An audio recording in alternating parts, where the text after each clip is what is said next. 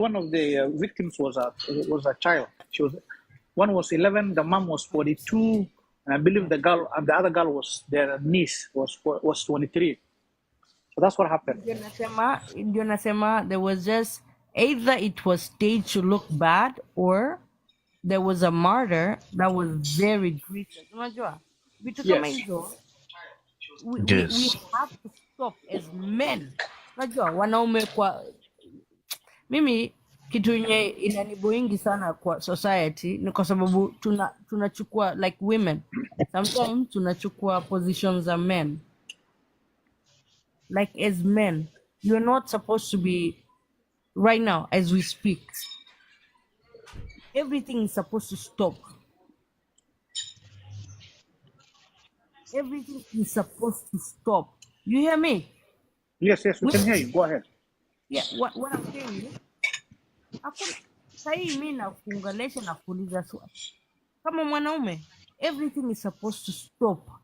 Yani ndio before mimi niongee niulize mtoto wangu wako wapi, unaniambia mtoto wako wako hapa hivi. Doesn't make sense. Kabisa. This thing of ati abductions nini, how are we sitting as Africans seeing our other Africans abducting? It's like you're abducting yourself. Okay, let me finish hata nikwambie what happened. So after Isili kukakuwa na maandamano, so ikakuwa biashara zote zimefungwa. Baadhi ya waandamanaji hiyo siku wakatoa flag ya Somali, so wakakuwa ndo wanapeperusha. Haikuwa poa. So hiyo ndo imeraise emotions hivyo. Hata jana mimi sikuwa naelewa the reason why some of wenye guest tulikuwa nao jana walikuwa wamewaka hivyo. So hiyo imeraise debate kubwa hapa Kenya, kubwa sana. Because by the way, Dawak mimi niko na swali. Unajua Somalia kuna kuanga na celebrations, kuna ya Ogadenia, mengine inaitwa Somaliland, kuna kuanga na ya Puntland. Hii August ilipita, sijui kama uli notice kulikuwa na independence na nini celebrations mingi ya Wasomali. Hata Wasomali wakitoka hiyo celebrations wanakuanga wanatoanga hizo manini ma flags. Unaona? So hiyo hata like of course kuna watu tu watatoa the timing Bad manners cannot even allow it. You understand? Tuwezi hata ongelea hiyo story ya sijui Somali nini, timing yenyewe haizi allow you. Me and you can understand that. Mimi Bashir, I can understand that, lakini there is no way you can convince anyone else. No. So your timing your flag. Timing. Okay. There is no way. You understand? Your timing your flag. You don't bring your flag at that time. You already know there is Okay. Now I understand. Okay. Yeah. Okay. Understand. So the problem was timing. Right. Bashir, Okay. Nimeelewa sahi, by the way. Okay. No, sisemi wewe. I'm talking about Bashir. No, I get the point. I get your point, to be honest. I understand. Yeah, I think, yeah, you was a little bit. When you bandika ni kama Somalis have been targeted. Yeah, I understand what you mean. They're already being targeted. So, use your timing. Yeah. You have to be very careful when the flag comes out. Anyway. Yeah. Nimekuelewa. Kuna point. No, unajua nini? Mimi, the good thing about myself is, it doesn't matter who you are. Mimi na wewe ni my brother. You understand? So, I cannot wait to meet all of you guys when I come. I cannot.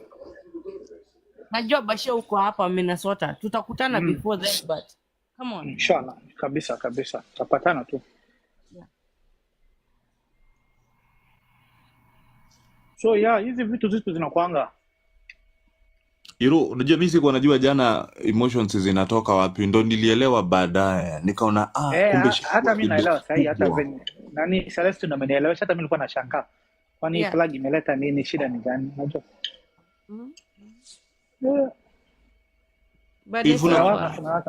Hivi unakumbuka jana mpaka niliwa drop watu naona hapa. Guest pesa wenye hao. Unakumbuka jana mpaka na drop watu naona hapa. Guest pesa wenye hao.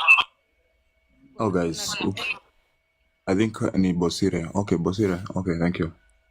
So hiyo ndo ilifanyika siku ya jana. You guys, hii debate ikakuwa kubwa sana. Hata ground ya debate ni kubwa sana by the way.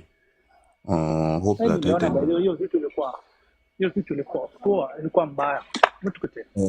Hiyo flag imeleta issues vibaya sana. But it's good. Ilileta issue kubwa sana. Hata mimi mwenyewe nilikuwa nimeona nikasema tu kumewaka Kenya, mambo kunaendeleaje, ilikuwa mbaya kabisa. No, but it's good. It might not even be anything big, but it's good that we are keeping the conversation going. That is our goal. You got to understand that. Yes. Born of God, good morning. You know you are wewe ni expert wa mambo ya security. Karibu sana. Thanks bro, I appreciate. How are you doing guys? Hi. Yeah, I've been observing this thing. Yeah, Somali people doing their stuff in our country. First, I started by living in Eldoret before nitoke ningie mtaani, ningie Nairobi. Now I have friends. I don't want to be biased or maybe be very tough on our Somali friends, not even Somali friends. I don't want to be tough on our Muslim friends because right now wanakuwa charged by Somali guys who lie to them that they are Muslims at large. But first nitaongea kwa hiyo direction ya bendera, alafu nitaongea kwa direction ya uzalendo wetu kama wa Kenya. First, wakati huku majuu kuna kuanga na issue ya either Kenyans or any other country wako na issue zao, huwa wasee huenda kwa barabara kama wameraise bendera zao na wana raise placards waki-complain issue zao na wanapatiwa security. Wazunguke, barabara inafungwa, wanazunguka wakimalizwa wanarudishwa. But according to me, before nikuwe venye niko niliishi North, Mathare North. Na kuishi Mathare North wakati Isili bado hajatengenezwa hizi malls, nimekuwa nikienda Isili. But ukisikia language yao, all along Oria wamekuwa kutaka kudominate Isili waifanye their own home, waifanye their own place. Actually ukienda Isili, they are doing business in their own. It's like another country, and it's like a county that belongs to themselves. It has a lot of Somalians. They are selling things in their own trade value. Venye sisi tunauza vitu zetu, si venye wao wanauza vitu zao. So Isili imekuwa on the radar since before, na imekuwa ikipimwa since before. Isili ni mahali penye unaweza pata bunduki at your own price. Isili ni mahali penye unaweza pata anything you want, even trading forex. Isili inafanyika sana. Na Somalians ndio watoke Somali wakuje Isili, hawajaficha tu Somalians. Wameficha Arabs kutoka wote wenye wanatoka hizi Arab areas, wote wako Isili. All of them wako Isili. So ile kitu nataka kuambia ni Isili iko on the check na inapimwa mpaka saizi. Na Ruto hizi ongelelea hiyo issue because anajua haja yake hata kwanza anataka Isili iharibike, because Isili right now is very programmed more than even CBD. So he's really aware what is happening. What do you mean program? Can you explain that a little bit? You want to know Isili is as in programmed how? Yeah. Somalia recognize Isili as their place, and Oria recognize Isili as their home. And their strategy is marry and have children 10 each, increase the population to subdue Kenya. Their plan is to have a president in future that will be taking over East Africa. Like they need it in every African country, they need a president. And that's where the coming election, they will want watataka kufanya juu na chini waingize mtu wao is either through jicho pevu or this guy called what is his name, this Mombasa guy, Joho.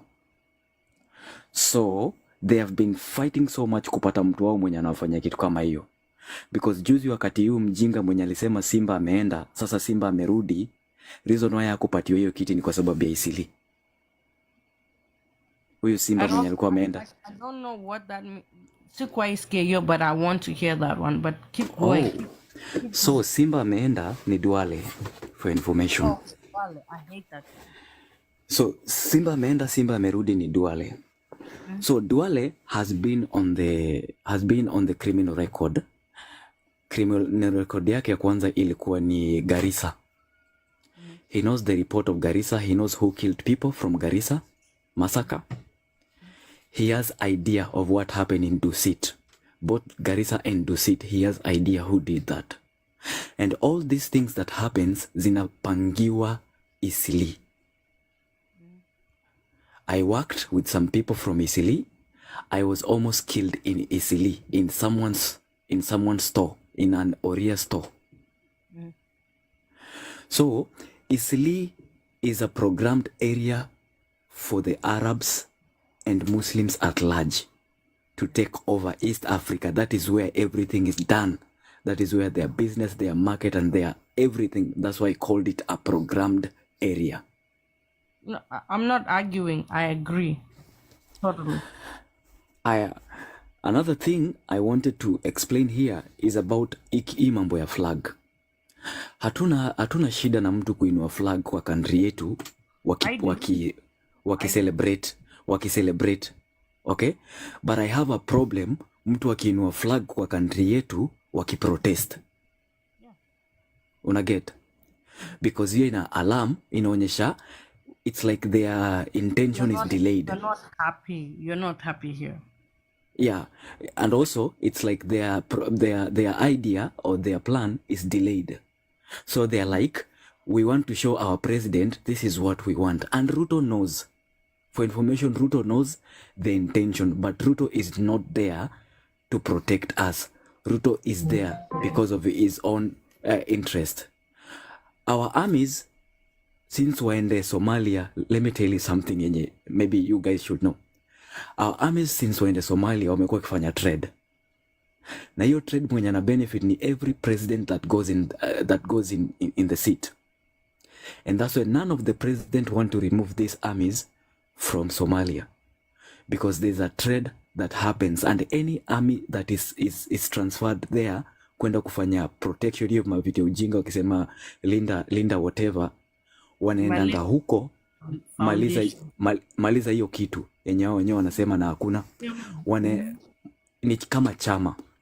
Wakifika huko mnakalishwanga na mapioneer, na utarealize mara mingi wale wenye wameenda watakangi kurudi because wana earn a lot.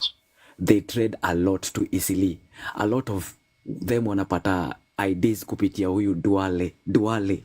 Na tangu waingie tumeingiza more than 3,000 Orias in Isili. Wanakaa kwa nyumba watu 20, watu 30. So, this is what I want to say.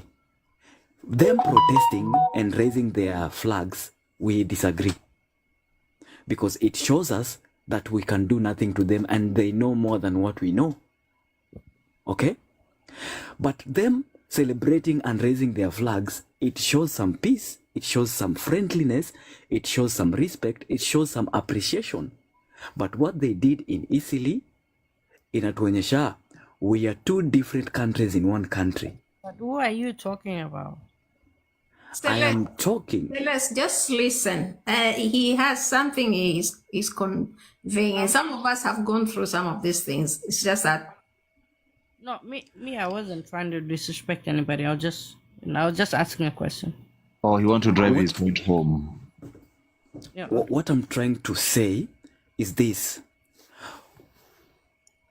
So Isili is the designated area or their compass towards Africa goal ya kutake over their mission, because their mission is to make Africa their sense of Muslim whatever regime. But Isli is their capital city. This is where they invest each and everything they have in their Arab areas. In Somalia, it is like their capital city here in Kenya. So in other words, if you want anything to do with Somalia, go to Isli, they'll direct you and you'll get anything you want.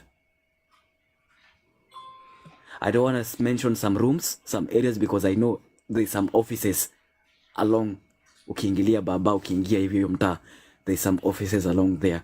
You can just go there, ask whatever you want. You ask somebody, like our police are working for them. But there's nothing wrong with that. You just want to have some sex, you get it, It's very wrong because I'm just being funny, bro. I'm just saying because one thing tumeambiwa there is terror. Yeah. And the terror we are waiting for is coming from Isili. They're just trying to create one of the chaos kuonyesha. They are just trying to provoke their guys who supposed. There's terror coming. Pardon? Who is telling you there's terror coming? Hey, my dear, you're too behind. Where are you, girl? No, what I'm saying is maybe they're just trying to give you terror too. Kukusumbua too. You understand what I'm saying? Hawataki kutusumbua. Unaishi wapi? Sele, American ambassador wametuambia nini? They warned us. Okay? Wametuambia juzi, we are being killed. We should be careful. Israel, intelligence imetuambia nini? Terror is coming. Terror is coming where? They're just trying to show us that you guys, whatever is coming, this is the beginning. They're just trying to show us they're inviting those guys. Unaona, like it's like they were celebrating, but sisi to understand. They're shifting our attention. The last time the same thing happens, Oria walikuwa wanagombana, watu wao wanauawa na ule askari alikuwa anaitwa whatever. Rashid. Alikuwa anaitwa stupid. Rashid na stupid. Walikuwa wanaua. Wakaanza, Rashid is killing us, stupid is killing us. After that, we had Dusit attack. Okay, can I say something? I'm gonna be right here. You guys, Yeah, it's okay. Anytime, all day, every day. Let's talk about something else, but I'm right here. Let's talk about something else, but I'm right here. So are you okay, satisfied with that answer? Yes, absolutely. Let me hope it's not traumatizing. Yeah, let's go. So maybe the last thing I would say is this. Right now in Kenya, there's no security. Please, guys, take care. Whatever you do, wherever you go, just know we are on our own. The army will not be given a chance to protect us. And the armies are being given strict measures. Very strict measures. They will only be out when they are needed. Under the selection of the president with his regime. And very few will be selected to come out, just like what he did at Githurai 45. I think basically. What happened in July 45? CMO. Hey, my dear, where are you? Morning, guys. Hey, morning too. Good morning. Hello. Yeah, sorry, nimewapata kama mnaendelea. Uko sawa? But nimechukua a few pointers whereby I can say hiyo story ya Isili ni ukweli. Unaona? Hata mimi nasema ni ukweli. Because ukiangalia around the country, Somalis are taking major positions because What do you mean? they have money. Celeste. Ukiangalia kama port, just wait. Queen, You're not Don't my laugh. friend. You're not my friend. Wait, Queen. shut up. Because you're so Roger. Shut up, I think Look is the at the wrong way pot. to live around here. Celeste, Angalia Not pot. allowed. I think you're being superbly rude in telling everybody to shut up. Sele, just take what Just comes. who are you to tell me to shut up? Sele, you understand. Just take what comes. No need of Just stay in your lane and quit. If you don't want to talk, just walk out. Mtu mwenye unaambia hivyo, let me show you. Tell me to shut up. Wewe, huyu hatukanangwi. Yuzi mtoto mdogo bwana. CMO tuendelee. Thank you. Basically, what I'm trying to say, if you look at the port, what is happening is Somalis are doing the business.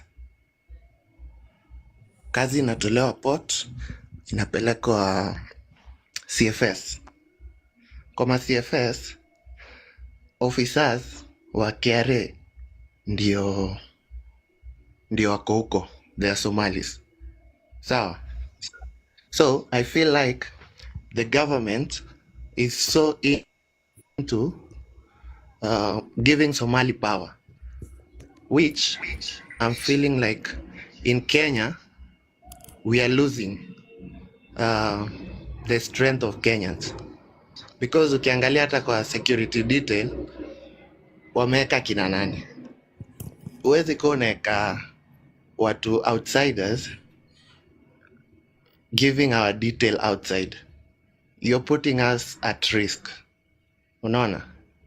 Ukiangalia the intelligence yenye tunapewa out here, it's traumatizing, because you don't know where they will hit. The government is not for the people. The government is doing its own. Unaona? The interest of our leaders has changed. It is not for the interest of the people. Unaona? So if we cannot discuss about these things from the grassroots, and we have, it's called the civic education, we are not helping each other. We need to have these communications. We need to channel it to everyone. Let everyone understand what are we dealing with. Unaona? Because tukisema sisi peke yetu ndo tutaongea, we are not helping. We need to mobilize a lot of people so that we understand when we want to fight something, how are we doing it legally? Because pali tunashindwa, when it comes now to legal terms, inapata watu wengi tunarushwa nje, because we only go with the hearsay, but we don't know the legal boundary where it is. Unaona? So I feel like we need to have these educative sessions to encourage, hata place una work, ukienda, try to encourage people wajue where the law cuts and where you're supposed to walk through. Unaona? It is not about shouting at people. Allow someone to speak. Ndio akikosea pia unamcorrect. Unamwambia, so hapa nimesikia umeongea poa, but then I think here umekosea. Hivyo unaambia mtu, hapa soma, understand this thing. This is how it's supposed to be. But when you wake up and start shouting, you keep quiet, you don't know what you're saying, you're not helping. Because we want a tomorrow that is good. Can I put a personal input too? Yes. Sure. What happened? At the beginning, when I first joined Dawak Media, way back when, I talked about this thing in, quite deeply, because it has affected me in two scenarios. I have been confronted by a neighbor who was forcing me to sell my house to him. And he didn't mince his words. And he told me, hata ukikataa, this thing has already moved up here, na tunaendelea upande huu. He spat it on my face and he told me, ukubali nikupe pesa uende zako Kilifi. Hata mimi sitoki Kilifi. Wewe unataka kwenda wapi? Lakini hii tumeshachukua kokote, tumefika hapa. That's one.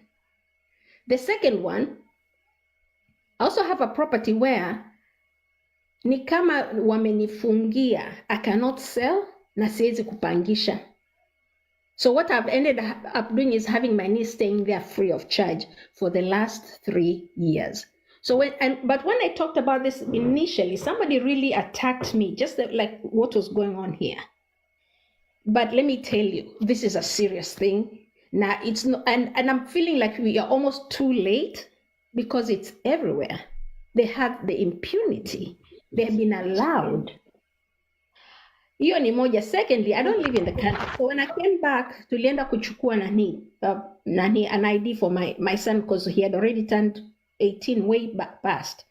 Tulivyofika huko, since I come from a border Ushago, we needed to be vetted.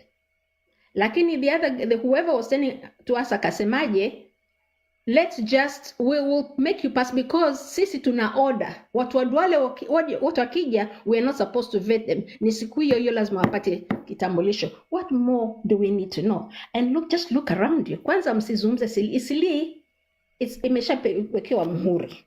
Because do you remember there's a president, somebody who came and they went straight to Isili? Prime Minister, Israel Prime Minister, alienda kufungua ile mall. So wa Israeli alikuwa kwa president wa nani? Wa Somalia. Aliendaga Isili akafungua mall. Prime Minister akafungua ile mall. Okay. Yeah. All right. Sasa hayo ni when you look around. Originally, I was born and brought up in Mombasa. Nyumba zote za majengo zinashukishwa chini, wanachimba chini, just like it's like South Sea. And everything is going up. Ukienda sokoni Marikiti, it's been taken over. Kwa hiyo, whatever, what's his name? Somebody is talking about, it's the reality. And I'm sorry, I didn't mean to be rude to Celeste, but she was kind of not trying to listen, but it is the reality. It's the reality. Okay. So I just wanted to go to know. Just to touch That's my experience.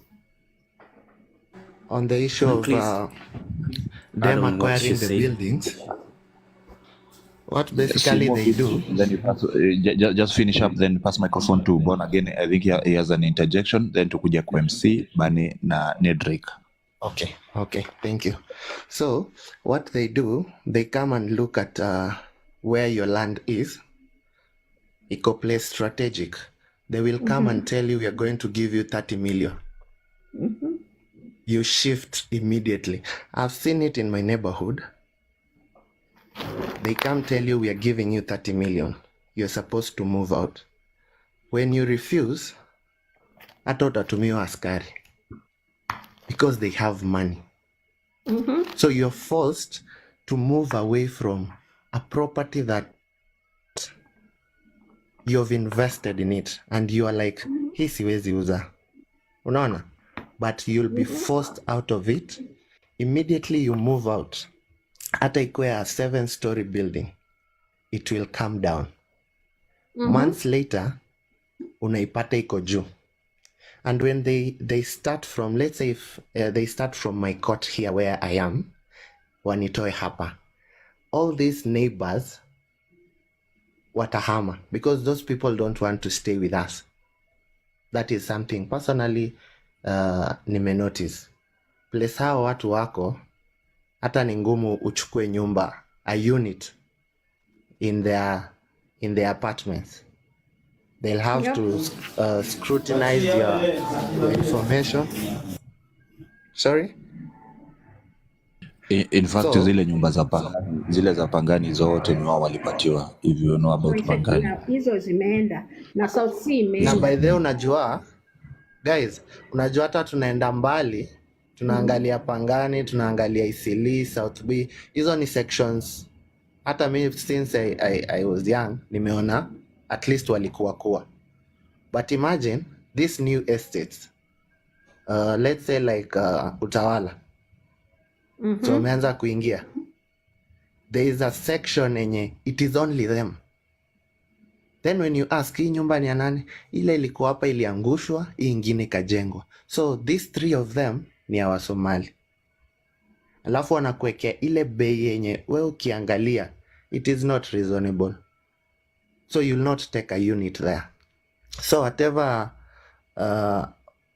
Born of God is saying, let us take seriousness in it.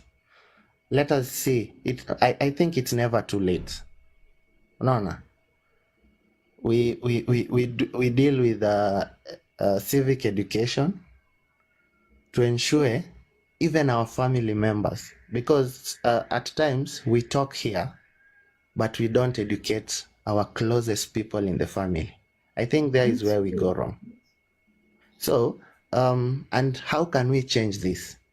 Hatuwezi anza kuchange sisi wenyewe, tunafaa tutafute vile hii education inaingia kwa watoi wetu, unaona, because ukiangalia a lot of things, ukitaka kuchange huku, kuna generation that imepata vitu fulani ikiendelea, so they will think this is right, unaona, because we have not educated them on this is the right way, this is the wrong way, and this is the wrong way because back in the days this was how things were running in the country, unaona.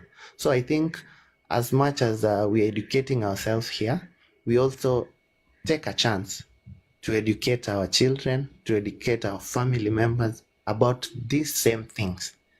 Then we move it to friends. Then we increase that that part of educative. Unaona? I think that's all I can say. Yeah. Okay, good.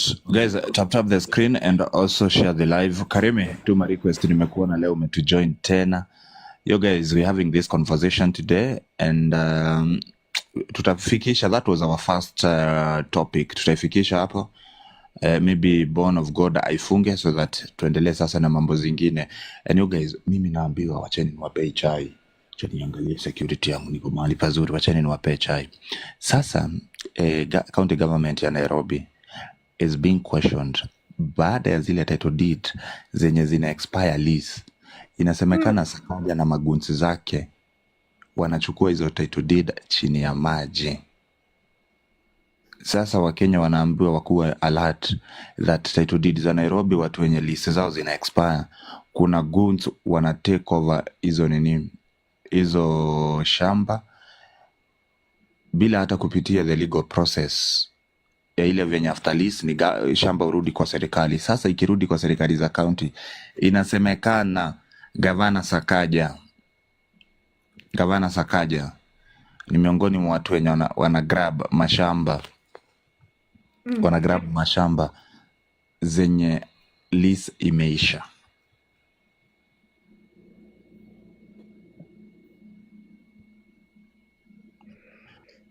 That's very scary. Mumesikia kitu kama hiyo? Mimi unajua nimeshtuka kusikia kitu kama hiyo. Usishtuke bana, Kidero aligrab kubwa. Mumesikia sana. Kidero aligrab kubwa sana na saizi najua na enjoy kutuweka hapo.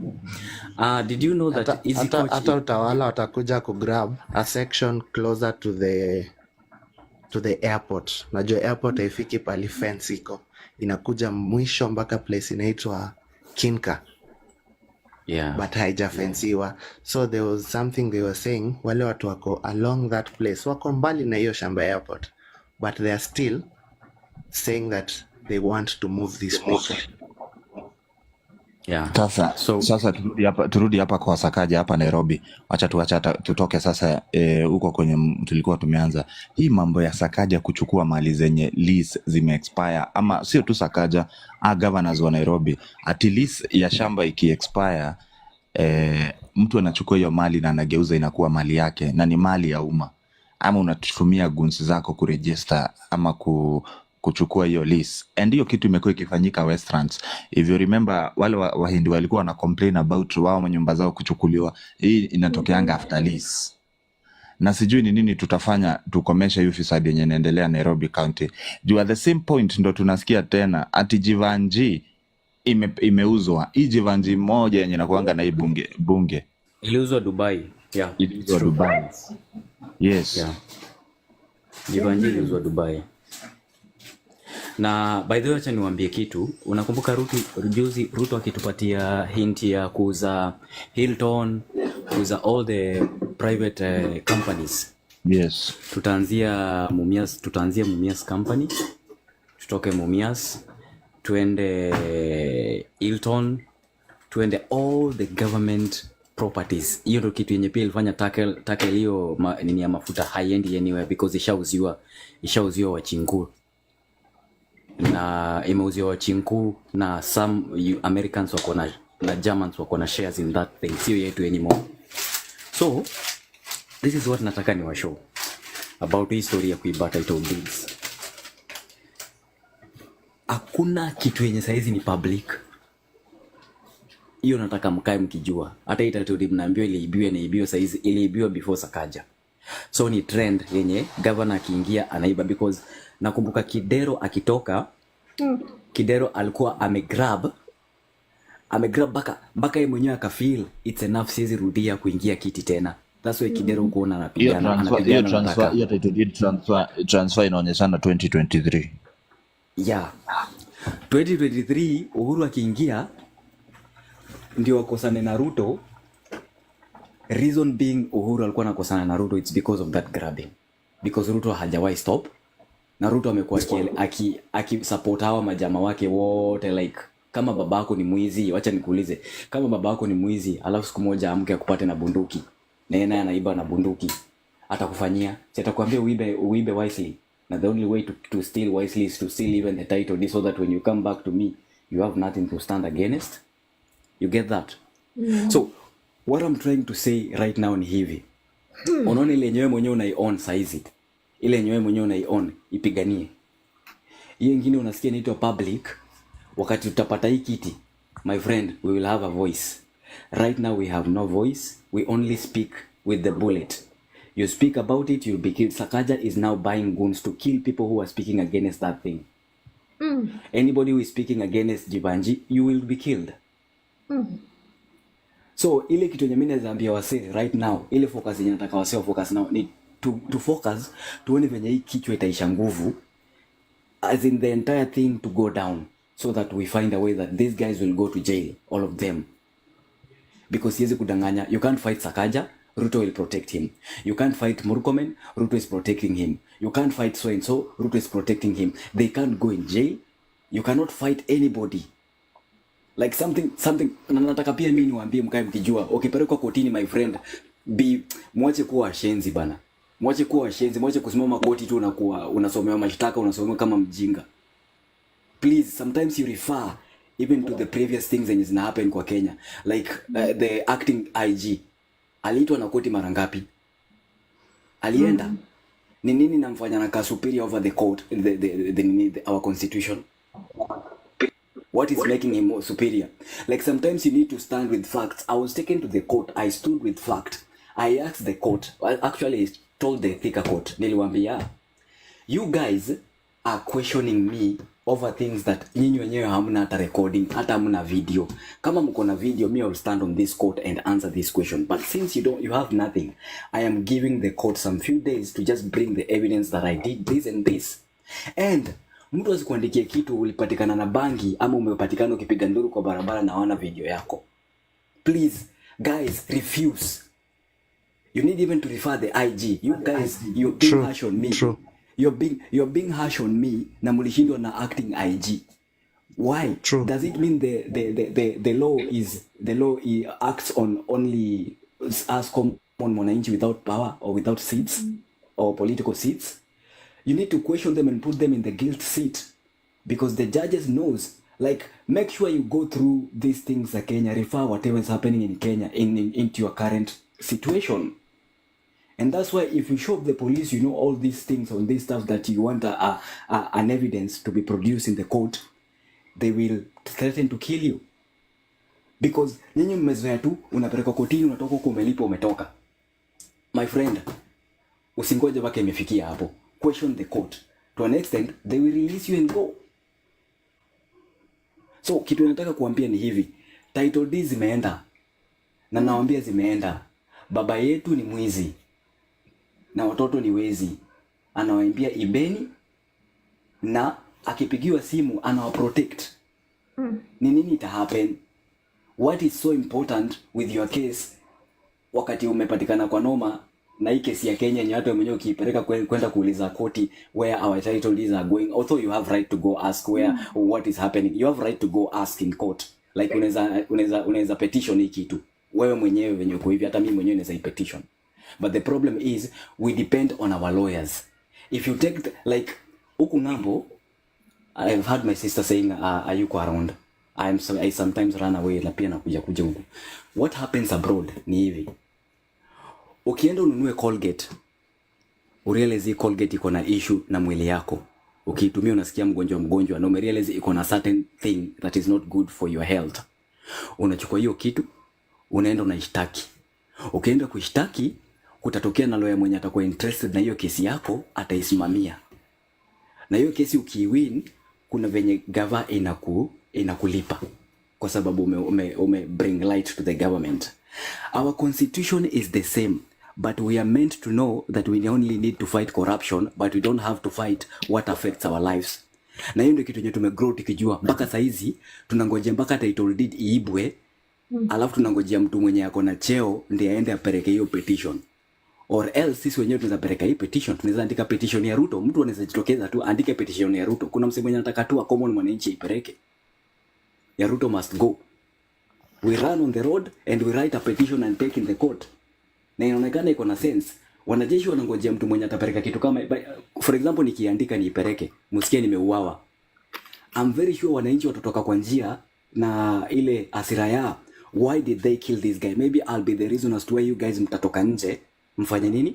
Hata maybe hata si Morara ama mtu mwingine. That person will be the reason as why people will run on the road na wasione hata risasi kuwa kama ni kitu, na wa bring change in our country. So what I try to mean is this: we should stop facing what has been taken with fear. Like we need one person, like when we sit in such a meeting kama hii, we decide, oh, it's me, born of God, we want somebody who will write petition on this thing. Na haipeleke wapi? Hivi na hivi. Tufanye aje? We have so many lawyers here. We have so many intellectual people here.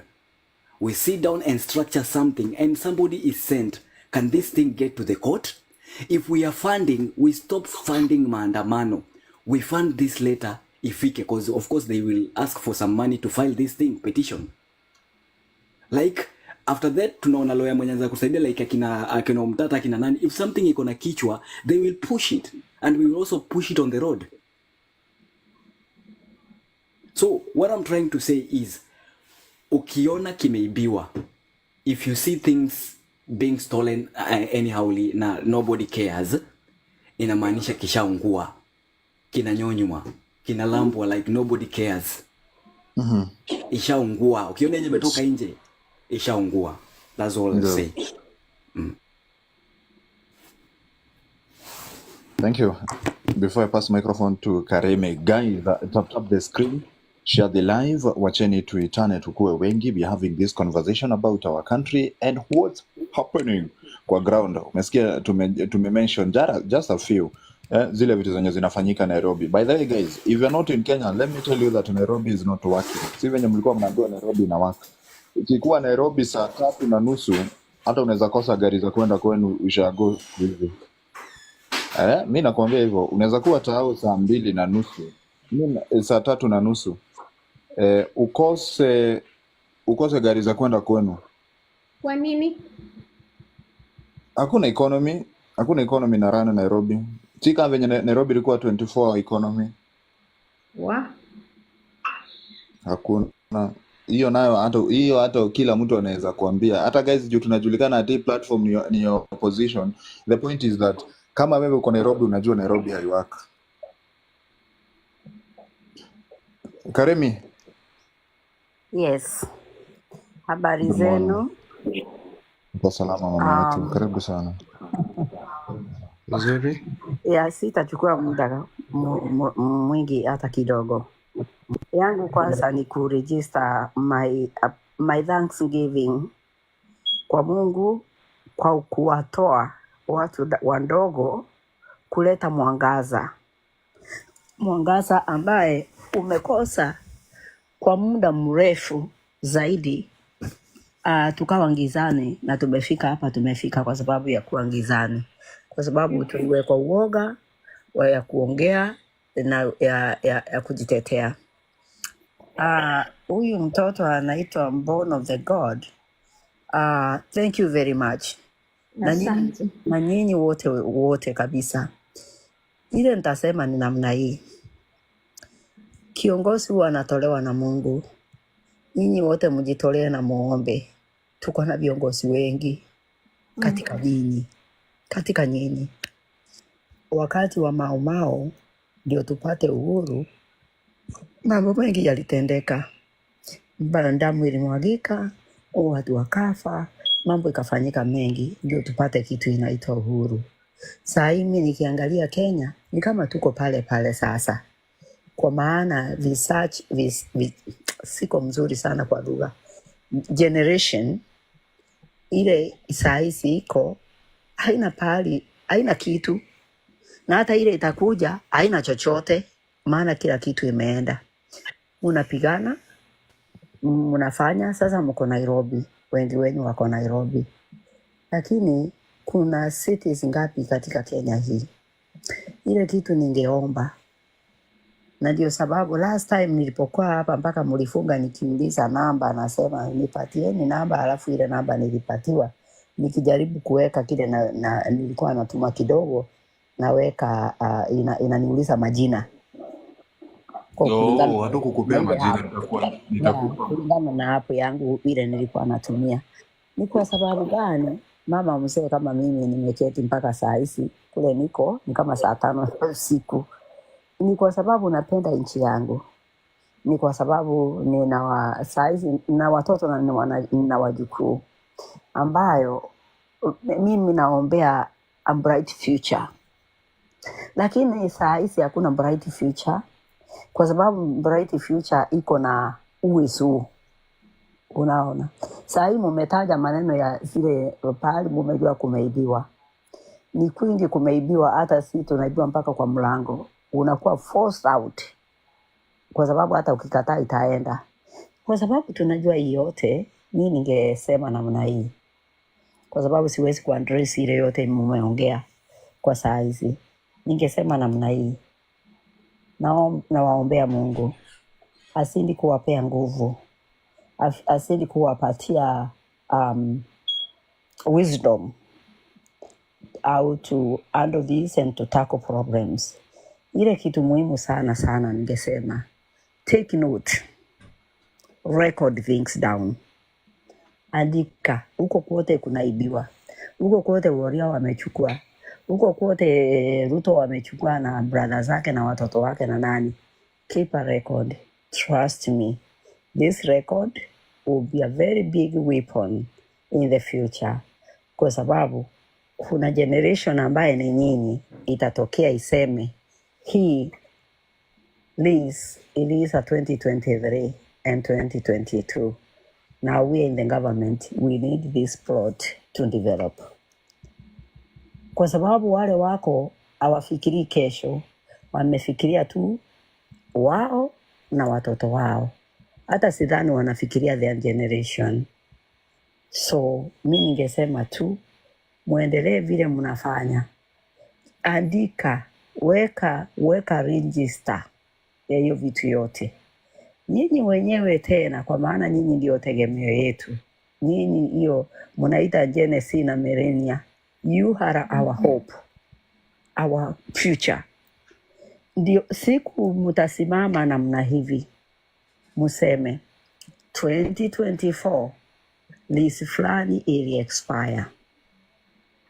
Haikuwa gazetted, hakuna pahali ilipitishwa na bunge or anything, lakini iko na Karimu. How did Karimu get this? Unaona? Na kwa sababu kutakuwa na serikali ambaye ina maana, serikali ambaye imesikizana, hii nchi ni yetu, tuichunge, mtakuwa na njia ya kufuata. Mama mzee kama mimi, mkongwe kama mimi, kile nitafanya, nitaendelea kupiga makoti. Nitaendelea kuwatumia kitu kidogo ya kuwa kwa air vile mko. Na nitaendelea huwa nasambaza kila wakati, natumia watu ile napata, natuma ndio wasikize pia.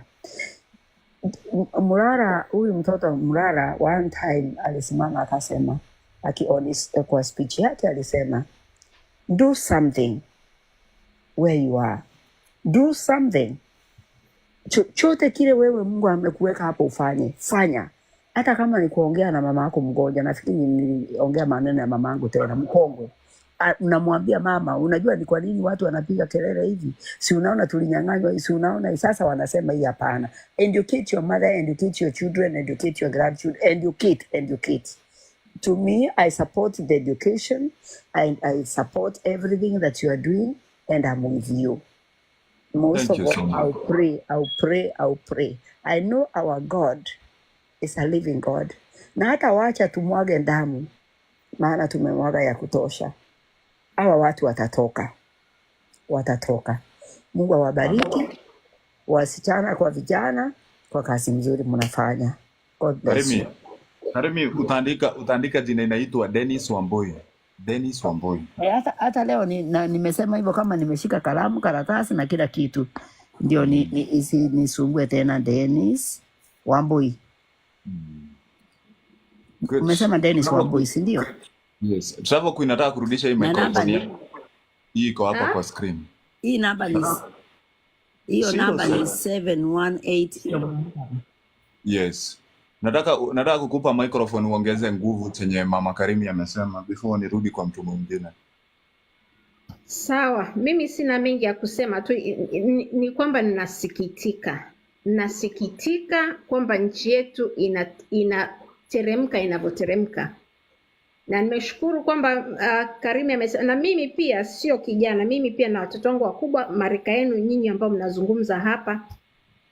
Kwa hiyo mtu akiniambia shut up huwa hata inanisikitisha, lakini naomba hii nchi yetu tuzidi kuomba kama anavyosema dada Karimi. Tuzidi kuomba, manake hapo tumefikia ni parefu, na Mungu atusaidie tuweze kuondoka. Na wanao comment kwamba kuna tribalism, sio tribalism. Ni hali ya kusikia kama mtu ananyimwa hewa, kama hali ya kusikia kama mtu ananyanyaswa. Kwa hiyo tuombe na tupiganie. Majukumu ni yenu vijana kusukuma hili gurudumu. Hili ni gurudumu la kujiokoa. Sisi tumeshamaliza mali tumefikia. Hatutaishi, nchi ni yenu na itabidi muiendeleze. Na hatusemi hatutaki watu waje, lakini tuungane, tuwe wamoja, tusibaguane, nchi iendelee. Lakini tusizidi tena kunyanyaswa. Kwa mfano kama kuna maandamano, kwa nini watu watoe na bendera za nchi nyingine? Hiyo si halali. Si halali. Mimi ni hayo tu. Naomba nitawaacha manake saa 7 usiku hapa nilipo. And thank you for this forum. Sawa. Lala Travel Queen. Bani, how are you? Thank you, Mama. Bani, good morning. Good morning. Karibu sana ndugu yangu. Asante. I just have some few things to highlight. Sina mambo mob sana. Okay, I've been going through the comment section. Ona wazetu wanasema chini mambo na ukabila. I just want to tell them that si mambo na ukabila.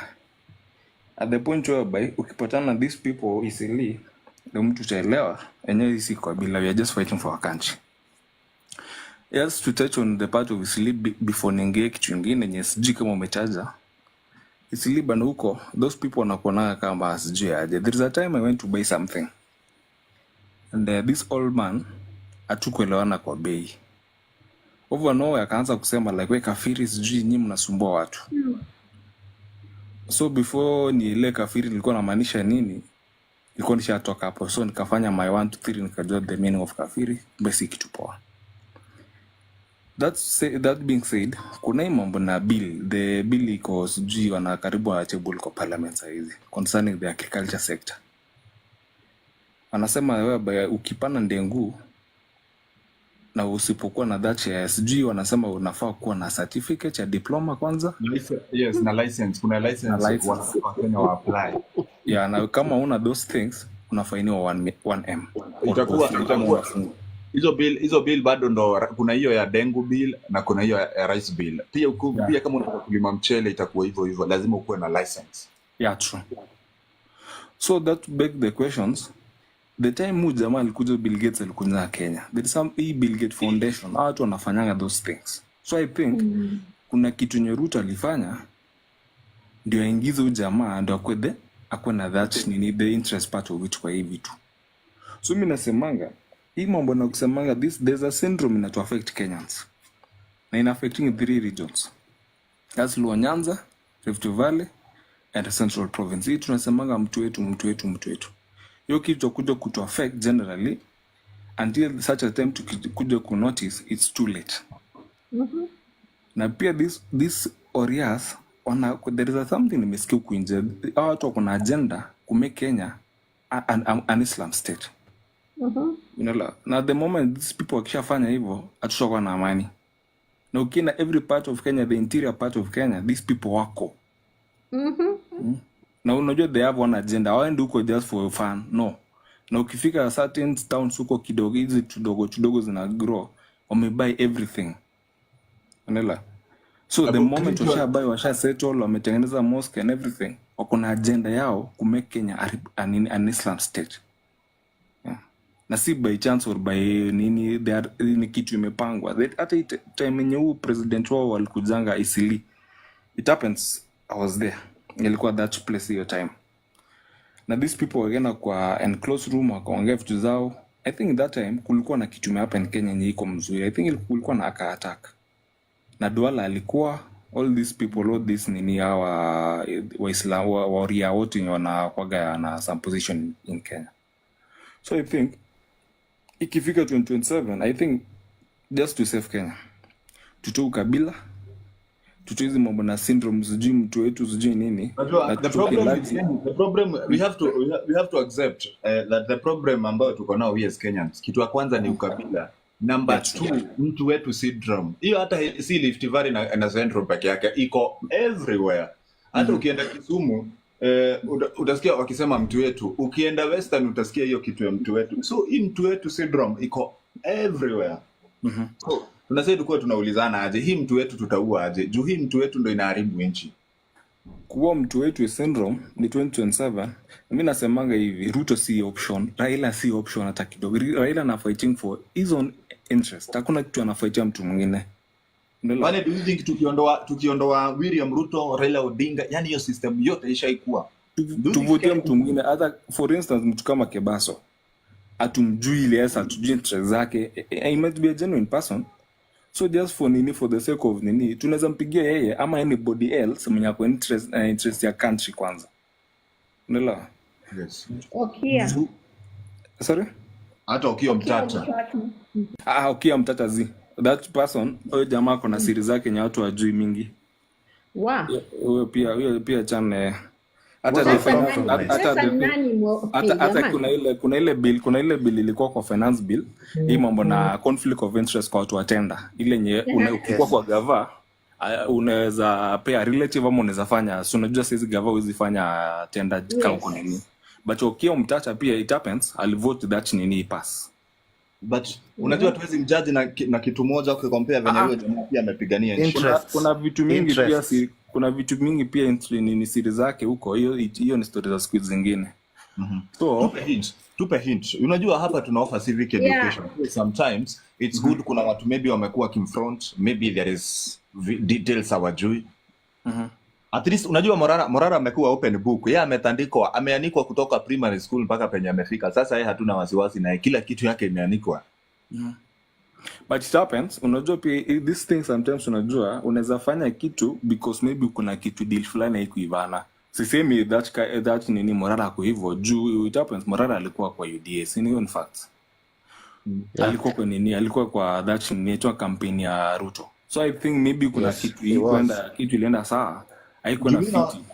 Juu mimi kitu yenye mimi nimefika mahali nikaona. Mimi kama Garissa already sisi tuko na watu wetu. Tuko na watu hii tunaona washaanza kuendeleza hii Morara spirit. Ukiingia Isiolo ni kaunti moja, mimi naomba Mungu siku na mchana tuweze kupigana na ufisadi yenye iko huko. Yaani hilo ni kaunti moja tu, lakini manzi watu Isiolo wanavurugwa na ile jamaa. Incompetence yenye iko Isiolo. Unajua Isiolo ni kama inaraniwa hapa Nairobi kaunti yote. True. Sasa tutafanya nini kama wa Kenya? I don't know. The only option ni mbaki ya Kenya. County government sijui zinastahili ziskrabiwe off. there is kuna kama kunaweza kuwa na mtu anaweza kuwa na maybe kitu to a referendum tu happen tu, like vitu zingine zitolewe kwa hii constitution, vitu zingine zitolewe totally kama women rep. There is nothing these people are doing. Yeah? There's nothing these people are doing. Wanakula tu kwa ndani. Hii nominators sijui what. If ikifika tu such a time yenye tunaweza work on it as Kenyans, hii Kenya itaenda mbali. But 2027, just to say, I think tunafaa kutoka as youth tupigie kura mtu mwingine. Hii mambo na mtu wetu inanisumbua sana. I really don't support that. No, like venye nimekupea example, watu wametandika Morara, wameanika Morara karibu waanike mpaka nguo zake. Sasa saa hiyo wameshinda tena watampiga na nini? So guys, on that point, let's build other Moraras in different counties. Let's fight corruption in county level. But those wengine tuna focus na national government. Mimi nimewapea example nikawaambia Nairobi inaporwa every day. Governor wa Nairobi anaambiwa anapelekeangwa over 50 million cash every day. Pesa yenye na okotangwa huku kwa Wakenya. Hiyo pesa anapeleka wapi? Just like Sonko. The same thing Sonko alifanya. The same thing Kidero alifanya. Alikuwa anapelekewa asubuhi na mapema in cash. Sonko the same thing in cash. So it is a chain that is made by these governors, and they sit together, they talk, they bring they come in a meeting. Sonko anatokea huko anatuambia venye anakosewa sana, nani anatokea huko Kidero. Unaona Kidero venye alinyamaza. Kidero is protecting his point of interest. Chenye alifanya to an extent of having a share with Easy Coach, a lot of businesses that have been happening. Okay, so hii point ya kusema tunapigia mtu wetu, I am very sure we are having a problem. Hata naona venye wase wanajibu hapa, we look disorganized to bring down Ruto. Let me speak this and let me tell the members that anybody that is entering this group, especially if you want to hear sense, come in this group. If you want to talk nonsense, anzisha group yako yenye utaongea ujinga, uende ongelea huko upuzi usikize wajinga kama wewe. For us here we are speaking wacha ni kuangushie hapa. Angusha. Because kama hauna haja ya kuenda choo, unaenda kufanya nini choo? So leave us alone. Please go start your own group that you'll be speaking the goodness of your rogue government. And another thing, if this is the same trend that will be happening, be sure we are going to have a hard time in putting sense in these empty debates that are running up and down and singing praises to these idiots called akina mtu wetu thing. From today, hata akuwe ni anko yako ama akuwe ni nani, my friend, be 100% sure you are only important when you are dead, because everybody wants to help you unless you are dead. So you are just nothing because you are alive. Immediately you are dead, you will mean something. So when we are doing this civic education, my friend, no matter how they hate you, put sense in them. And when we talk, let me rectify something. When we talk about Muslims or we talk about the Somali people, we are talking of those individuals that are having hidden agenda that they have been sent in this country against. And just to put sense in our president, huyu Ruto huyu anaitwa Safaricom or Safcom, Ruto Samuecom. This guy amekuwa Uhuru amekuwa akipigania Kenya ile mpaka ya Somalia na Kenya pale Indian Ocean. Tumekuwa na hiyo shida kwa ICC, International Court. Now we happen to win that issue. And the only way these guys can pay or get this thing back is having their own president from their own choosing. And you should know they have money. They can support anyone. They feed their people. Wameungana sana. These people wanajipenda. They feed their people. They protect their people. They live in a community whereby anybody from their religion is served and served faithfully with care. When we who have other religion beliefs, we hate each other and believe that mtu wetu ndiye anasema kitu yenye nafaa. Mtu wetu inaanzia church, my bro. mtu wetu inaanzia in paganism. Mtu wetu inaanzia pale kwa nyumba. Ile kitu ya huyu ni mtu wetu, huyu mtu wetu. Huyu ni mtu wetu, huyu mtu wetu. When we are starting this, Sakaja, the first people that will be talking about Sakaja ni sisi. Like, I am a lawyer. Sakaja should be answerable. Anafaa kujibu. Like, I will not love Sakaja because he is a lawyer. Let me just tell you the truth. I don't like him. Simpendi because he came in the name of church. He was very, very humble and he lied to the judge that he's coming back after 2 months when he has been sworn in. This shows you a lot of people that are misbehaving. I am a church person. They are coming from religionism. Ni mtu wetu. Venye tu wachungaji wanatuambia tunafuata. This time round, we are choosing somebody that we ourselves, we are going to nurture.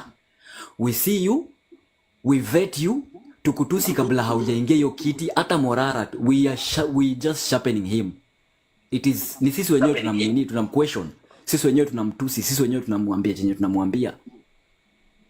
Ni sisi. Because we want Morara know what we want before he becomes what. Anafajua na deal na kina nani. So those who wenye already wako kwa kiti wanatuonyesha we are nothing. Ameiba Jivanji. Port imeuzwa. Aya, super highway imeuzwa. Na don't forget super highway iliuzwa na Uhuru. Usisahau port iliuzwa na Uhuru. Msisahau nini Jivanji imeuzwa na Kide na nani na huyu governor huyu. Msisahau hii kitu mnaambiwa Hilton ishauzwa. Imeshauzwa, itawekwa kwa gazeti. Mtangoja siku yenye itawekwa kwa gazeti, itawekwa wakati anatoka kwa kiti. It was sold on 2024. It has gone. So my brothers, what we are going to do saa hizi, let's find solutions. Men, hata ile yenye jauzwa, let's believe that imeuzwa. Ile yenye bado jauzwa tuamini imeuzwa. Mwenye jauzwa tu ni wewe. Because they cannot sell you, and that's why they want to change our phones, wachukue whatever hizo serial numbers to just take over everything in us. The only thing that you'll be governing is your oxygen. Everything will be their own. So sahi mtu mwenye anakusukuma kwa ukuta na kunyang'anya shamba yako, you don't have to act friendly like umwambie Mungu atakusamea tu. Hapana. Please, as this platform is here, just ulizia mse, who has a lawyer that will stand for me? Because you don't just have to come here utuambie shida yako, love to kai like we will find solution. Like we don't even find solution. We have lawyers here. Ask the moderator directly, muulize tu kwa nini kwa text like vile tumeongelelea saa hizi. You need a lawyer, and if we have a Genz lawyer, this person will not charge you. Sometimes it's just a point of interest, just kujitangaza, like tuonekane tukiwa like somebody want to put his name in front. Sio mtata tu anaweza ongea. Right now realize Babu Wino is quiet. Wakati Jivanji mongeleo, Babu Wino amenyamaza. Mwenye alikuwa anasema mimi ni wa Genz. Mwenye anaongea ni Peter Salasia. Peter Salasia has been there for only few days, few years. Peter Salasia have shocked the world, my friend. I was not even expecting that ange vote against impeachment ya Gachagua. Yeah. Do you know why? Peter Salasia hajaingiza mizizi kwa hii criminality. Bado. Lakini ni kitu yenye, ini ugonjwa yenye anashika kila politician. Ukiingia ujikute na Ruto, you must be him. If you don't be him, you'll be killed. It's like a drug. It's like a drug. Pia niongezee kama hujamaliza. Yeah. Yes, Mark. I think mama mtulie kwanza. So, okay. So this is the last thing I want to explain here ni nataka to trend hivi. Wakati tunakuja na issue hapa, please, I need somebody to be writing, moderator, I need somebody to be writing just little points down. Then later on, when we are discussing, tuseme to discuss hii na hii. Yeah, everything. We discuss this and this, please, we want a lawyer mwenye atajitolea kwenda kupresenti kitu kwa koti, tuone venye itakuwa played. Wakikataa kutusikia, tujue, because hivyo ndo gava inafanya. Inatutumia mbwa, anakuja na bweka anatuambia ati tunataka kuuza Hilton. Umbwa inasema hivyo. Aya, umbwa ingine inakuja inasema tunataka kuongeza 7 terms zikuwe 7. Hata sisi tunafaa kuwa tunatuma umbwa kotini. Among Gen Zs we have lawyers who are practicing. Guys, let's involve everybody in this. Like, let's go make the court interesting, because the big dogs are misbehaving. They are eating goods. The big dogs are paid to quiet. Like, venye mmesema umtata, I know umtata too. There's some things that umtata hizi ongelelea. Ataongelelea vitu zenye zinampatia fame. Na kama ako hapa asikie nimesema hivyo. Because the same thing nataka niwapatie Babu Owino angekuwa anaongelelea hizi issue mpaka saa hizi. Lakini tangu ODM ingie kwa kiti, Babu Owino anafanya nini? Ukitaka kujua hawa sasa ni maumbwa tu wote, they are the dog with the same mother. They're just lying to us. Akikuja anajiita Rottweiler, akikuja kesho anajiita German Shepherd. But it's just this dog from the same mother. It's a crossbreed of hell. So please, let's stand from today. Whenever we talk something here, let's implement it, either physically or written. Let's do these things. Like, we can do it, bro. We can do it, guys. Put things down. Put things down. We need lawyers from Gen Zs. We need politicians from Gen Zs. We need doctors from Gen Zs. Because doctors will give us secrets from doctors. I know we have armies here. We have police here. We have rogue and good police. That's all.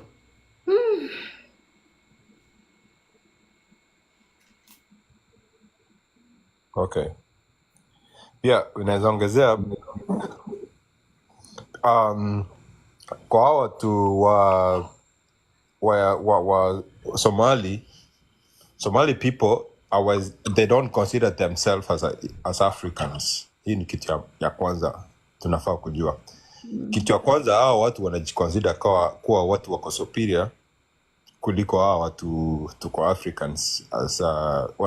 Kuna jina wanatumia, wanatuita kafiri and all that. That's the truth. Like, lazima ujue hao watu wako Somalia si eti wanasema eti nini, and they are going to take over Kenya, and that's the truth. Kenya, if you are not, kama watu kwa wewe ni Mkenya nini,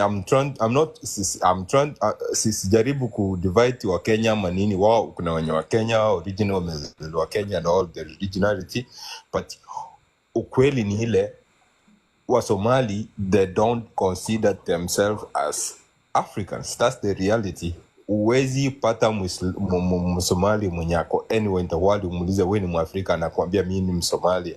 Mimi nimetravel sana everywhere, lakini ukipata Msomalia ukimuuliza wewe ni Mwafrika anakuambia mimi ni Msomalia, na ukimuuliza are you Africans, they consider themselves wao ni wa Arabu. Their culture is based in Arab and all that. Na sisi, they see us as inferior to them as Africans. So as best as an African, kawe ni Kenya, in anywhere you come from as a Kenyan, ukitoka anywhere umetoka, wewe ni Mluya, wewe ni Kikuyu, umetoka anywhere in Kenya, wewe ni mtu mwingine, they see you as inferior to them. Okay? Hiyo ni kitu unafaa kuweka kwa kichwa yako ujue that's the reality. Kitu ya pili, Murara ni mtu amejitokeza. Most of people wamekuja hapa kuoppose, wanasema but they we cannot really tell what they stand for. Ukipata mtu ana oppose Murara, unaweza mwambia okay, tell me what you believe for. Niambie kitu umesimamia, what you think, what you want, and what you like unataka Kenya ikaje. They cannot tell you. Wengine una oppose, wanakataa, wanasema they don't want this. They will watakwambia upuzi zingine hata huwezi sikiza. They will not have a point yenye iko clear, yenye inaweza kuambia okay, Murara ni mtu mbaya and this, na wewe usimama useme okay hii ina make sense. Okay, hiyo lazima mjue hiyo ni ukweli. So as Kenyans, kitu inafaa tufanye saa hii ni kusimama kiukweli, si kiukabila. Ukisimama kiukabila, ujua wewe ni you are like a reject of Kenya. Wewe ni mtu unatakia ubaya wa Kenya. Wewe si Mkenya. You want Kenya iko genuine, hakuna ukabila, hakuna mse anasimamia ukabila, hakuna mwenye anasema hii ndio hii ndio hii. because that's the reality, because the world is changing. At the end of the day, ukisimamia wewe ni Mkenya, wewe ni kabila fulani, you are standing off. For example, niseme me, I'm standing for Kikuyu or I'm standing for Luya. I'm like 0.1% of the world, because Kenya now may change, everything has changed, the world has changed, kila kitu may change. We are trying to organize Kenya ikae as much as developed, wase wapate job, ukitoka college you get a job. We want to see things clear, you get what you deserve. Kama you don't get it, we will have to question our leaders why, because they should answer that. Because other countries in the world, because mtu akitoka college they get the job directly. Kenya you can't. Wase wamegraduate, unapata mtu wamegraduate, ametoka campus, they don't get anything. Msa amepata madegree, ukimuuliza what you do, they don't have anything. Unapata msa anauza njugu, unamuuliza what you do, they have a degree but they can't stand for it. Kuna leaders hapa, they are auctioning the country. And most of people, tuseme percentage mingi kwa our country, honestly, is honest. See it I'm trying to disrespect the whole country. Kuna wasee wanaelewa labda mwenye mko hapa. Most of the people wenye wako hii country, they don't take this thing serious. They don't really see the much effect of realizing where you come from as a country. They take it easy, but at the end of the day, it affects the whole society. Unaona, watu wanamaliza mashule, sahii watu nimechukua mtoto shule, I want this child atoke shule, I get a job. What job? But unasimamia chama fulani, wewe ni mkale, unasema I want kale, but end of the day uko mtoto campus, unataka atoke shule, apate job. What job? You don't acknowledge what are the real issues that zinaendelea in the country. Hizo ndio the things that tunafaa kusimamia. And most of people hapa, I think, wame acknowledge and they have mentioned those things. And those are the things zenye sasa tunafaa kusimamia watu tuambie the reality. Na tunafaa ku acknowledge pia the most population yetu Kenya haijakaa much informed of the things that are happening. Sisi hapa, I think we are able to acknowledge it. Tunapata internet, we are able to access the information and to understand what's happening. And Murara, I accept Murara has done much using the internet access. Yeah, the kiukweli, I mean, like you come uko hapa saa hii unasikiza hii information, you can say Murara alienda somewhere akasema hii ukora, akasema hii ukora, watu wengine wanasimama who are benefiting. Msana benefit directly from the government are the people who lie, who say this and this. Those are the people who are benefiting, who are having their kids, who are benefiting the government when you're nakula. And that has been a problem kwa Kenya, because mtu mwenye na benefit, mtu mwenye ako able to benefit from the government, watoto wako kwa shule, analisha watu, anafanya everything, things going on according to venye nafikiria, they don't see any problem. They are the people who are opposing anything that we are trying to fight for. They are the people who fight for, they are people who are killing people. Usiseme Ruto anatoka kuoga na kisu anaua mtu. They are the people, those are the people who are amongst us, who are the people who are benefiting, who are being given the salaries, who are being, wao ndo wanasukuma wanafanya. Those are the people amongst us. Those are the people who now we want to know who is this that wants this country not to move on. And when I acknowledge what kutoka outside, as long as they are benefiting it. And we want a country that everybody is being able to benefit according to their capabilities to push the economy. Kama wewe umeenda umesoma, you should be able to get a job. I mean, why not? You are educated. Every year we have people who graduate. Every year we have people who graduate. I mean, where do we expect them to go? To sell a job? It's not good. Kuna kitu kama hiyo. Hii nayo lazima tuiweke chini. Guys. Mimi sijui bona mnakosa nguvu ya kupigana na William. Hey guys, Bonus squeezy energy na feeling. Don't forget that we are still talking about our unity behind Morara David Kebaso. So mimi nakuuliza wewe kila siku asubuhi. Simio SMO kidogo. Morning sisi, good morning. Guys, so kila siku mimi napatana na wewe hapa. Tunazungumza masuala ya nchi. But every day tukizungumza haya mambo, you are coming to note that there are some divisions. I don't know where we are getting these divisions from. Diversion tactics ziko mingi sana. And you guys nikawaambia hakuna kitu tutaachieve. Hakuna kitu tutaachieve kama tunaendelea kugawanyika. So guys, if wewe umeamua kanaenda na Morara, unaona chenye anafanya ni kizuri. Guys, let's unite. Twende kazi. If unaona hii ajenda yake inaenda, wewe isaidie kuisambaza.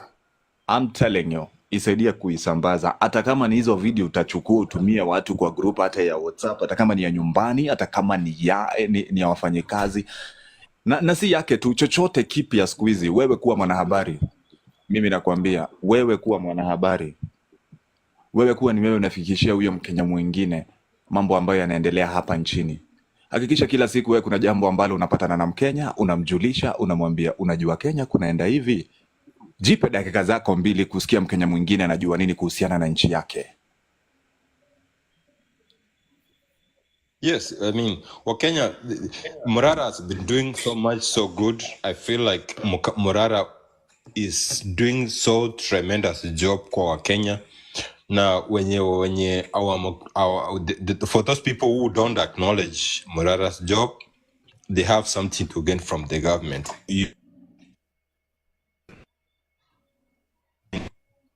When you're in a struggle, they understand what he's saying. Wengine wanaleta some propaganda, wanasema he's getting some money from me and all those. I mean, Morara is doing what he deserves to do. Hakuna mzee alikuwa na balls kusimama to say things that Morara has been able to say. Like, who says that? Wengine wanasema, oh, Morara is a there's a man so much propaganda. So, you get Morara, that's what he deserves. Kidogo. Kwanza nipe mic. Ni wakati wangu ni inject. Nani mwingine hajamute? Kuna mtu hajamute, ni yeye anasikia maji yake. Hata nilikuwa nadhani ni Mark. Good. Ibane. Tap the screen, guys. Tap the screen. Tap the screen, guys. Acha tufike hata 20. Let's go to 50k. Tap bila kuangalia una tap mara ngapi. Okay, good. Nilikuwa hapa wa Kenya about hii movement yetu yenye kila siku tu kwaona mambo za kupigania. Unajua sasa tumepewa mambo mingi na William Ruto ya kupigana nayo.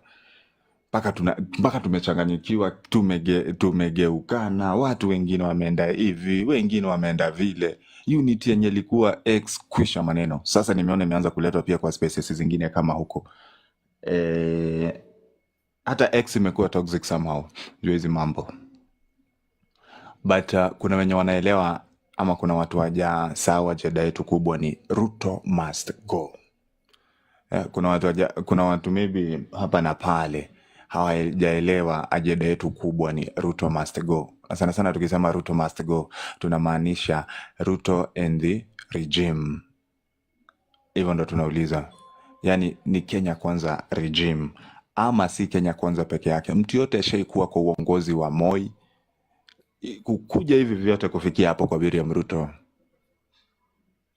hao wote ndo hatutaki. Na kazi tunayo ngumu sana. Tunayo kazi ngumu sana. Kwa nini kila mtu ananiuliza is Morara fine? Is okay? Hizo hao watu wenye mnaona wakicreate hizo vitu. Si nimewaambia kuna watu wamelipwa kumharibia maneno. Nimeona hizo rumors zenye zina spread ati amekufa. Those dogs. Yeah. Yes. Na wanatumia jina yake. Yeah. Tunakwambia wamejaribu kutumia live za TikTok, inashindikana juu we are here to defend Morara every day. God's born of God, wewe unajua hivyo. We are doing it passionately. Yeah. hata wafanye nini, wacha nikuambie tutaifanya. Niko na suggestion bro, sijui kama tutafikiria pamoja na hii kitu. Sorry to hata cut you short. before nikupe mic wacha kidogo daka zangu hata sijamaliza yangu moja. Alafu CMO pia alikuwa amechukua mkono juu, but ingia alafu upe CMO mic. Okay bro.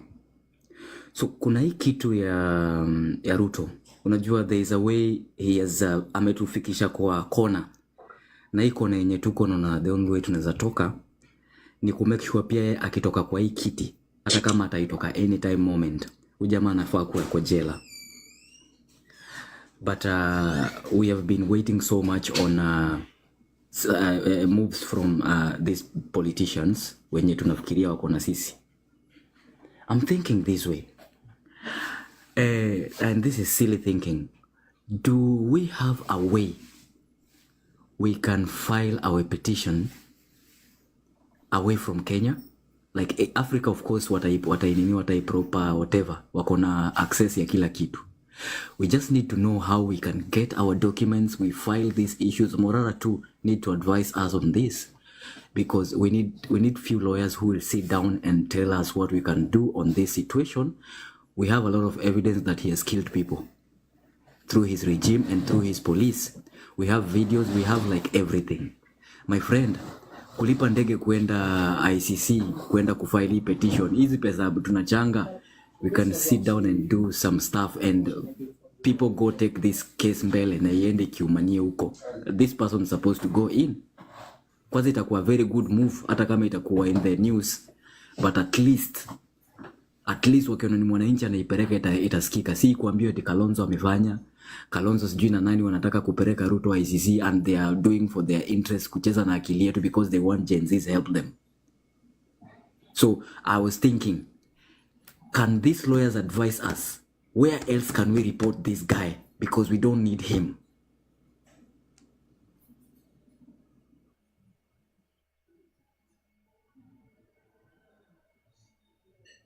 CMO, good morning once again. Morning too. I think I only have a point that I think also itatusaidia. Do we know that we are dealing with altars? Altars in a sense of just the way we are telling ourselves, let us pray to God so that whatever we are doing, iende mbele. As we are doing all these processes, let us understand most of our leaders came in with the word of God that Mungu ndiye atanipatia hii kiti, Mungu ndiye amefanya. You see, so as we plan on all this, let us not forget about God. Let us include God, because these people, they go out there, they go to Nigeria, wanaenda kuomba miungu. That's why unaona in our country since election we have lost a lot of young people. Unaona, losing these people, it is not even normal. Wewe utauaje more than 300 young men and women and you're still comfortable? That means this person is in the dark world. This person is so as we are trying so much to do it in a legal way, let us not forget God, because God ndiye atatu protect. Our security agencies have shown us that they can never protect us. They will fight us. They cannot fight with us. They cannot match with us. So I understand we have security details that they are good for the people. Their services to the people. So as we are doing all this, today is on a Sunday, let us also remember to pray. Let us tell God, God, as we are channeling our grievances, let us channel it in the right way. Stand with us, give us the strength.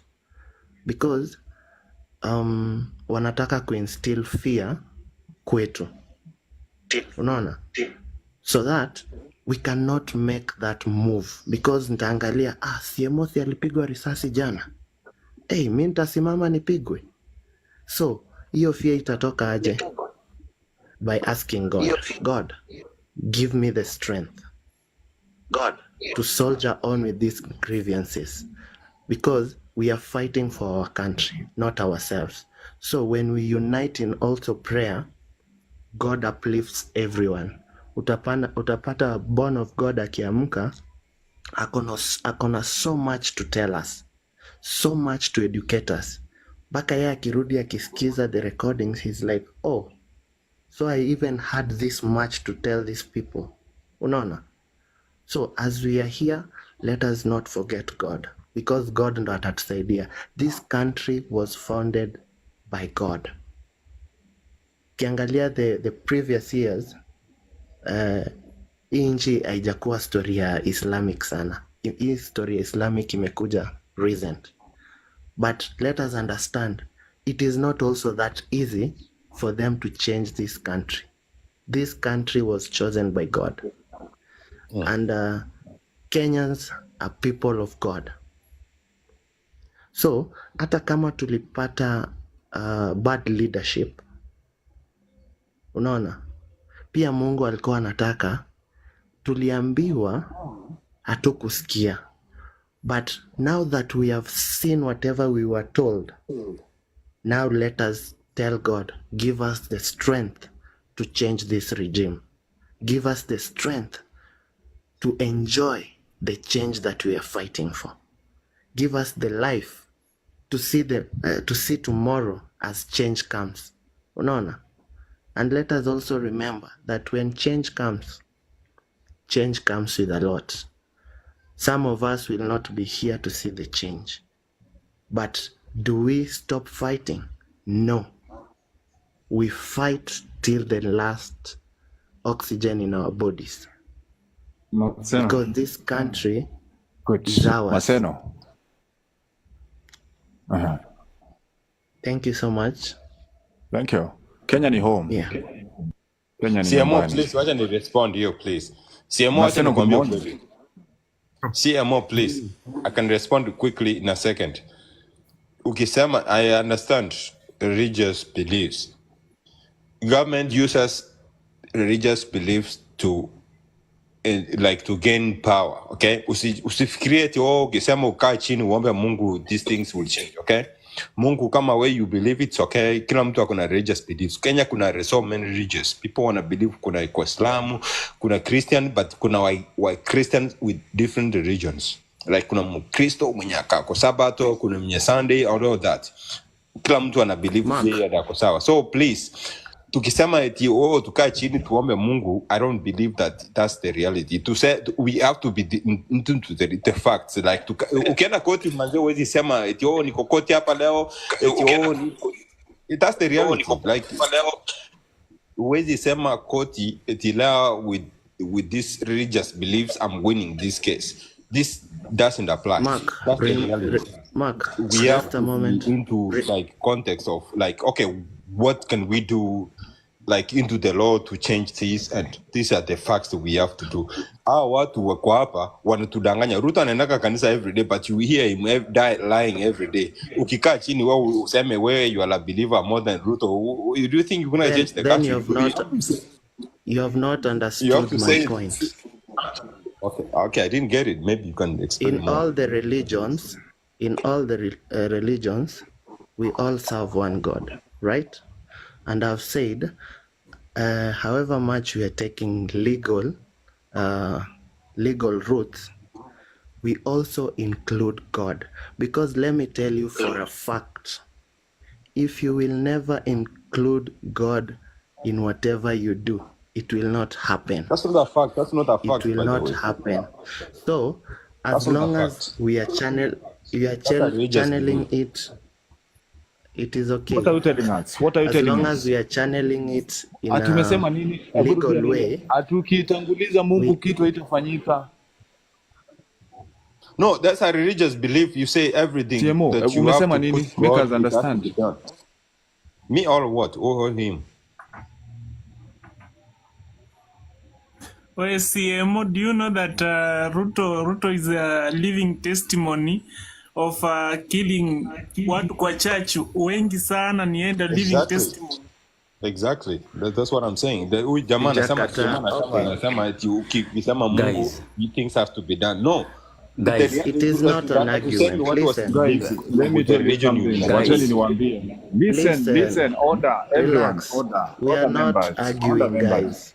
order We are not members, order members. Wacheni niwaambie, we are losing it, we are losing it.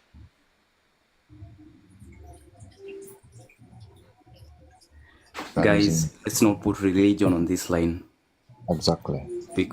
Yeah, please, because let me tell you the truth. If we talk about religion, it's a wide thing. It's something that we cannot understand. And if I begin speaking about it or you begin speaking about it, we will differ because we Doc Sam believe Kenny, good different morning. things.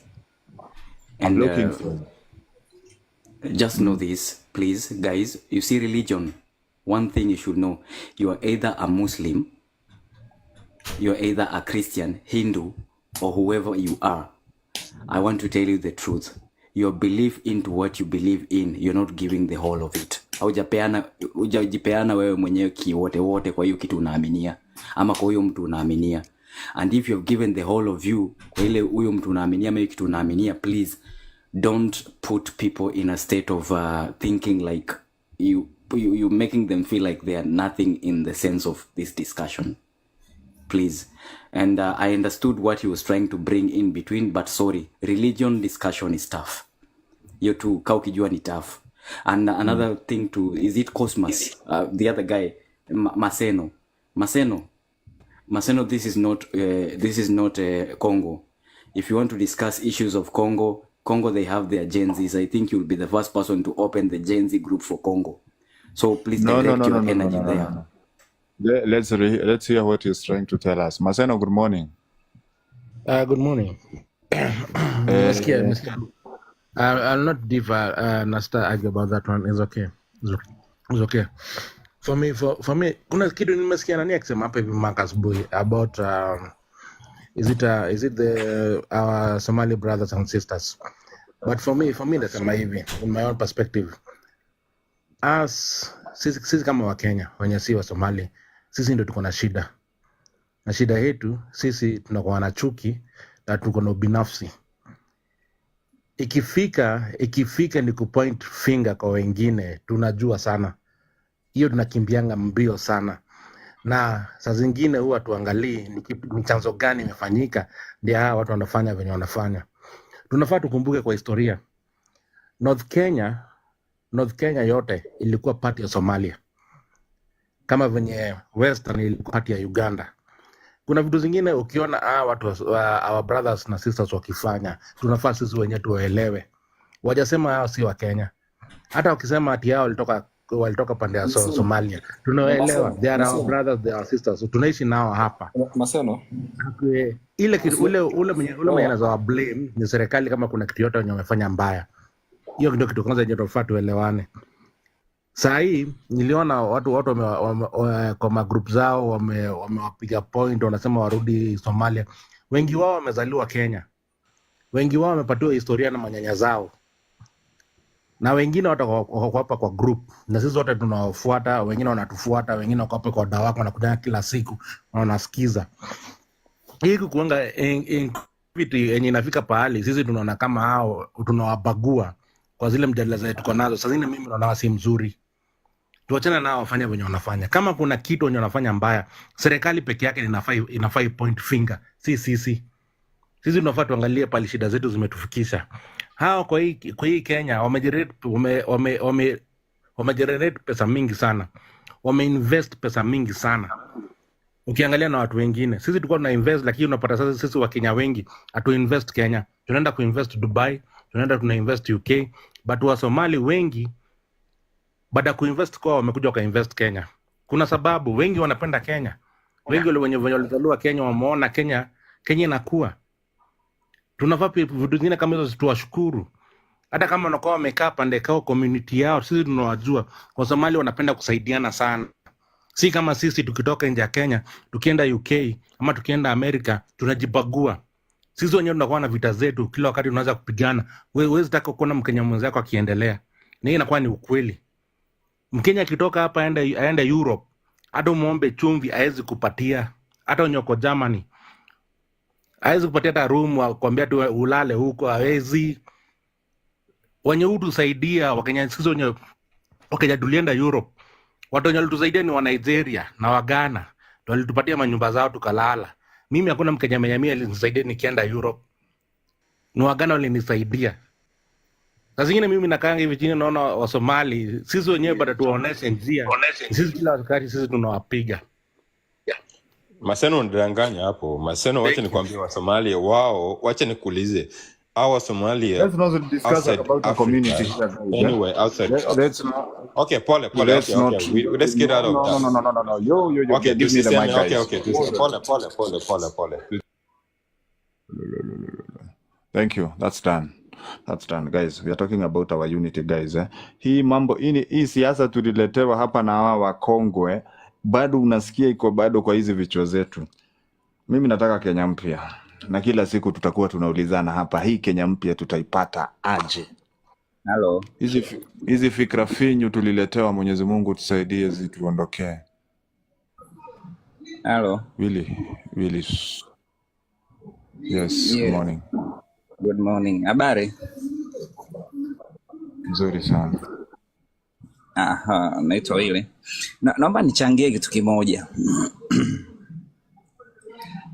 Nimekuwa nikifuatilia kila siku, nafuatilia mijadala.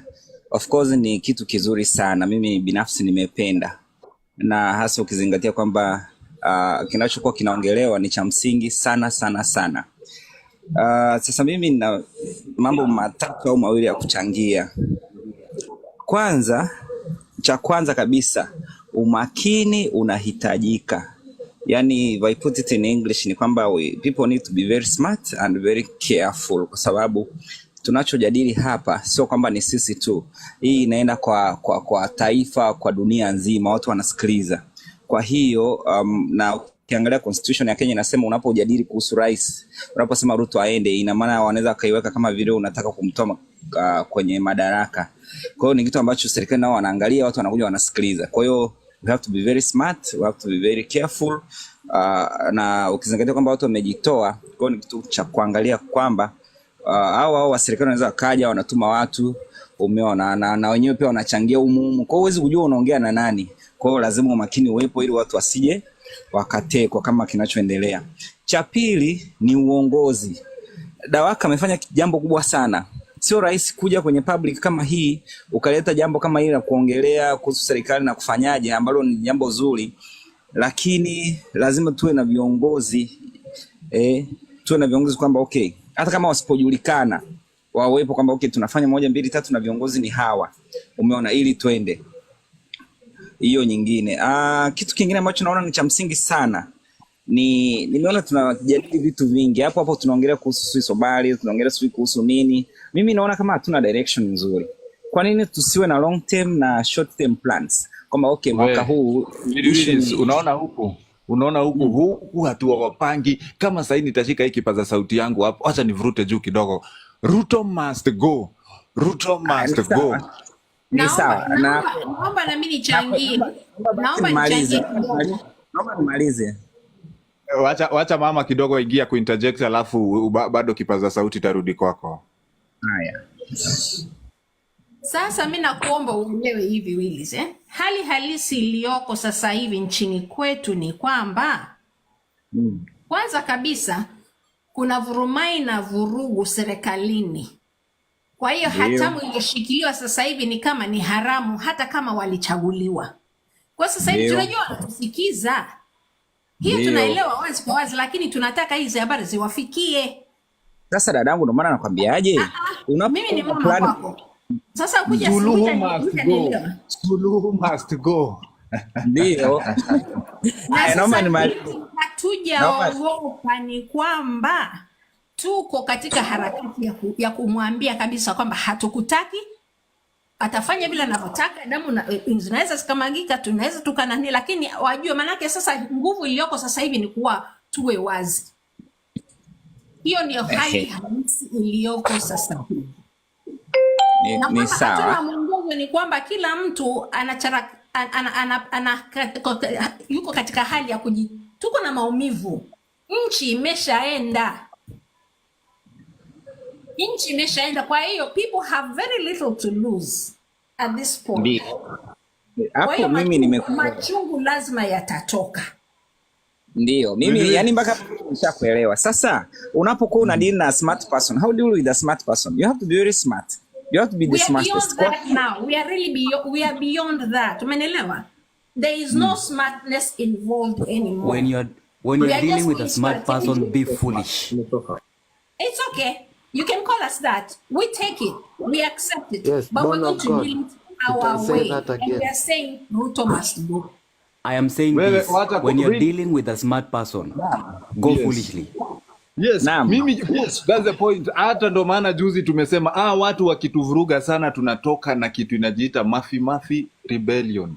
Tunaonyesha naomba sisi niulize. jinga, hatuna Naomba ni- akili.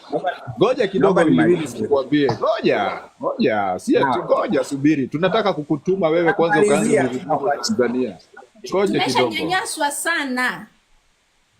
Hapa ni shule umekuja Willis. Pia wewe tutakufunza vuguvugu Tanzania unaenda kuanzisha huko. Unaona venye mlipatiana kila kitu yenu kwa Arabu. Sasa sisi hakuna mali yetu tunataka itoke mikononi mwetu kama wa Kenya. What belongs to Kenya belongs to Kenyans. And must come back to Kenyans. Must. Yes, and it must come back to Kenyans bwana. Wakenya sisi hatuchezi na nchi yetu hata kidogo. Sio bandari tu imeenda. Huko mbuga za wanyama wa Masai wamehamishwa kwa nguvu, imepewa kwa Waarabu. Willis anataka tuseme tafadhali tunataka Kenya irudi na Ruto must go. He must go. No, we are really crazy. I have a point. Yes. Dawaka, I have a point. Sisi kama Wakenya tumedhulumiwa na hii serikali yetu kwa muda mrefu. Na saa hii kuna game plan. Tuko na another celebration which is coming up. Tukitaka kuonesha watu tumekasirika, we should not attend that celebration. Acha wenda wajibambe. Acha wenda wajikute kwa field wako peke yao. Maseno, naomba nikwambie, those people who go to these celebrations are usually ferried and paid. No, the number, when the number is going to reduce, watastuka. Yes. Wenda wapate kama ni bus tano, watu wengine wajisikii. Like the youth, hakuna mwenye alienda. Kila mtu alikaa nyumbani. Ruto is a psycho. Hata ukienda tu aja juu ya meza yake ya hiyo siku ya hiyo event, hata shtuka. Ruto right now is a psycho. He's not him. Hata tukose kuenda ajipate peke yake. Unajua kitu gani itafanyika? Dunia mzima itaona. Like unakumbuka last time watu walikataa kusimamia. Wakati the last time when watu walikataa kusimama, wakati walisema rais anaingia, watu wakakataa kusimama. Dunia mzima iliona. But maandamano hiyo siku ya event. I think born of God. Unajua you guys, but then unajua watu hawakuelewa that video. William Ruto hii siku ya Kwale anajaribu kuchukua mikono asalimia wakaaji wa Kwale, wako hivi wanamwangalia tu. Wao wamekuja tu juu ni siku ya kitaifa, ni ya mashujaa, lakini hawako hapo juu ya William Ruto. If you noted, kama wewe unaangalianga hiyo uliangalia hiyo video vizuri guys. Born of God. Celebrate kwa sababu ya Kenyatta, yes? I think ile story ya Maseno, yes. Just a moment. Ile story ya ICC. Yeah, please tell me, bro. I think we should push on that. Yeah. Na mimi nitaipeleka. Joe, I feel our court systems in Kenya, in Eastern Central and in Africa are compromised. Born of God, hebu tupe grounds zenye unataka to start on those grounds ili tuanze kutafuta evidence. Tupatie hizo insights so that we know how we'll follow on them. So this was my thought, and I need also a lawyer to after we discuss this, I need a lawyer to put some concrete moves on this, because hata wakikataa lazima tuipeleke. I was thinking this way. We have videos, okay? And we have videos. We have total evidence, and even they will send their own envoys to come and do their investigation after we file our case to ICC.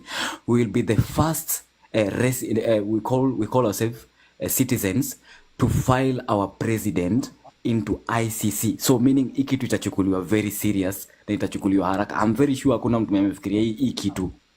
So tuko na evidence ya shooting, tuko na evidence ya sabotage ya nini ya economy, tuko na evidence ya killing ya hii hospital paralyzation ya everything, like kila kitu imeparalyziwa na president. And I'm also very sure we have a lot of evidence that will come out. Hizo unaanguka. Unajua ICC inaitwa International Criminal Court. Sasa it's called an International Criminal Court. Abduction, yeah. Vitu kama hizo. So my thought was this way. After filing down, because we need a petition to be put down, like someone to structure a good thing that would be presented there. Hii historia tunachangado, alafu tunafanya kitu.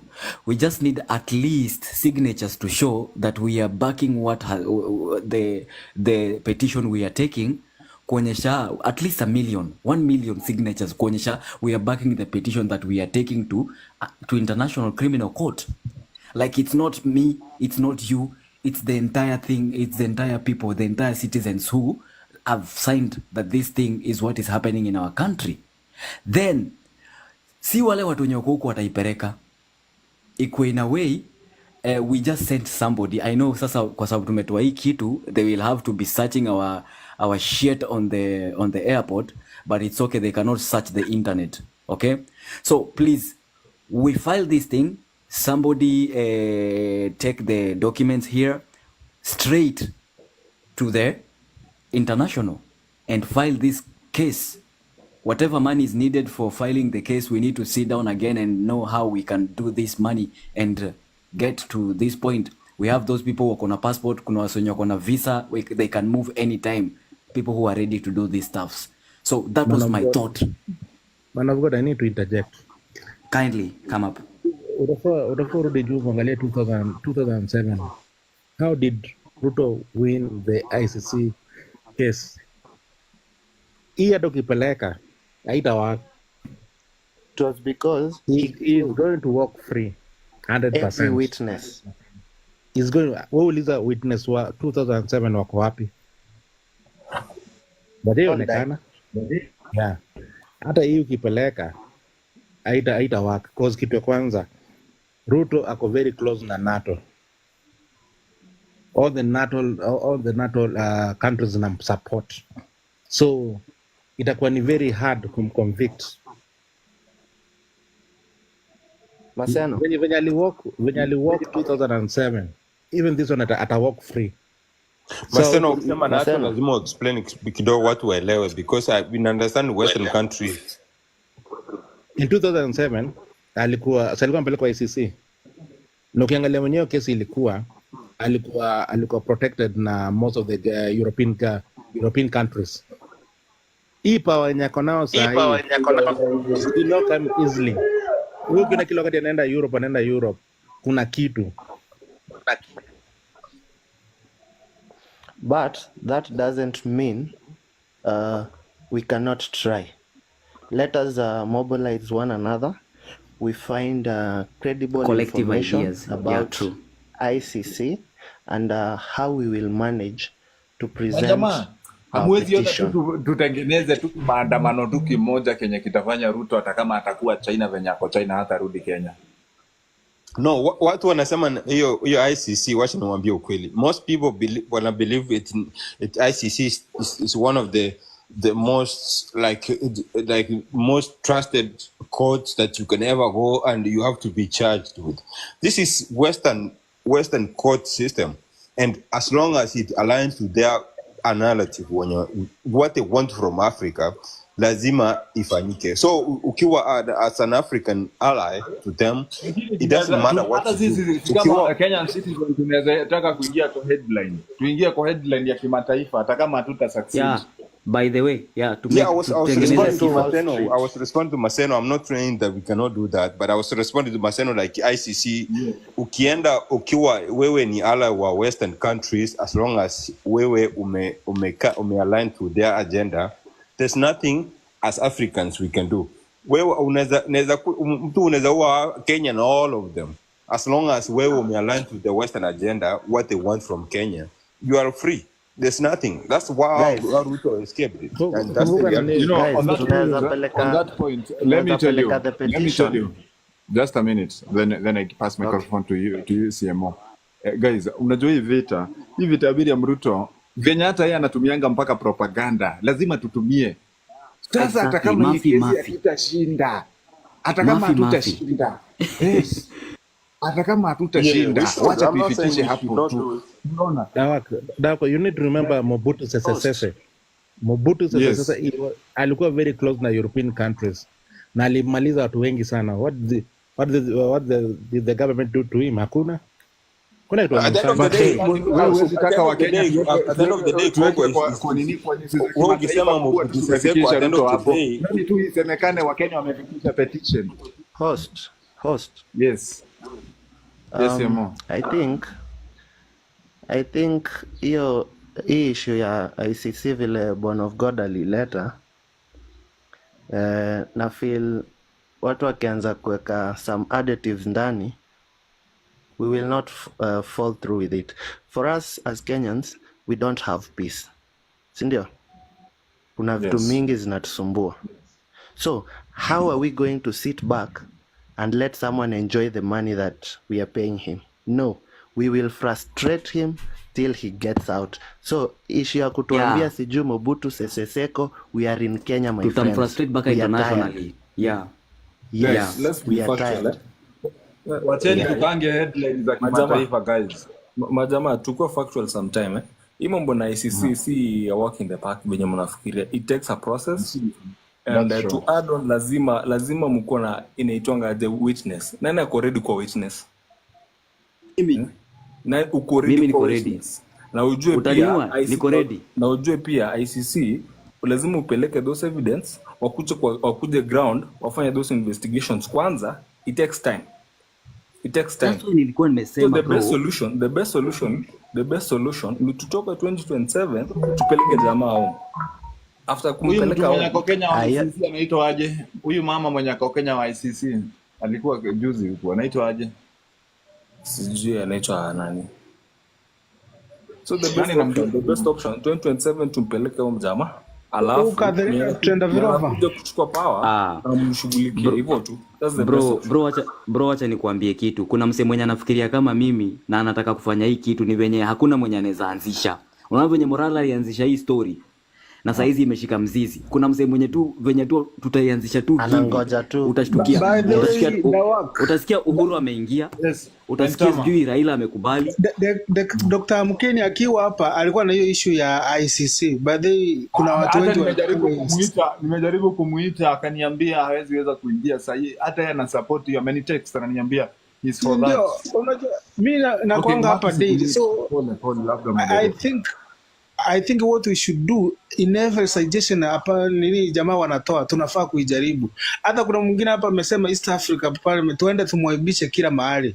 We will do everything we can so that what I can tell you, Ruto hawezi ambiwa kitu na Court of East Africa. Juzi aliambia Mama Samia, I think alikuwa si ya juzi ya hii Trokana, like 4 months ago. Akasema hiyo kitu tutatoka. Nikajiuliza, William Ruto bana, you don't even respectable na our neighbors Tanzania na Uganda, yani hawachukuli kama ni nchi zetu majirani. Unawadea aje kutoka Court of East Africa? Nikajua William Ruto kuna kitu tunaweza mfanya na Court of East Africa. Sisi ati tutamfanya nini? I think ukiangalia vizuri kichafua kwanza, ukiangalia Kenya Netanyahu anafanya, unaangalia Kenya Ruto anafanya, ni same. Ni vitu similar. Yeah. These people already are being protected because wanajua hakuna pale watapelekwa. Guys, but Ni mara Ruto issue ngapi? ni tunampeleka. Ni mara sahi. ngapi? Hebu Ni angalia, mara hii ni adani amefanya hatujamalizana washiku nayo. Hii ni na adani yenyewe ashiku. hatujamalizana nayo. Tuko na Shifu, tuko na Sha, kutoka hapo tuko na nini? What do you call it?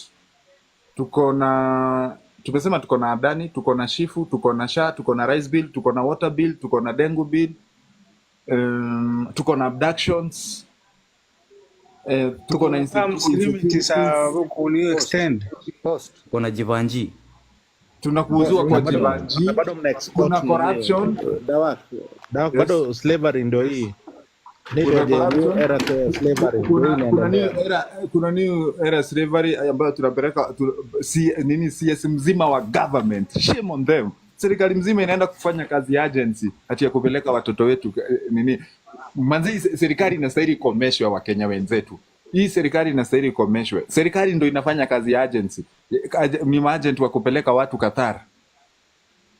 Guys, let's be honest, tukueni wa kweli. CS mzima anasimama pale ati kufanyishana interviews. Mimi namuona kichwa majamaa. Imagine alafu usikie ati kufanyishana hiyo interview watakuwa wametumia like 100 million. Twende ICC my friend. Twende ICC tutengeneze headline. Utasikia eti wametumia 100 million kwa recruitment. Alafu ukisikia kwa recruitment usikie eti ni watu 100 wameenda Qatar. Na Kenya wetu wenye wako Qatar wanasema hakuna kazi. Unashangaa hizi kazi zenye serikali inapeleka watu huko ni gani? Kuna Wakenya wenzetu wako Qatar. Wacha hata niruke moja. Wacha hata niruke. Anatuambia hakuna kazi Qatar. The only person mwenye anajua 100% za tutolea mtu wa kiti ni president wa Iran na president wa Russia. Hao wanamchukia. Hao asubuhi atakuwa ameenda. Hao wawili wanamchukia mbaya sana. Juu Kenya aliongea. Hao tu Wakenya wakianza kusupport mabango ya nini ya kwenye nini walifanya. Huyu asubuhi atakuwa ameshaenda. Mnajua Wakenya wenzetu, hii lazima tukate, hii lazima tuitane. Hii kama itakuwa ni wembe kama ile ilikuwa ya Waweromboro, lazima tuitane. CS mzima anafanyishana interview akiwa na yani anatumia pesa zetu kama Wakenya kwenda kufanyisha Wakenya interview ati kuwapeleka Qatar. Alafu tena usikie shughuli kama hiyo imetumia pesa ya Wakenya. Ken Kobia, good morning. Hebu tuambie juu wewe uko Qatar. Ngoja ni microphone bana, hata nyinyi zunguka kidogo alafu inarudi tu kwenu. Kobia, uko Qatar. Unataka kuniambia kuna kazi huko? Tunakuja. Good morning everyone, Wakenya wenzangu, mko poa? Good morning. Kabisa. Dawak, mnaendeleaje? Tuko salama. Yes, mimi niko Qatar brother, na jana nimekuwa off day. Na nilikwambia nitafanya research kidogo, niongeongee na wasi wale maboys old guys wenye tumekuwa nao huko kwenye kampuni tofauti. Nijue rada kunaenda aje, kama kweli ni ukweli, yani hiyo story ya government ati kuna job. Nimeulizia wasi kama more than 5 guys from different companies. Nimekuwa off day jana, sasa unajua nilikuwa na walk around Qatar nini shughuli. Na kusema ukweli there's nothing like that. Over wale wasi najua watu kama more than 5 from different companies. Hakuna mali kuna recruit, hakuna mali ati kampuni zinachukuana huku. But let's wait. Mimi najua hiyo story ni scam. How can you trust Ruto's government na vile things are not adding up? Ikihappen hiyo story ilikuwa sijui ya Mandago the same way. Hata inajua bado still ni scam akianani. Hakuna job huku. Job huku ziko very down sana. Juzi tu G4S wasi wamerudishwa from their country, Uganda, Tanzania nini. Uganda, Kenyans, G4S wamerudisha wasi. Wale especially na huku ukifanya mistake kidogo kwanza, especially nowadays unakuwa deported na hawataki kujua juu kazi zimepungua sana. So hiyo story ya ati recruits juu nini watu wanakuja huku, hiyo ni scam, hiyo ni story, hiyo ni issues. Hakuna mambo kama haya. That's all I can say for now. Mimi nimekuwa jana ground round tu kidogo nikiongea na Wakenya. Hata si Wakenya necessary, naongea mpaka na Mafilipino nini. Na waulizia ni aje, have you heard about maybe your company is hiring or maybe Waambie there's nothing like that. Jobs are down here. Kuna Wakenya wengi sana, especially ma freelance saizi, watu wako na ID, wengi wako wamelala kwa accommodation, kwa manyumba, hawana job. So mimi nashangaa hii story vile inakuwa. So watu wako very careful. Saizi kuamini hiyo gava ya Ruto Human trafficking. one time. That's what I can say. Human trafficking. So hapo sioni dawaki. Anyway, wacha tugoje tusikie vile watasema. Unajua? Host. Yes. And kidney Just a chip za minute. 30 million. Kama whole CS anaweza simama kufanya hiyo shughuli. So we have Kenyans who are suffering out there. Mbona wasiwasaidie warudi home? We always listen to their cries online, but if the government is doing slavery with its own people, sisaidie wale wako huko, hiyo pesa CS anatumia irudishe wale wenye wamekwama those countries. If the government is involved ni human trafficking, na that is cheap kidney. Jua tu hivyo, if the government is involved. By the way, hata vile na suspect maybe most likely unaona sasa mostly si watakuwa majenzi au maybe from waga sasa wanachukua from 24 years to 30 years kurecruit kuja huku most likely unajua maybe ni unajua nashangaa mbona sisi serikali wanataka kutumia chance ndio waone tio mtu anapangia na suspect jana kazi unaona na watafikia na zile kazi za Germany, kwani Wakenya waliacha kazi za Germany zimeisha, sasa tumeenda za Qatar. Ni wangapi wameenda? Unafikia Ruto anajua kuandika application letter? That man is not a manager. He has never been a manager. He has been a kuku seller, from a kuku seller to airport seller and Kenya seller and that idiot. That guy knows nothing about governing. You should know that. He knows nothing. Wengo jeni wakati anawafanyia bei, wanauza vijana, kesho utauzwa. Anataka kudampwa Kenya huku. Unajua kuna ile inakuwa agreement inakuwa maybe between two countries. Hiyo agreement mmeiona wapi kusema ukweli ya Qatar na Kenya? There must be an agreement. Mimi nataka William Ruto aache kama hiyo. Kama public domain. Ametupeleka juzi kwa public 2 months ago ametuambia wa Kenya wameanza kwenda Germany. 3 months ago akatuambia sasa kwenda Arab countries utakuwa tu unaenda airport na passport unaenda unaenda tu kazi, unajipata tu umeamka umeenda kazi. Huyu William sababu ndege ziko down sana, si ndege ni zake, hiyo nadanganya. Wana ndege ni za Adani, tutakuwa naenda nazo sasa, sishtuke. William Ruto huyu mwenyewe akaenda Germany akatuambia eti yako na kazi zaidi, alisema over 250,000. Sasa tumetoka kazi za Germany, hatujui hata ni asijui ama wamefika Wakenya 10 wenye wametoka Kenya baada ya William Ruto ilikataa ina kazi inapewa Wakenya. Germany government ilikataa, ilisema haina kazi. Sasa tumetoka hapo tumeenda sasa nini, tumeenda Qatar. Sasa Qatar nayo sasa government ya Qatar haijatuambia hizo nafasi za kazi, hatujaona agreement. Wangekuwa wameannounce, by the way, wangekuwa wameannounce. Qatar ina lead kwa black market kama hujui, leads in black market domain. Lakini mwanzee wa Kenya wenzetu youths pia tunazungumzia kwa hizo platforms ndio wameenda kupanga hizo line huko. So mimi nataka kuelewa hii kitu, government inatumiaje pesa yetu kwenda kukua agent wa kupeleka watu nchi za ugaibuni? Hawa watu hawana idea hata wanaweza fungua hata kiwanda hata moja, hata kama ni ya kutengeneza toothpick. Waona wataandika watu wangapi? Shida tuko nayo kwetu ni hii moja. Sisi kama Waafrika na ama wa Kenya hatujakuwa innovative enough to import other people to come into our country to employ them. We are being employed into Now we are not looking at that.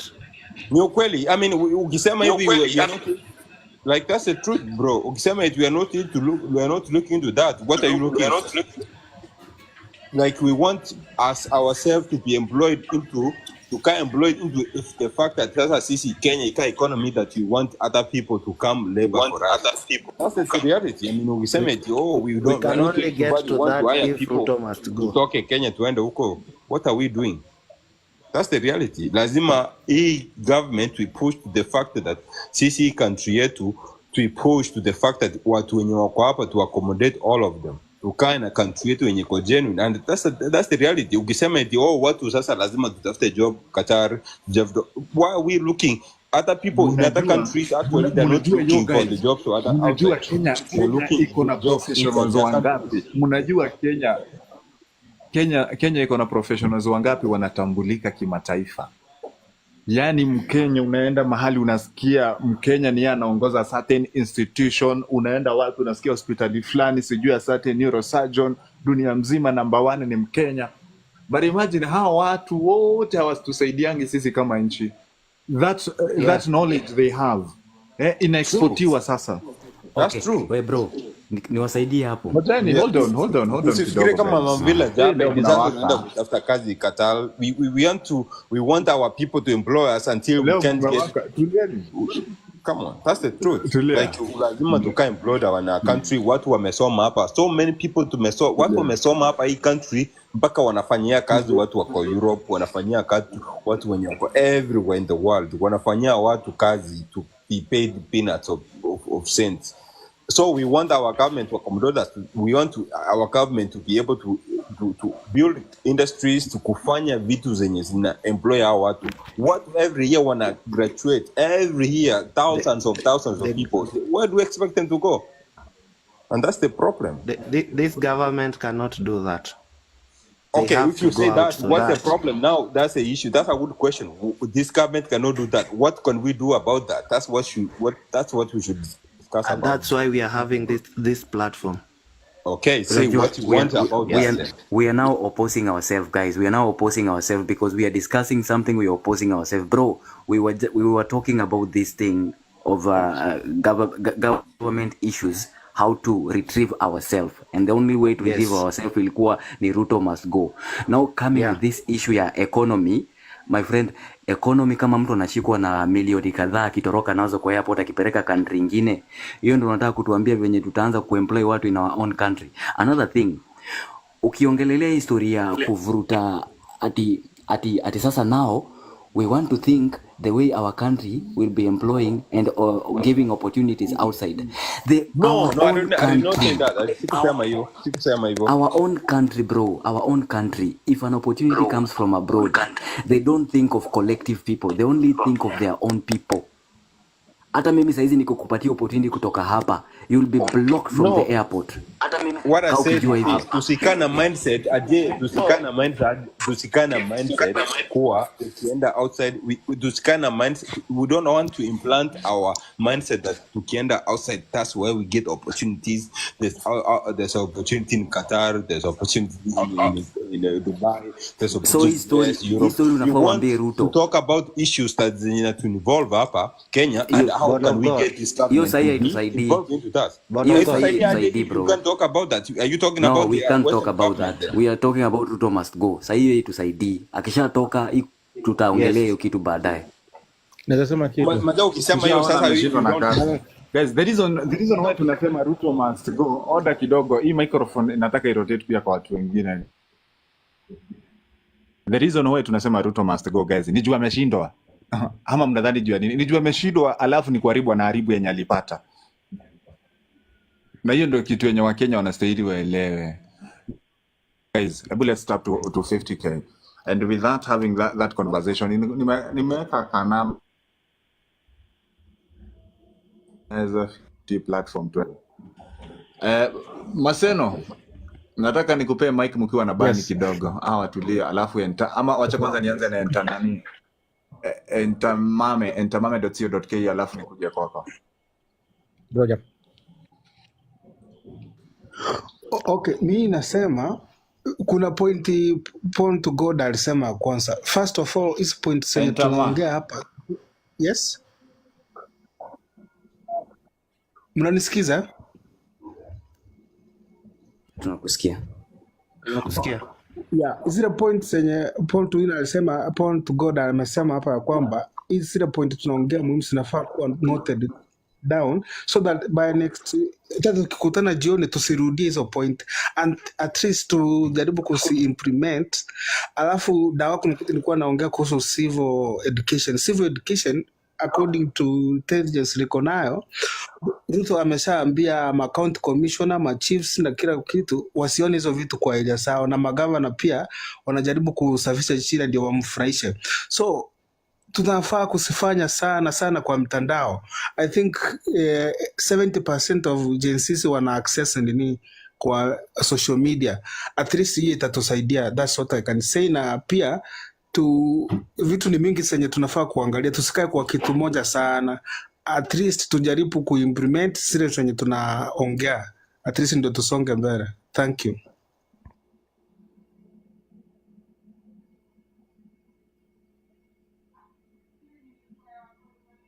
Good. Maseno. So niko nataka kusema hivi, nimesikia watu wengi wakisema tio like home Kenya hakuna kazi. Mimi nataka kuambia hivi, Kenya job iko. Kenya job ni mob. But kuna kitu inaitwa economic sabotage. Our government ime hold hizo kazi. Microsoft was supposed to be coming to Kenya. Mantrack was supposed to be building a assembling plant in Kenya. Kulikuwa na Toyota in which walikuwa nataka ku enlarge the assembling plant for Africa in Kenya. Kulikuwa na with this company from UK ya tractors ilikuwa bado inakuja Kenya. Kulikuwa na Caterpillar in which walikuwa nataka kutengeneza somewhere in Australia, walikuwa nataka kutengeneza assembling plant.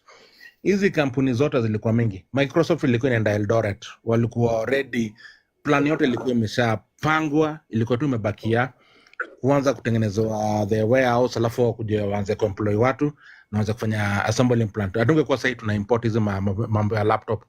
But the moment President Ruto aliingia kwa kiti, Kenya alifanya cancel all those deals. Alifungia hizo vitu zote. Export hata yetu yenye tulikuwa nayo ya avocado, hizo vitu mingi imedidimia cause wametengeneza economic sabotage. Wanataka kila mtu akue maskini ndio waweze kufikiria in one direction. But the moment kila mtu akona pesa yake kwa mfuko, kila mtu inakuanga vast. Huwezi kuwa unasikiza politician. But the politician wanakuwa na strategy. Wanataka kila mtu akawa maskini. Wanataka the educated people, wale wako na akili kualiko, watoke, waende mbali. Wabaki na wale watu wajinga. Wale watu wanakaa kama zombie. Wakiambiwa kuinama wanainama, wakiambiwa tuende mbele wanaenda mbele, wakiambiwa tutupe mawe hivyo ndo nataka. Similar to wale watu wa hii group ya ODM wenye wanakuanga wanataka watu kuwa na habit kama hiyo in the next 20-30 years, so that Ruto anaweza hold power. Ruto hajaifanya kazi ya biashara. Mimi niliangalia vizuri nikaona huyu mtu hajaifanya kazi yote inadili na economy. Kama ingekuwa amefanya economy kwa maisha yake, angekuwa na strategy ya kutengeneza business. But ukiangalia vitu zote yote yenye uguza, fail. Hakuna kitu yote work. Thank you.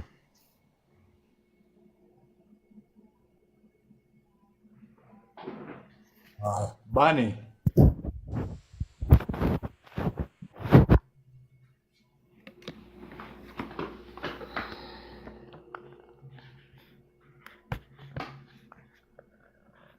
I think before Bunny speaks, na feel pia anaona kama gava inatuwekea vitu mingi sana kwa plate, bills mingi zenye zinatusumbua kichwa. I think vile tulikuwa tumeagree mapema that we tackle one thing, tuone nikaa tunaimaliza so that we go to another. That one will help. Lakini tukichannel vitu mingi at the same time, tutajipata in the long run hakuna progress tumemake. So vile tulikuwa tumesema we write things down. After writing things down, we now see which one is of more importance to push. We push it till the end, then tuanze kitu ingine. Thank you.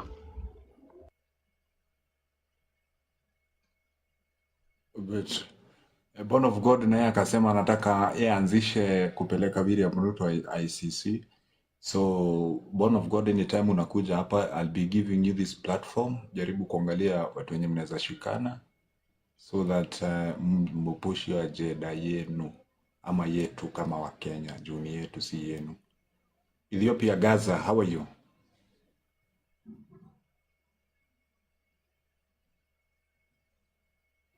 Martin, good morning. Nasikika. Umeniminute, you are the mute. Unaongelea na mimi mama. Si wewe, naongea na Martin. Martin, okay, Martin. Nasikika. Yes, we can hear you. Proceed. Yes. Okay. Thank you so much. I was really struggling venye nitaingia kwa hii kitu. Nafurahi kitu yenye mnadu maze. Me, I'm one of the people that nilikuwa na actually, let me just introduce myself. Me naitwa Martin Deto na naishi US na I've been very, very, very active na story ya especially at your Gen Z movement na nini, tulikuwa tunachanga remittance and everything. At some point we actually decided not to do remittance to Kenya because the diasporans we bring so much money in Kenya and we decided not to do that. That was one of a way to sabotage. I think we are still at that. We have a movement that we tunafanyaga hiyo kitu ya unajua nini, tuache kuwapatia do na nini, lakini but venye ilikam story ya Gen Z ilifika maze tuanze hata ku support wasee waishie kubai mamaji, kumake sure kila kitu imedu, whatever has to be done. Now ile kitu inanibamba na wasee ni platform kama hizi, because hizi vitu zote zenye tunadu pia lazima tuangalie pia constitution inasema nini, na ndio maana na cheki hata historia ya Gachagua. Si ati kuna msee, najua hapa hivi hakuna msee analaumu, anataka Gachagua, ni tunataka kupigana na Ruto, lazima atoke. Na sisi saidi yetu, mimi naweza bonga saidi ya US, sisi tushaambia US mtu mwenye na deal hata ma congressman. Kwanza kuna wale wasita walikuwa wamekaa sijui Kenya sijui kudu nini, wote tuliwatumia ma messages kila kitu waache kuassociate na yeye. So nilikuwa tu nataka kusema cause nasikiza venye mnasema, lakini nilikuwa nataka kuwa show maze tuko rada pia sisi hii side yetu. Msione ni kama mko solo because mko hiyo side. Genz ile ya kwanza ya 25th mimi nilikuwa tao nilipaka hapo hivyo Holy Family Basilica. Tulichapwa katia gas lakini ni sawa tu, na tulikuwa tumesupport vitu mob, na tuko wengi huku hivi nje wenye tunaambia na wacha nibonge historia yenu ya kata.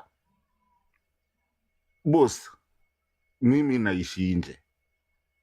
Kwanza lazima ukuwe na account fulani ndio uoneshe unaweza jisupport ukiuko hivyo nje. So msidanganywe ati msee atatoka sijui ati umo ati tu anaenda kwa airport akachukue ati tu aende ati hata kama umelipiwa nini, lazima hata kama umelipiwa ticket na najua kuna gava itaja kulipia. Mimi kama msee na stay huku hivi nje na nimekuwa hapa for a very long time, niwaambie ukweli, ni uongo, na msiwahi kubalio kitu, because ukiambiwa saizi enda uoneshe account ya 1M, mtu akibich ataonesha wapi nini ya account ya 1M? Ndio kwanza hiyo, cause hiyo ndio first the qualification, cause lazima uende kwa country ingine kwenda kuwaletea shida. So inakuwaga first of all unaonesha bank account. Watu wangapi wako na bank account?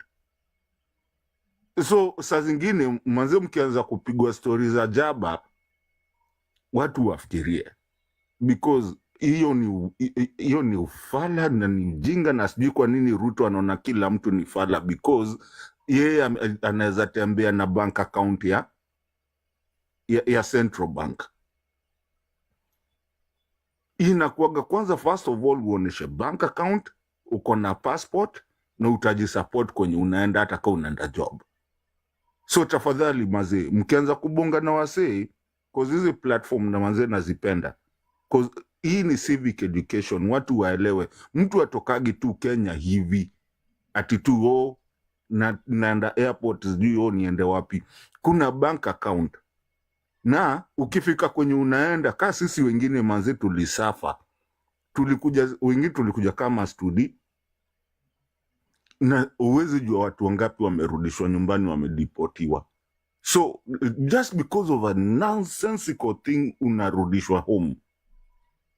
Mi bro yangu alitaka kukuja huku hivi, nilimwambia maze, we kaa huko, dunga job yako vipoa na nini, cause alikuwa na dunga job iko at least iko na maana kina Telecom na huko hivyo, ambia kaa huko.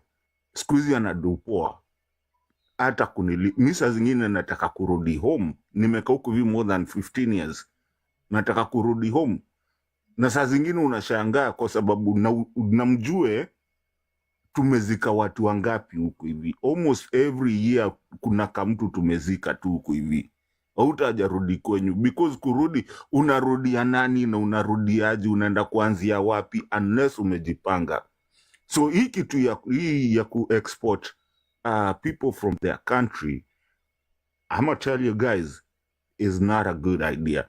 If you can do it back at home, just do it back at home. Wacha ninyamazi hapo hivyo unless mtu akwe na question na mimi. It's my first time to be here. Asanteni sana.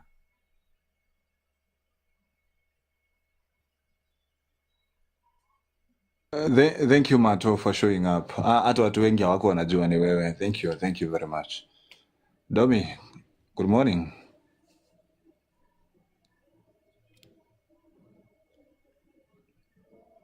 Domi, are you here?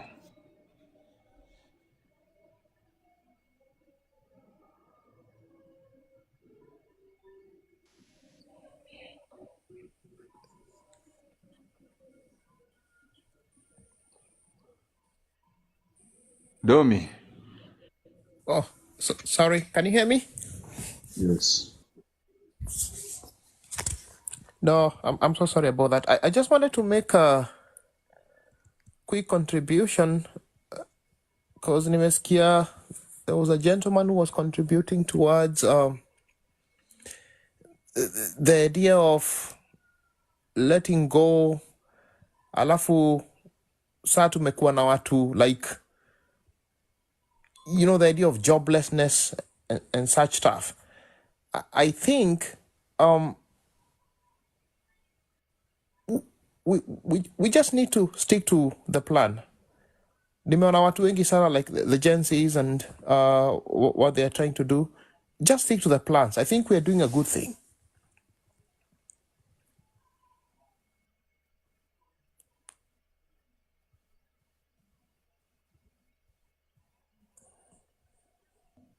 Good. Omboy. Good morning. Good morning. Good to see everyone here. But nipe dakika kidogo, I'm just finishing eating. Yeah. Good. Born of God, Mike, back to you. Yeah, thank you. I just wanted to second Domi, because let me tell you, do you know reason why Ruto succeeded us? He succeeded Kenyans because he came in the name of Aslas. He just discovered a weak point that every Kenyan is facing. And when we talk about jobs and opportunities, when we are having a discussion that's supposed to save all this at once, we should not allow something like job and opportunities come across. Because I'll tell you, even those who have jobs, they don't have like good jobs. Like their jobs don't cater for them fully. So when you bring something like we need to have equal opportunity, the things that we think they are very important will be behind, because everybody wants to put something on the table. So as a team, right now, what I'm thinking is, one, we shame this president nationally and internationally. He will be the first president to be reported by its citizen in the International Criminal Court. We will not be that kind of people doing like shouting from the street alone. We will shout in the streets. We will tell him to go in the streets, and we will tell him to go in the courts. We will break the parliament. And also, we will make sure the international court is working for us, not unless the international court is working for the presidents and the MPs. It's supposed to work for the lives of the people. So anybody that thinks this idea was small, let me tell you, it is the best thing we can do. And I'm thinking if we have people who are willing, like, to support this idea go through, we don't need a lot. We only need somebody who will sit down with a narrative, and this narrative will be backed with evidence. And the evidence are all over, because at the end of the day, they will go through the narrative and they will send their own voice to our country, because this is something that concerns people, concerns our country. Because when our country, Kenya, does not have peace, meaning the entire Africa have no peace. Because what will happen next, we will deny the refugees and all kind of people who are living in our country peace, which is not good. One of things that I think Ruto is trying to do right now, he's trying as much as possible to buy those people who are loudly speaking this problem, who are trying to air out and bring out solutions. He's using people here that pretends to even gather with us in this meeting, telling us on how we can no stop that is violence, stop that is no. How do you stop violence when the only approach that have been represented to you is known as violence? How do you stop violence when your teacher is approaching you with a violence way? Do you answer him in a polite way? If someone shoots the gun up, like msee amekok bunduki, wewe unaenda kumwambia hapo, unaenda kumuongelesha aje? How do you do that? You also need to use a gun. And what matters is speed, because he's using as much as speed as possible to buy everyone. Ameshindwa kubai wananchi, because akibai Dawat, born of God hata agree. Akibai mtu mwingine, Dawat hata agree. Sasa hii kitu inamfanya anashindwa, how do I do? Because I am a friend to Dawat, I am a friend to Mark, I'm a friend to Wambui, and I'm a friend to Bani. So when you buy me, I will tell one of them this story, and this thing will circulate to the number and get back as a fireback. So anashindwa venye atatununua sisi wote. But let's not buy uoga. I'm telling you the truth. He cannot kill us. He cannot kill all of us. The police are tired even to kill for information. And this one also will make the police to stop killing us, because they know they are going to answer this. We have the photos of these police that have been killing people. And that is how the IG will go in. The president will go in. Whoever was there na akaresign ataenda in.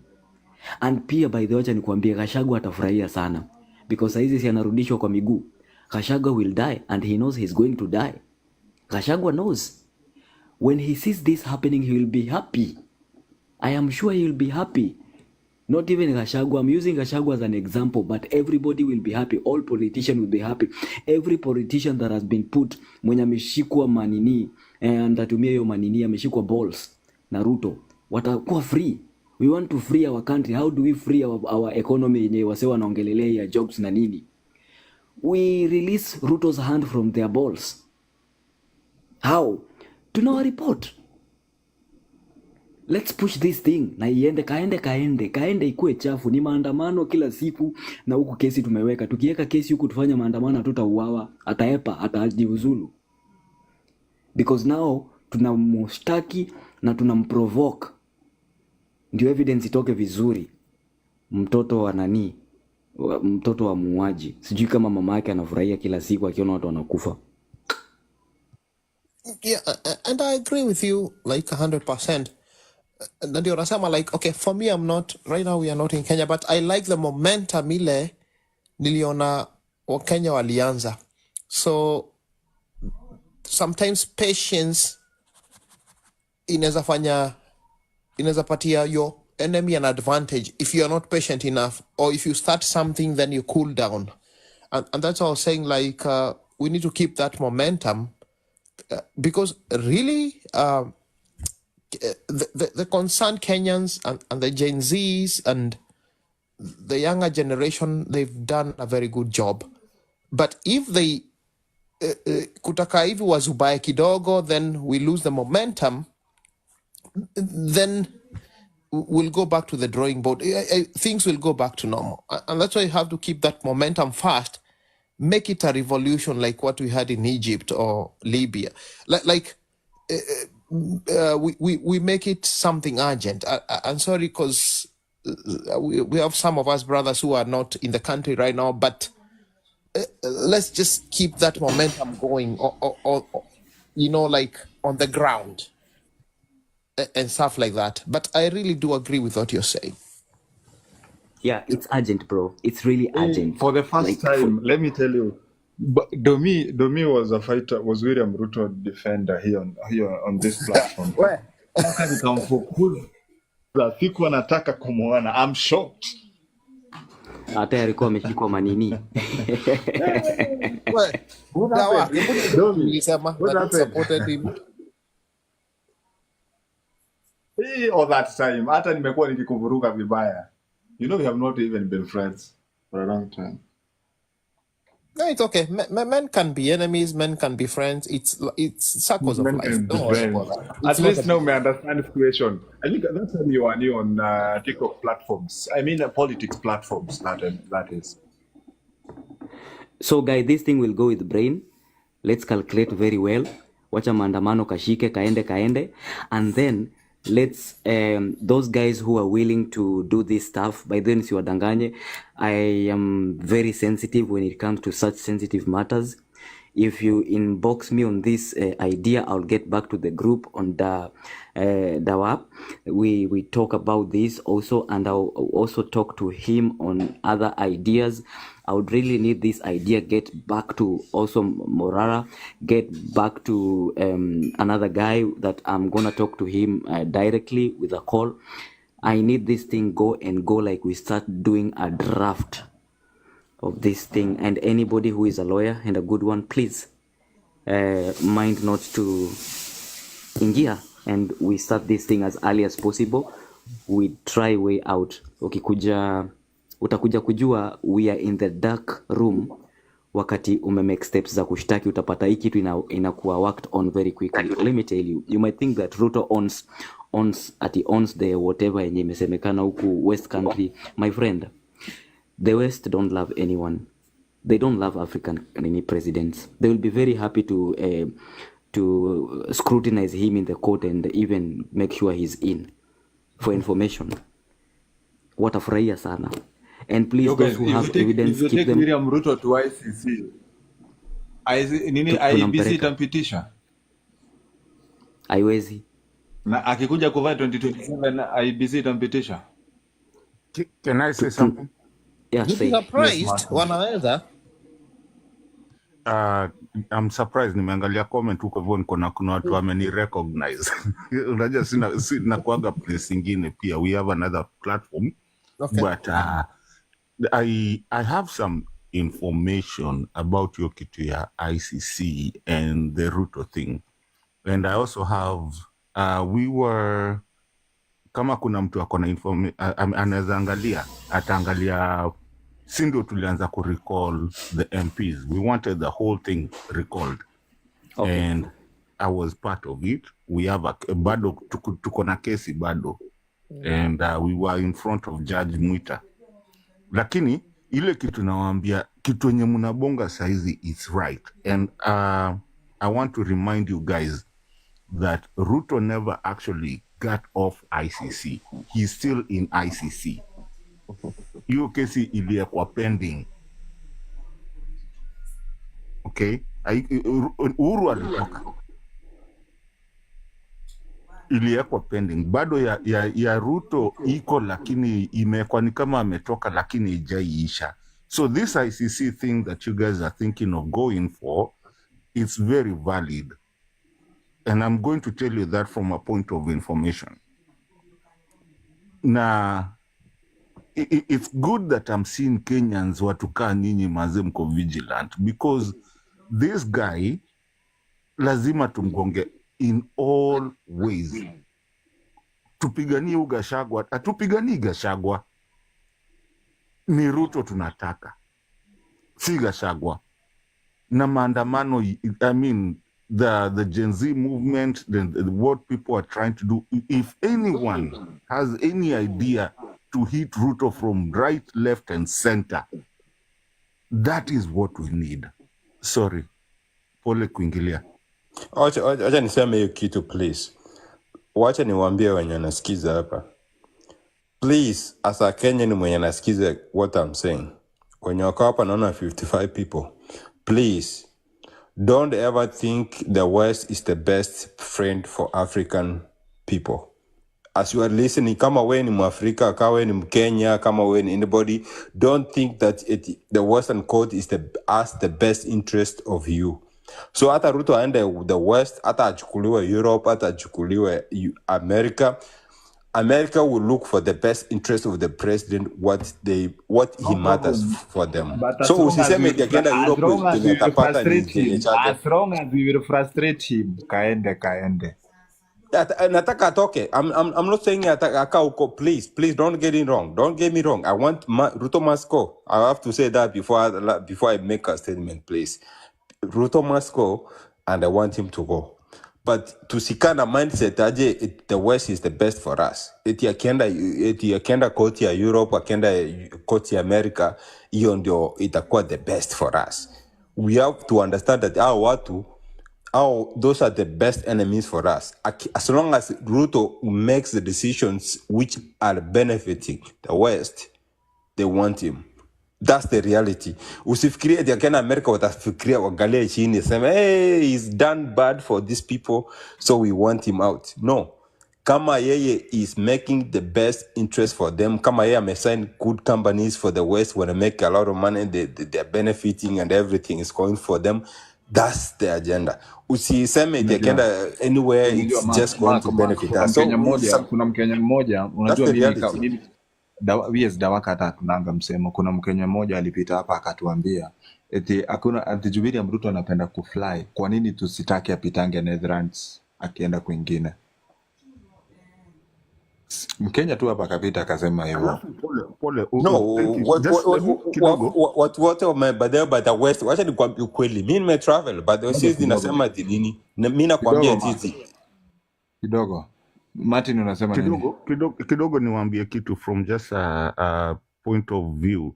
Not point of view, kitu najua kabisa. Now, the West, the thing is that unaona kina Meg Whitman wametulia sizes because hawapendi kuwa associated na mtu mwenye anakataliwa na watu wao. So the problem that Ruto says is having is that kila mtu anamtoroka, and that's why now he's not traveling a lot because wanaona kuna shida. Hawapendi hiyo story ya wakuwa associated na kitu mbaya. So the more we keep on hitting him and they see that he does not endear the people that he purports to lead, he is not gonna be nikubaya. And I'll give you a good example. Also West hawachezagi na hizo vitu because I'll give you a good example. Do you guys remember the Akasha brothers? Ilifika mahali they had to come and hijack them at night, and today they are serving in New York. Also, I'll jog you guys mind zenu kama mnakumbuka the Chicken Gate. Hao walishikwa huko wakafungwa. They don't play with these games. I mean, inafikaga mahali ni kubaya. So, the more we show them that we don't even care about this guy, the easier he's gonna go away because hata hizi loans anaenda sijui anapeleka watu nje na loans anachukua. It will go very fast. Saizi Ruto haezi anakuja US kufanya nini, anaenda Germany kufanya nini, UK kufanya nini. They will not allow that, especially it's kind of like Idi Amin. You think now you think they care about that? So anyway, that's just my take. I'm here to just listen to you guys. Na pia nijaribu to put my input on it, on what I know, especially even from the military. Na by them msidanganywe na mtu military wako na venye umesema, I understand venye umesema. Mimi nimeishi the Western countries, I understand. I follow the Western country's politics very, very, very much and understand when the politics works in the West. The politics in the West is their best interest. Okay, anything happens in Africa, lazima wa benefit. Okay, the president mwenye ana exist in Africa, lazima our benefit. Saa hii upate president mwenye aka Africa, ako famous, who wants to lead the country. For example, tuseme Kenya hapa kuna msee mwenye nataka kulead, mwenye ako the best interest of us, mwenye ana lead, but ana interest ya kugain for themselves. Bro, huyo mtu hawezi mfund, huyo mtu hawezi mweka kwa president because wao ndio wana lead technology yenye na lead the politics yenye na lead into voting everything. Hatuna satellite, hatuna any technology. Unasema wase wamesoma wanaendelea IT, we don't have any satellites, we don't have anything, all those. See, to me understand to cooperate computer, but they are the one who operates the satellite. They are the one who knows who's gonna be the best, the best candidate for them. So saa hii Ruto Kenya nasema lazima align with the West country kwenye chenye wanasema lazima align with them. That's the reality. I mean, I'm not just, this is not a propaganda. Hii ni ukweli na kuambia ukweli. That's the reality na kuambia ukweli. Ruto saa hii akisema I want to do this and this for the Kenyans, benefits this and this, the West will choose the person mwenye wanataka, mwenye analign to their policies, mwenye wanataka. Ruto, most of the things inaendelea Kenya ukiangalia ukweli, I don't like Ruto, nataka atoke, Ruto must go. But ukiangalia most of the things yenye ana sign up into, they align to the Western countries. Now wao ndio wana choose him to be in that level. Now that's the problem we have probably. And sometimes we don't talk into that. We sometimes talk into these things zenye tunaongelea hapa chini but the reality is Western countries wana control uchumi yetu. Hao ndio wanaelewa huyu president atakuja kwa line na wao. Every company zenye kwa hapa ya machai Kenya, ukiangalia chai, the chai which is please give me just a second. Unanimute sana please. I'm just a second please. Namaliza. Kama utani allow please. Ukiangalia most of the companies zenye tunajua please hapa Kenya, they're in the West, they're controlling the Westerns, and if any president Kenya akisema anything which is against them, watamtoa na they'll run the government. Now that's the reality, and we should talk about these things and we should know about it, and if we don't talk about it, we should know we are not going to have any solution. I'm telling you the truth. So what you mean is that they can help us. Kidogo tu ni comment on that what Macho has said. It's very true when you umesema ya kwamba he relies or he really bends to the West. And that's what we saw Magufuli being done. Whoever is anti the West anatolewa nje. Ni sawa. This movement might seem that it's crazy, ama someone might seem that we don't have a vision, or I don't know what people think. But we are here to chant Ruto must go paka haende. We are here to make any noise, whatever way, ICC, yes, whatever tunaambia tuende kwa streets, yes, still he goes. So even being on this platform, it's a way of putting the momentum on. Let's give the momentum on. I'm not opposing, I like it, I love it. It's okay. When they come to listen to us, the DCIM or whatever, they will wapate kitu ya kupeleka back to this must go guy kuambia kwamba they are still on. Pia anapata joto. And you might be surprised ya kwamba this ICC factor, if we pull through with it, the West will support it because it's for their interest. They will always support anything that is for their interest. That's why napata maandamano. Many international media houses are here to do what? Because it's for their interest. They just want to gain the momentum, the crowds from their places. I don't know. Mark, very true. Mark, I have something. Very, very true. Mark, I have a question. Because very local, we don't really see us as ourselves as internationals. We don't see us as ourselves as a global. Like Mark, I have a question to you. True. Have you ever seen a company from America, Canada, German being given contracts in Kenya? Yes. So si Morgan something imejua National Bank. Did you see that? And have you ever seen them up to corruption? It happens, bro. No, Corruption iko nimekuuliza tu. everywhere. Just tell me, have you seen them? I don't mean everywhere. I mean them. There's something I want to drive. Okay. Have you seen them in any corruption line? Yes. So I wanted to tell you something. They're globalists. They are globalists, my friend. They're globalists. No, we don't talk of globalists. I'm talking of the companies that have been given contracts in our country, Kenya. You cannot even talk about America, bro. Ukisema China, sinaweza sema. Bro, Okay. I'm going there. Okay, go ahead. So, reason why Kenya or most of East Africa or Africa are giving contracts to China or these corrupt other countries is because when they happen to be in fraud of things like let's call it fraud or fraudulent things, wakiwa kwa vitu kama hizo, this country like China, they don't care.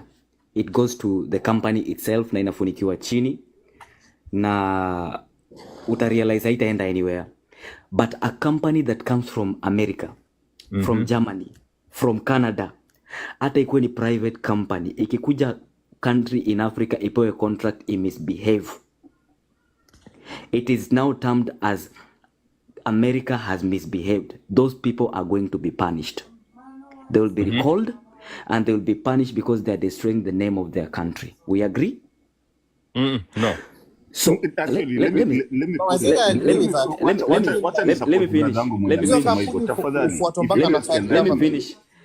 me finish. Then I give Martin. Martin because there's something here. It's legal on that, yeah. Because reason why nasema hivi, it's because the West, what they do is one, they never want to destroy their country name. Actually, they value their country. They value their people. They value their... You're lying. They value... I'm telling you the truth. You're lying. That Okay, I'm not telling you lying. You don't know, but maybe. Bro, wait, I finish. Then you tell us. Can I help my brother here? He's brought a very prominent question. Point here. Now, the thing, what he's trying to say is that these places, first of all, the constitutional law, and what they say is that, first of all, mtu mwenye ako kwa power, if you have the power, and it's not even power, let me say a public service person, public servant, haufai kupata even kickbacks. If you get a kickback, you're gonna be jailed. Hiyo ndio anasema. That's what he's trying to tell you guys. Ukiwa west ama ukiwa where? Most of the countries actually outside Nini. So what he's trying to say is that the reason West, if you do something outside America, probably they don't care if it benefits them. Yeah. So that's why, and if you remember, time ya Moi, even the presidents that even Uhuru did not play these shady games. Why? With the other countries, because did you know that Ruto already is a criminal by ile nataka ndio ni explain story ya what my brother was talking about. Do you understand how much he crucified himself by saying that alilipiwa ndege by a friend?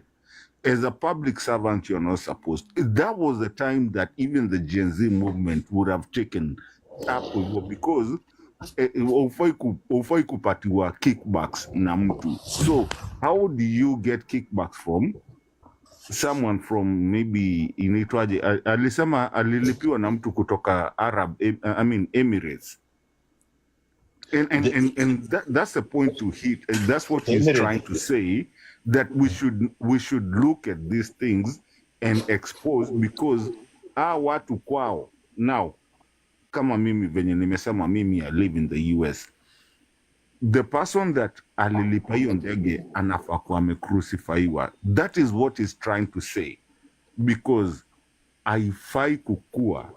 Did they crucified? And that's why we are Mark. And that's why Mark, we are telling you. That's why Mark, we are telling you that reason why Ruto is collaborating with all these other countries and not the West, and that our point will go through if we go complain. It's because the West will never ever back Ruto on anything, on neither whatsoever. And there, to your point, that they Can I have tell you interest in something? Africa, Born they of have God. interest in Africa, yeah. Born of God. Mm-hmm. Mi nasikiza, I'm listening. Kwambia hii Yeah, ongozwa but na Mega Man. Huyo ndiye anaongoza, huyo You called ndiye me. president Mwinyi. yeah, but when you So, think so about listen, Boss, listen, unakatika Ndio listen. boss. ulikuwa unasemaje? Right now, no, nilikuwa nauliza. Okay, right you now, can go first. Yeah. Trudeau is facing some issues. Trudeau is facing issues. Biden was facing issues, and the same thing. Trump was facing issues.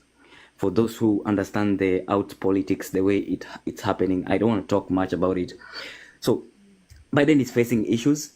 Trump is facing issues, and Biden was facing an issue that it almost removed him out of the seat. Trudeau was facing issue last week, karibu atolewe kwa kiti. He's a prime minister. I want you to understand that. Okay? Ruto is facing issues that he even feel he's prominent, he has power over everything. And nobody even in his own government is telling him to resign. Trudeau, he was being told to resign. Okay? Biden was being pushed to that level. If not for the power of the Congress, I don't know where he could be.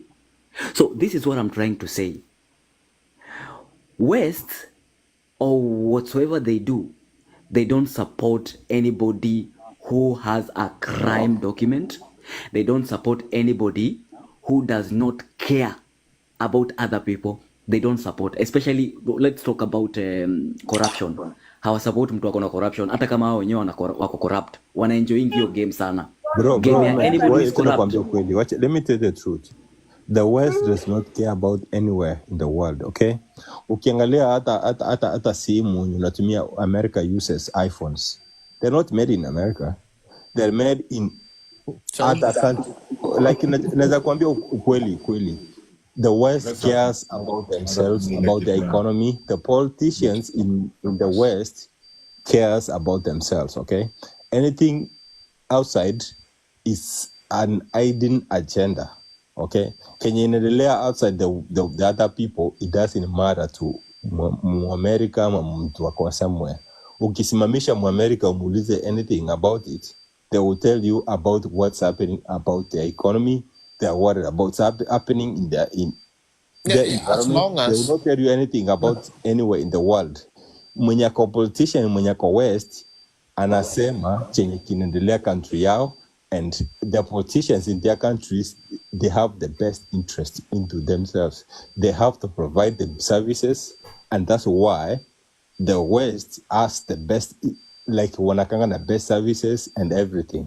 Unaona, mtu akikaa appointed kama a politician anywhere in the West, they have to deliver it because they have to exploit other countries. I'm sorry, Machoka, let me interject. We are losing focus. Ya kwamba now we are starting with the West, with the Kenya, with what?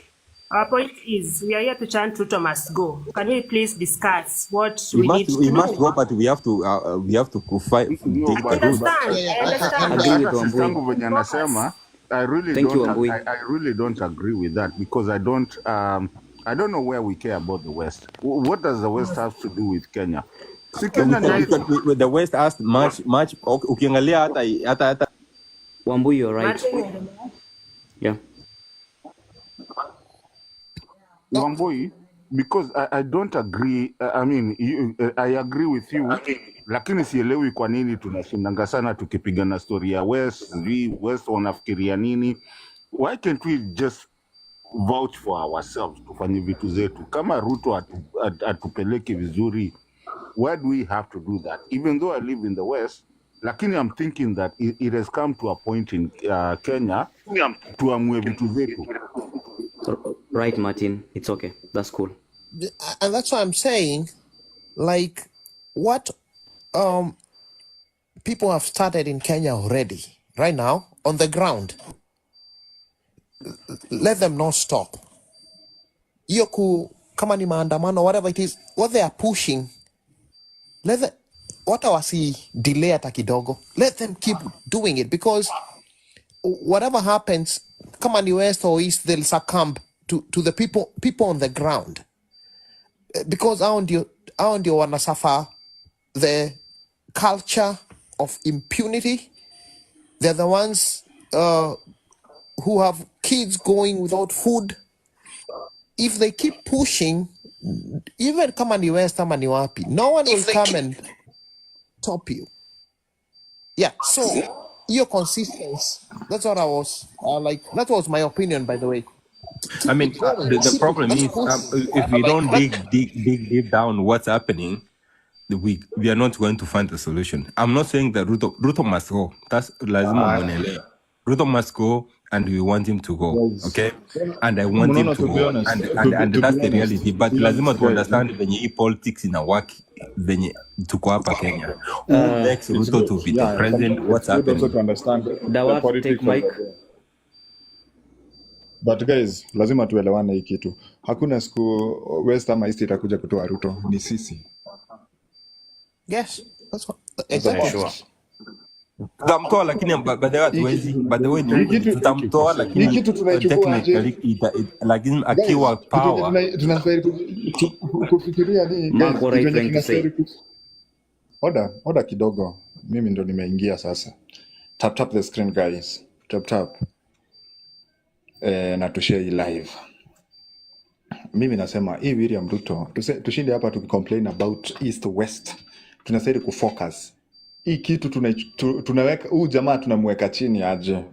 At the end of the day, huyu jamaa ametuchanganya. Number one, yeye ashatuonyesha anakuja na bill after bill. So ashatu corrupt mind. But sasa sisi tukicorruptiwa mind, wengine wao wanapewa do, wanahakikisha nao movement inaanza kugawanyika. Guys, amkeni, wacheni hizo. Amkeni, mwangalie kitu yenye iko hapa. Ruto must go. Hakuna nini ingine. Ruto must go. Hakuna Ruto option must ingine. go. Haturudi nyuma. Ruto must go. Ruto must go. Ruto must go, please. Yes. Wase wana misunderstand ku get my argument, wanafikiria mimi na support Ruto. Ruto must go and I want him to go. But lazima unajua nikisema ukweli hapa, lazima sisi to dig down to the truth. Tusianze ku dig on the shadows in ourselves. Nilipea nafasi.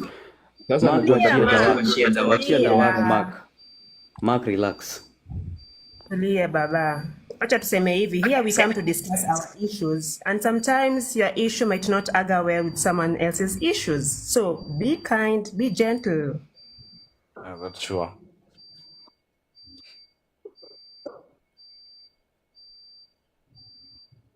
Pish tuma request nikupea nafasi kidogo. Sometimes wacha nitafute numbers. Nilikuwa nimeacha ni numbers ikadrop.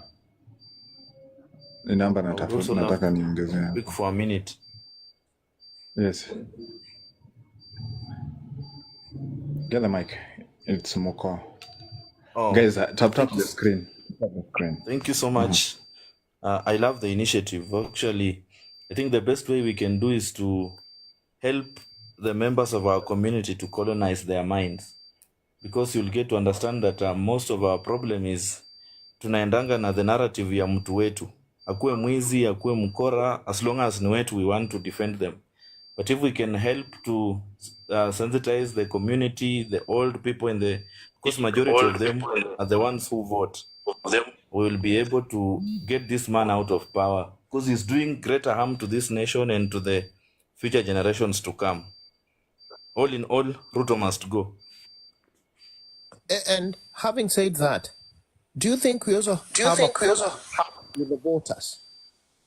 The voter mentality. Because utapata kuna watu ndio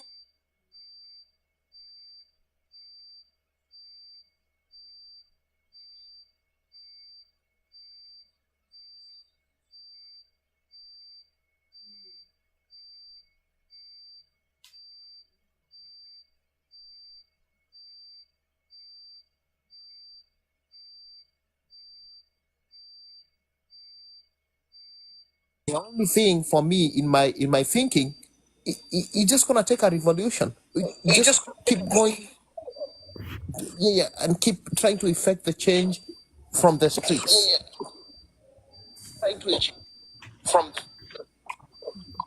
I agree with you, Domi. I agree with you. And on a light note, we need you guys. Ni watu ambao mko huko diaspora. Aki, we need you. You understand this struggle more than the people on the land. But ipo siku. Wambui, we will work on that, but I'm just requesting for these people in diaspora. We also need to talk. We need someone to connect us. Like, I want to talk to them. I really need somebody to talk to me on the narrative of the ICC thing. Me, I'm still sticking on that. You guys stick on the maandamano. Me, I want to stick on the narrative of ICC. When I need the evidence, be very, very collective. Find the videos and everything, and the rest the ICC will send their envoys to do their things. We need to do this. We will shame him. We will be on the limelight. We don't care. Oh, that's a good suggestion, by the way. Yeah.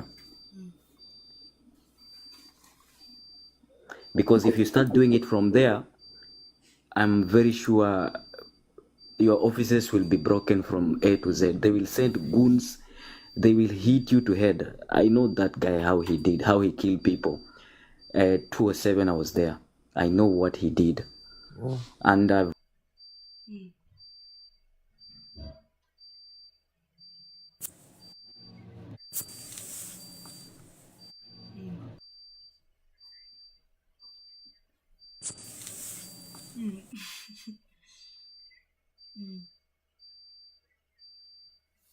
whatever we are dealing with is a man who doesn't have a heart of people. He's a killer. So what I'm requesting is this: whenever you have a good information, look at who is around you and who you're sharing with your issues with.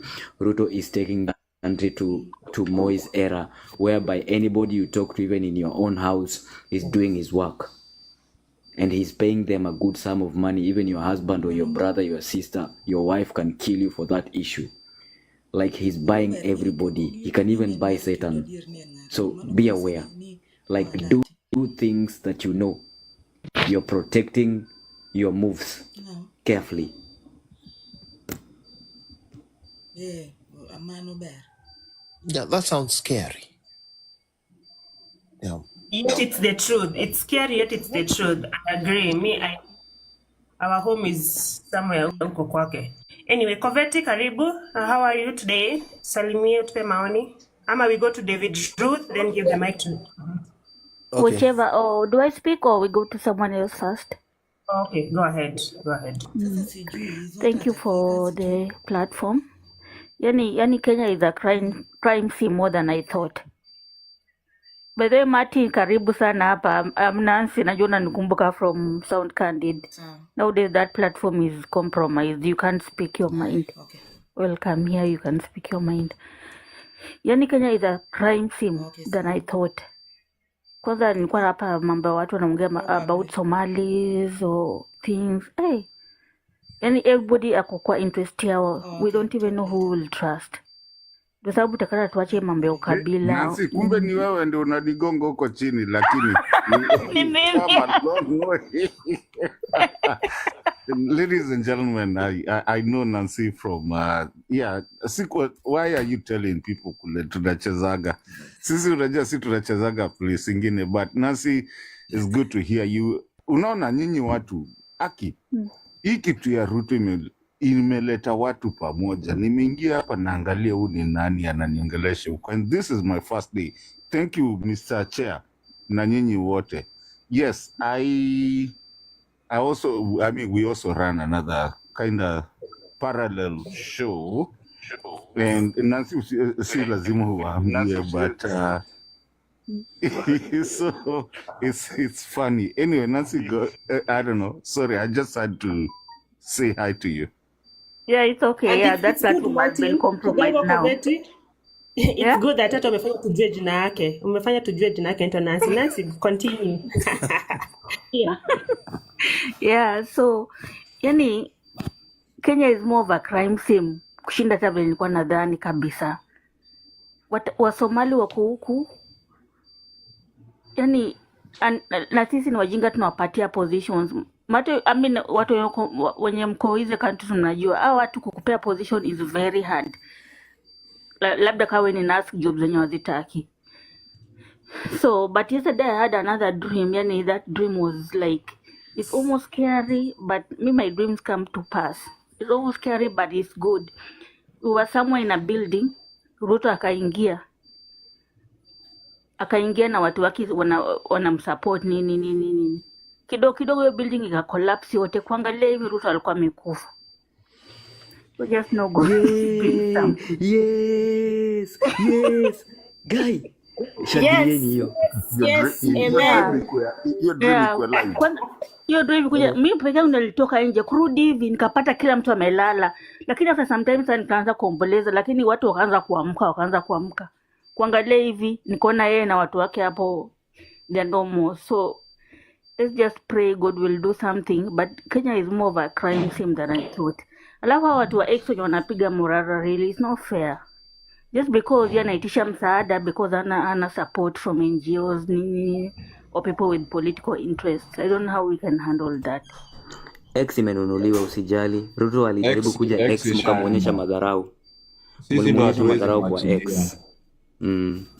Amebai. Hapa ndo bado tunapigania. Yeah, but karibu Mato has a lot of wisdom by the way. Lakini kwa platform yenye imenunuliwa. Haya, karibuni hapa tujanunuliwa na we don't even have any price. Actually, host amekuwa offered a lot of money, but he said no. So we are here to inject till Ruto goes, na tutaendelea to the end because we are the official opposition party. Na huyu ambaye anasema tio ndoto ni mbaya kwako, but kwa Kenya it's what we need, it's what we are crying for. David Drew, are you ready? Yeah, Amulinde. David Drew, okay, habari zenu? Mzuri sana. Okay, mimi naitwa David Drew. Okay. Hiyo kitu mnaongea ni mzuri sana. Mimi na support hiyo. Mimi niko upande ya diaspora. Na hiyo maneno mnaongea ni nzuri sana, na sisi tunakasirika sana hapa diaspora. Na vile sisi tutaanza hapa, tutademonstrate hapa diaspora. Niko Washington, Seattle kama mnajua hivyo. Na tunakasirika na hii maneno ya Kenya, vile mambo tunasikia mambo hivi naenda hivi na vile.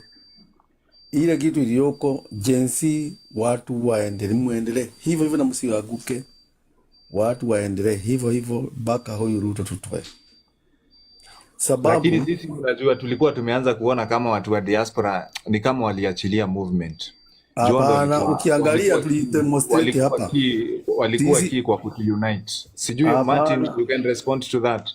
Juu hivyo ni kama bado tunaona hivyo. Hapana, tulikasa sana ile, hata vile tulikasirika ni vile Genz iliingiliwa na watu wengine wakora. Wakora waliingilia hiyo Genz.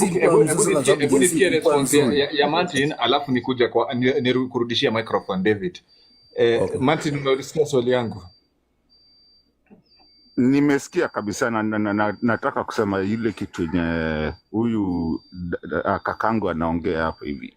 You know, we are not kila mtu, I mean we know each other. Unasikia huyu ni Mkikuyu na atasema, and the reason nimeletea kitu Kikuyu is because lazima uangalia watu sisi wenye tuko diaspora.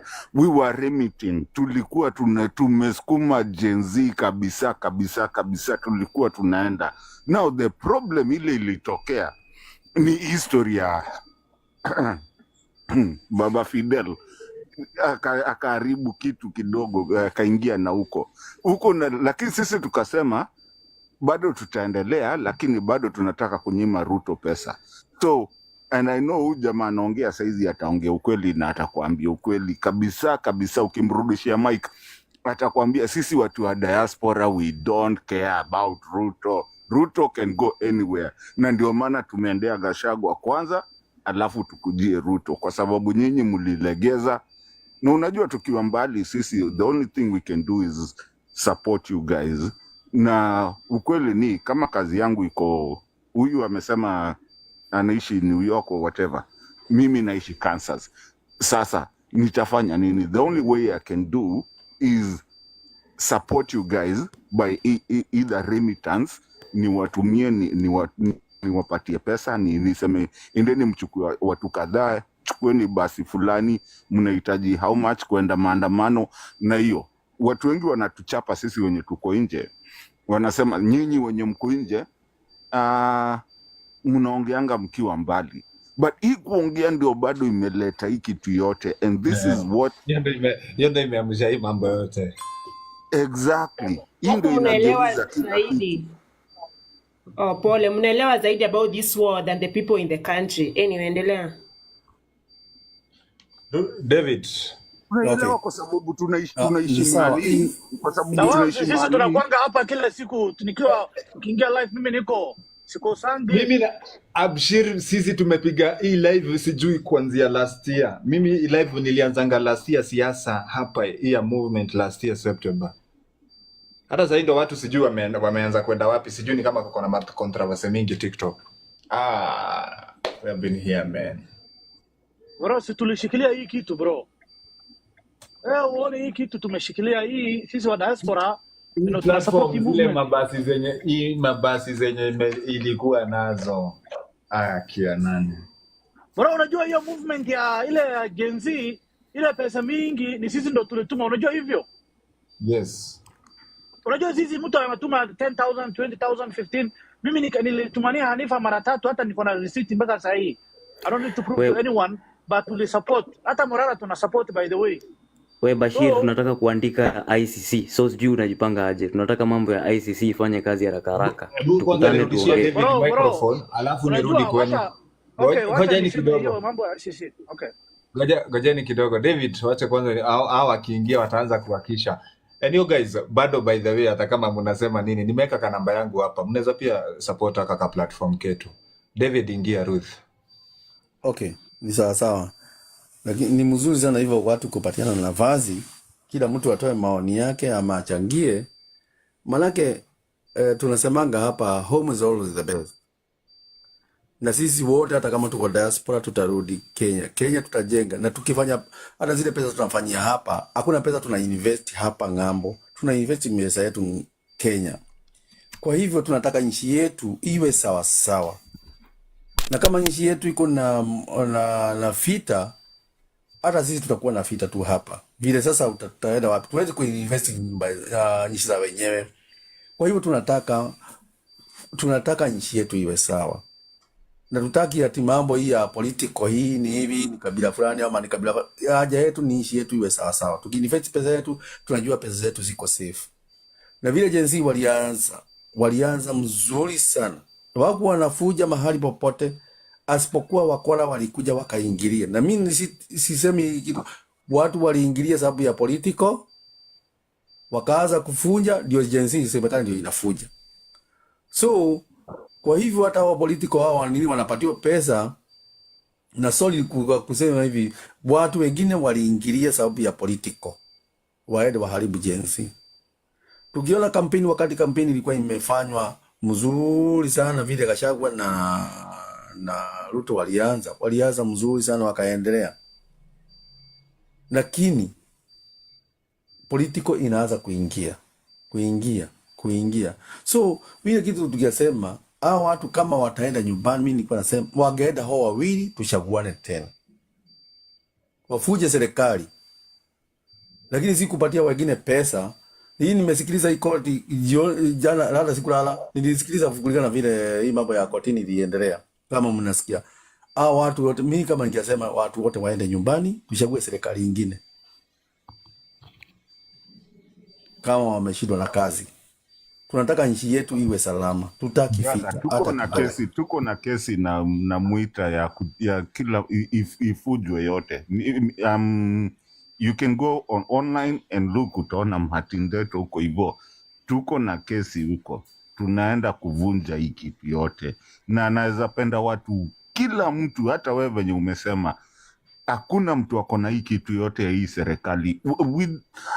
Wakenya, we don't have anything to do with this serikali. Na ni Ruto tunaendea. Hatutaki Gachagua. Gachagua huyo ni collateral damage. That's all I can say. Okay, naweza ongea sasa. Unaweza ingia Abshiro. Gachagua si ni kama mambo yake yaliisha ama? Kuna mtu aliniuliza mambo ya ICC So mimi unajua vitu zingine, unajua dawa mimi nasemanga tu ukweli. Anasemanga mimi ni anti Ruto, sitaki Ruto. That's my stand.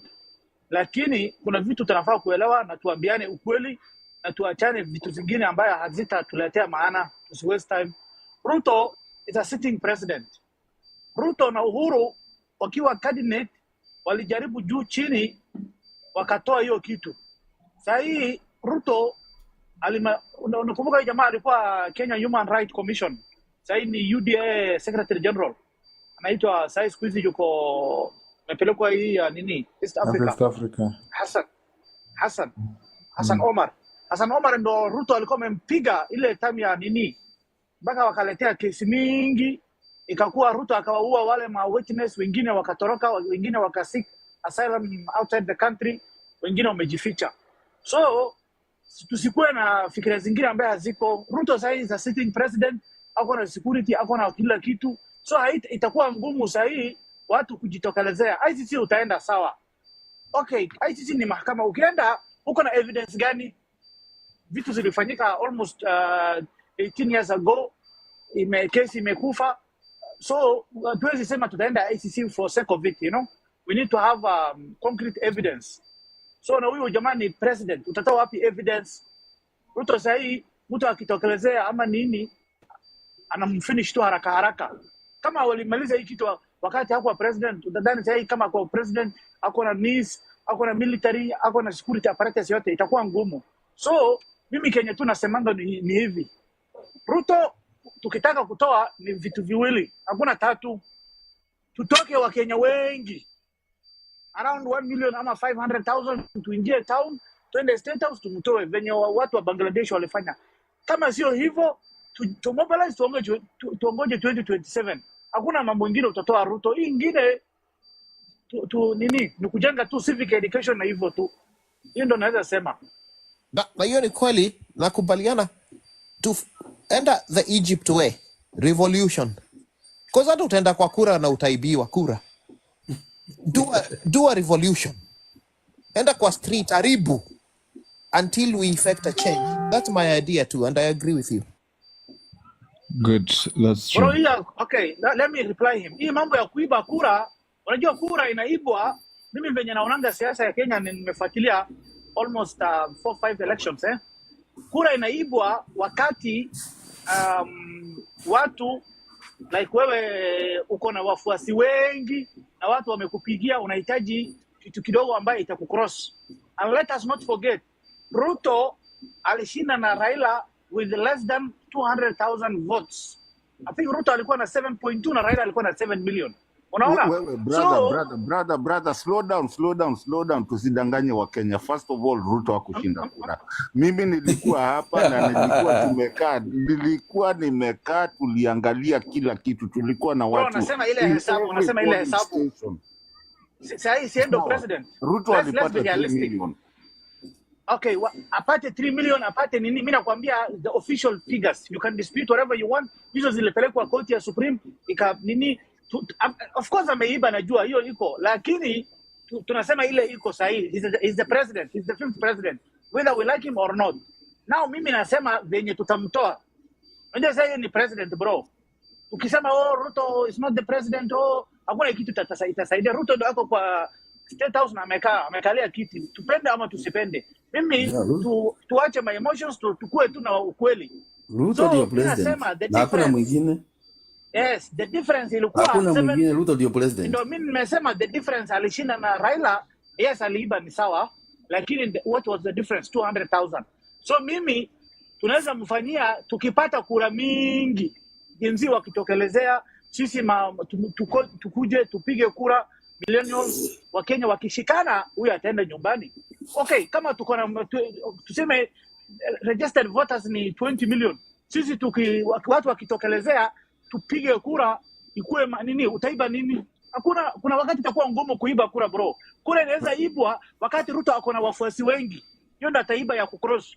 Lakini kama uko na cabinet wa Kenya 70%, Wezi iba 70% ya watu, itakuwa ngumu bro. Hiyo inakuwa kama ya Abshir. Raila, sasa nchi Lakini itaharibika. hata ukishindwa na kura moja umeshindwa. Ukishindwa Okay, umeshindwa.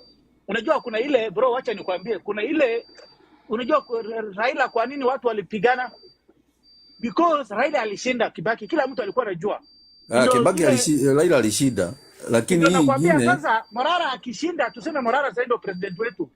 Tuone yani Morara ako mbele na hii TV wanaweka nini, alafu wageuze usiku. Unajua hiyo sasa italeta watu waende kwa street. Na hata nje inaweza haribika. Ndio nakwambia ikikuwa tumetokelezea na Wakenya wengi tuko na party inaitwa Inject. Tushikane na hiyo kijana mdogo Morara, tupatie hiyo kura. Ikuwe mvua, bro. Ruto hata akiiba itakuwa nini? Itakuwa vita sasa. Abshir, Tunaweza kutoa. naomba kukuambia kitu. Kuna Adani na sitaki kuongelea Adani Airport. Nataka niongeleshe kuhusu Adani. Alafu kuna siku nimeongelea kuhusu Ose Kamago. Kama mnakumbuka huyo Adani unastahili tuelezee. Adani unastahili utuambie Adani Shifu, Adani Shah, Adani Kipako, Adani Airport, alafu pia utuambie Adani IBC to be formed. Aya, nataka Adani IBC to be formed. Martin kidogo. Acha niongezea Singh pia. Nataka pia kusikia historia ya Singh pia. Unakumbuka Singh wa pale nini Wilson Airport, hiyo hoteli ya huyu jamaa Singh pia. Ukiweka Adani msisahau Singh. Sawa. So nataka kuongelelea Adani, niongelelee Ose Kamago, and then hii story ya Singh tutaifanya collective. Nikianza na Adani, nafamjue the last time venye Ose Kamago alitoroka na brother yake kuenda after kumaliza kupiga kura kabla tujapiga sisi wote. Alipiga kura kabla tupige. First of all, hii ni kitu mnafamjue. Walikuwa already washa choose candidates ya kina nani. Ose walikuwa hapa before kura ifanyike. Ose akapiga kura na Ruto na wale wenye walikuwa kwa team. Kura ikaingiana, ikasemekana yeye ndiye atawin. Tukiwa na server yetu, walikuwa na server yao. Ose akaambiwa kijana, tunahitaji utupatie nini? Access ya server. Akasema haiwezekani, these are the rules. And don't forget, the rules that are given over our money, the money that we gave to buy this server that takes control of our own vote. But we were shown that we don't have even power to our votes. Even Ose Kamago had power over our own votes and over our own equipment zenye tulilipia billions. I want to show you something yenye nataka mjue inaenda ku happen na ita happen. Kama mnafikiria we can remove Ruto kupitia kura. In Kenya, there is no time that voting will be free until the entire snake is out. Like hatuwezi kata mgongo ya nyoka tuache kichwa ikiendelea kutembea, inafaa kubomolewa kabisa hiyo kichwa. So this guy by the name Ruto is taking Adani thing to take control of the airport and anything that comes in. Ethiopian, kindly. This Ruto thing, he's taking the Adani umbrella as the way of him getting to vote into our country in the name of Adani. Adani is going to play a role of voting. Adani is going to play the role of Ose Kamago. Don't forget, Ose Kamago is still there. Adani is going to play the role of security. Adani is going to play the role of employment. Adani is going to be the only thing that will be speaking in Kenya in terms of what we need, when we need it, and how we will acquire it. So story ya kusema tuamke mapema tuvotie Morara atapita vizuri. In our knowledge, in our idea, in our pen. But be very sure, whatever goes in the system, it is counted abroad. But already there, saizi election ishapigwa na huyu Ruto mnaona. That's why he don't want to kutengeneza hii kitu inaitwa IBC panel. Because one, he knows tukitengeneza hii panel, Who's Adani? Have we seen him? Has he come into the? Has he gave a press conference? Who's Adani? Adani is Ruto. Thank you. So what he wants to do is this. Ulisikia venye alisema leo, alikuwa jana alisema kidogo tu nikupatize. Yeah, Jana it's okay, alisema bro. watu waniite majina yote hata Zakayo, but kazi nitafanya. Hiyo inamaanisha mpende msipende, mimi Adani na tunapelekana pamba tu pamba. Mkenya venye mfanye venye yuko. Mambo ni hivyo, mambo ni live bro. Ruto hakuna kitu anakufichia. So na sasa amejitokelezea by the way. Unajua sasa hivi venye amesema Adani isiguzwe. Mambo sasa Adani tulikuwa tunashukushuku. Sasa hakuna kitu inaitwa Adani by the way, kitu ni Ruto. Wacha tuseme Ruto Airport. Ruto JKIA. Yeah, Ruto JKIA. Sasa saizi wanajeshi hakuna mission yenye watafanya yenye iko private, inakontroliwa na yeye. We are very unlucky because saizi hakuna kitu yenye tunaweza bring on the table to discuss like tuamue like Kenyans tuseme hii ndio tumeamua Kenya inaenda kukua hivi. Hatuwezi. If it's not going to benefit him, we are not going to discuss. That is what he has decided. And if it's not his son or his daughter or whoever it is from the family benefiting from this, there is no way we are going to discuss. So like tulikuwa tunaongelelea hapa tukicall kitu inaitwa mafi. Guys, tuingieni na kichwa, tuingieni na miguu, tuingieni na mikono. Kanuke Bangladesh way, mpaka yeye mwenyewe ainue mkono, because I am very sure there is no votes that will vote this guy out. And bro, just before because umefika hapo hivyo sasa umekuja umejileta mwenyewe. Let me say, but anyway, it's for Kenyans, not for you. It's actually good. Unajua, there's a video that I normally have on, unajua kule na kuaga another show. Lakini, there's a video that Ruto alisema, wacha kwanza tushike serikali. You know, wacha kwanza tushike serikali, alafu sasa tufanye kila kitu. And that was, I don't want to make it tribal, but that was exactly what he was saying. Lazima hii kitu ya Adani, we all know, kama Adani angekuwa nataka kumake airport. Seriously, Kenyans, please, you think Adani tungemuona kwa nini kwa initwaje? A press conference, we are going to make this, we are going to do that. Mumeona huyo Adani? Mumemuona wapi? Ako wapi? Please, kama kuna mtu hapo hivi kwa hii, anaweza niambia. Kama kuna mtu ameona huyo Adani, hata namjua. Na kama amefika Kenya, na akaweka press conference, we are going to do this. Okay, at the end of it, ladies and gentlemen, hii kitu yote is a national security threat. Na hatuwezi kubali hiyo kitu. Na hatufai kukubali. Mimi nawaomba kwa platform zenyu kitu yenye mnafanya, sisi tunafanyanga zetu.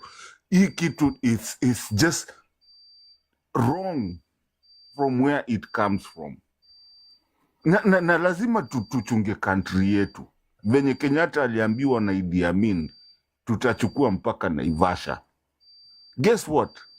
Watu wenye wajui, Kenyatta aliambia tutatuma ndege 3 za kivita. Na tukituma hazikuji kusalimia nyanya zenyu. And that's how Idi Amin left Kenya all the way to Naivasha. Ndio tunapigangana tuna migingo peke yake. Ladies and gentlemen, I mean, imefika tu mahali mazee. Mi naomba tu mazee, Genz movement, what we are doing, at least, na hii kitu, hii kinyangarika inaitwa Ruto, tafadhali, please. Wacha Okay. ni nyama. Wacha, hebu niongee kidogo. Kuna kitu nataka nimwambie the last person Martin kidogo tu. Martin, kuna kitu amenitaka kumwambia. Hii airport iko London, inaitwa Heathrow Airport London. Hiyo ndio airport kubwa UK. Hiyo airport unajua sasa hii inakuwa run na Qatar. Qatar are running that airport. Qatar walinunua magorofa mingi, ardhi mingi ya UK wamelease. Unaona? So hizi vitu Ruto anasema ya kupeleka airport, kutengeneza airport si mbaya. The problem ni wale watu wanaleta, unajua hao Wahindi ndio wabaya, na sasa Ruto anataka kujinufaisha na waibe. Hiyo ndio shida. Kama ingekuwa wanajenga airport mpya, wana nini, alafu wapate hiyo pesa yao, alafu hiyo kitu inakuwa run by the government of Kenya, alafu wao wakae kwa kashia wakichukua hizo pesa yao, inakuwa easy, unaona.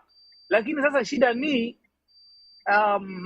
Ruto wanafanya deal, wanafanya vitu za country, wanaifanya kama personal property. Hiyo ndio imekuwa mbaya, wanarun kama company, unaona. Niko na swali Wacha kwako. nikwambie, Ngoja nimuulize. wacha nikwambie. Swali moja tu haraka haraka. Okay, Martin umeongea sana, wacha tuisi hata sisi tuongee kidogo. Ile shida tuko naye Kenya ni hii moja, hakuna mtu naulisaka swali katika Kenya. Vile tuko na kitu inaitwa upinzani, na tuna upinzani katika Kenya. Vile mtu anaitwa Gwambo alirudi mpande ya government, so there is no one asking question. Well, you see the problem. So watu, hata mtu akiiba pesa wewe kwa mfuko yake, hakuna mtu anamuuliza kwa nini unaweka pesa hiyo kwa mfuko yako. Point of correction, we are the official opposition party. Wewe kama uko for the government, you are the official opposition party. You don't have to be registered. That's why we are here.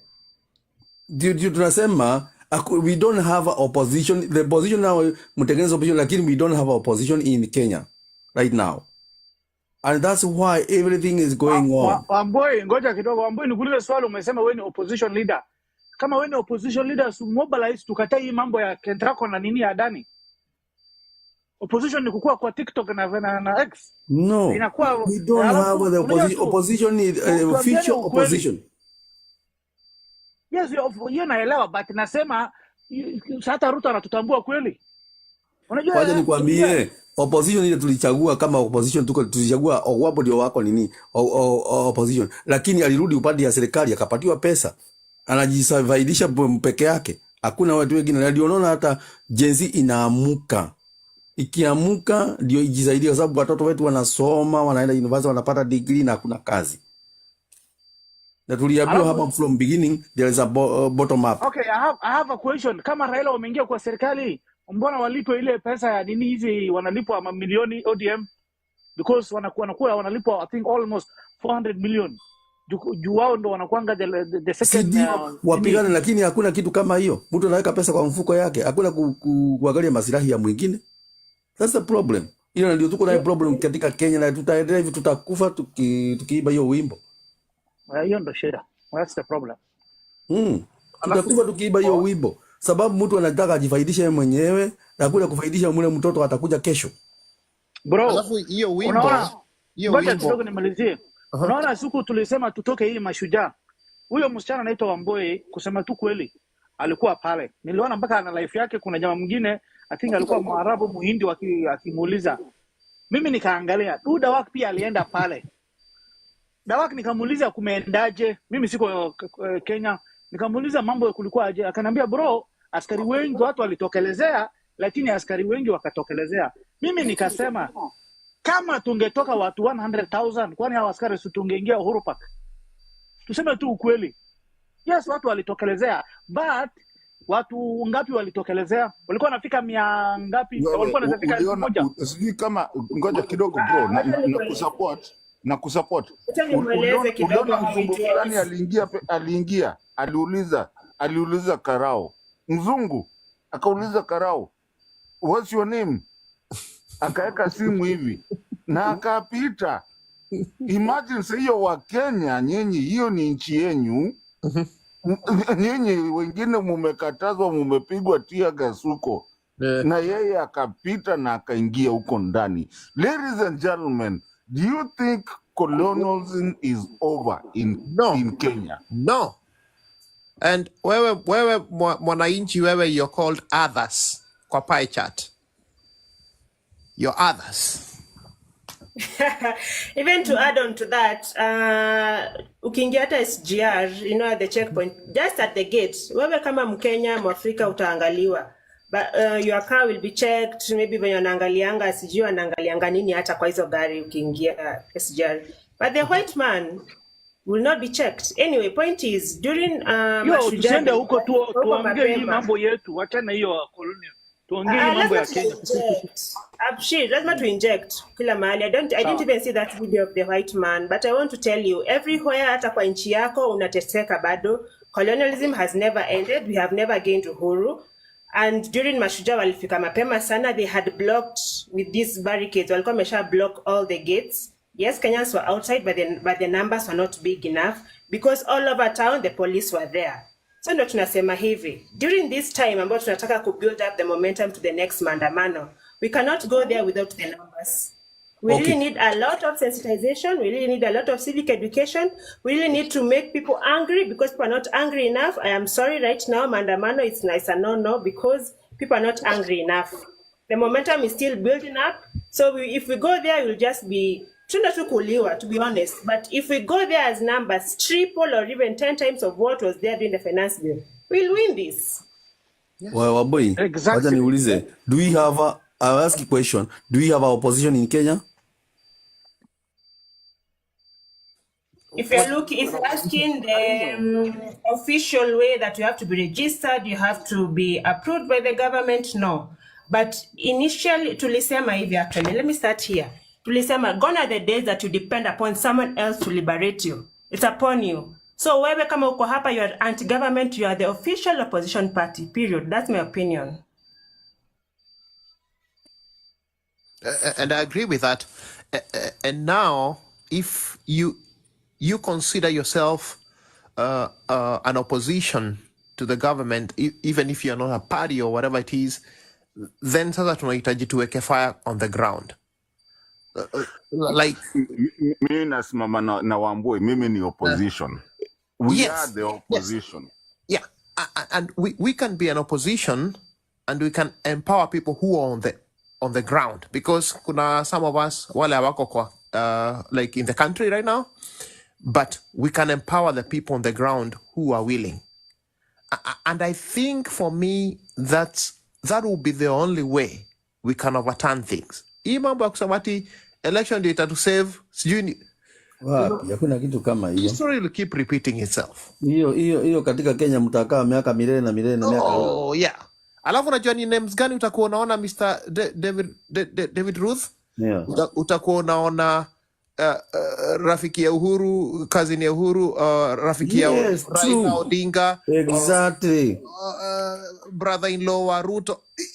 Reputation. Ungekuwa karibu ungenisalimia rafiki yangu. Reputation. True. It's a circle. Yeah. Yeah, so I hope vile watu wako na jaa wanapatiwa pesa. Ngoja David, Domi, what is the solution, bro?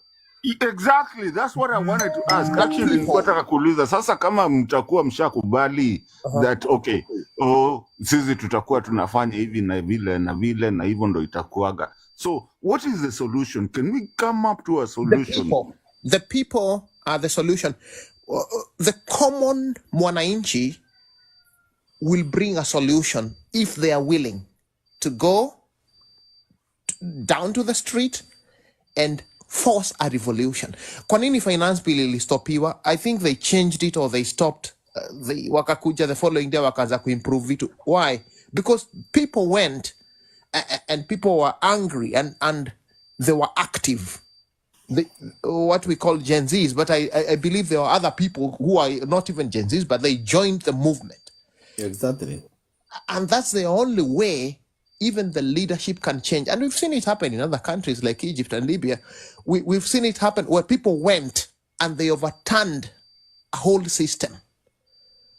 But if people are not like that willing, and you know, my brother, I accept what you said, my brother, because even Myanmar, if you guys, lest you forget, Myanmar, ilifika mali polisi wakaekata bunduki chini, and they joined the movement. The movement, wakasema tutaki kitu, you know, and they put wakaeka bunduki chini na waka change.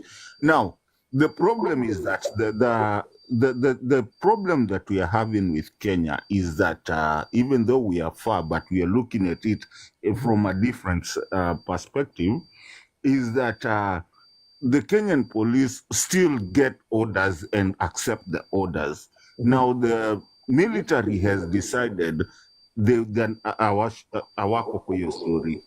So is there a point where we can get to, because most of the police, mi nimeongea na wengi, and they say hatuko kwa hii story yote, but we have rogue police inside of the maandamanos that will wanakuja wanakushika kwanza, they don't even wear, I mean they can't even identify themselves. Now I don't think they are police actually, because I know the police and I also know the military. The military refused the day walipatiwa order kujeni kwa streets. I can bet you right now, kama kuna mtu ako hapa hivi anaweza niambia kuna mtu alichapwa na military. Hakuna. Lakini the police, saa zingine kuna wabaya huko ndani wanajifanya hao ni polisi. Kwanza you've seen most of them wenye wanafanyanga the atrocities are the ones that actually wajavaa nguo. Unajua? And I don't believe those guys are police, by the way, because at that point, na hii kitu ina, just to finish, hii kitambaa yenye wanavaa kwa sura na kuvaa, hatuko kwa COVID anymore. COVID ilisha kitambo. Hizi vitu wanajifunga kwa sura ni nini? Kwa nini wataki wapigwe picha? Yeah. Okay. It's not funny. Sorry. But do you understand? Like, there's going to be sacrifice, by the way. Even when people go out there or try to effect change and try to overturn things, kutakuwa sacrifice. They'll be fighting. There'll be some bloodshed and stuff like that. It's not going to be that easy. But the thing is, sioni election ati tumeenda kwa polling station to change the, for me, in my opinion, I don't see that changing anything, because let's assume 2020, when is the next voting? Is it 2027? So tumeenda 2027, maybe the next time we are voting, and who are the candidates? They are either people wale wamewekwa na hawa walikuwa kwa power, ama ni yao. You know, like hakuna kitu tuna change na hiyo.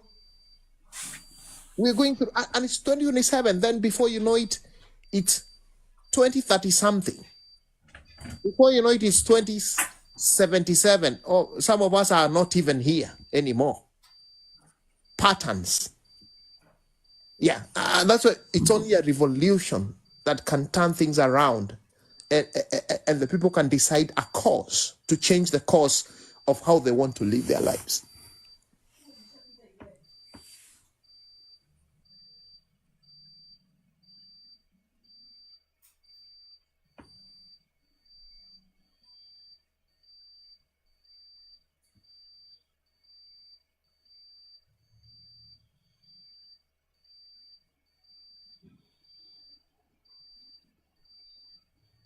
Ala, kila mtu amenyamaza. Ama ni mimi? No, I think mimi ndo naongea. I think kumekuwa na silence in heaven. Mnanisikia? Yes. Yes. So this is what they did. Wakaambia hatutaki hii kitu, mnapatia watu kazi. Ilikuwa tu story tu, ilikuwa hiyo. Huo mama akakataa nini.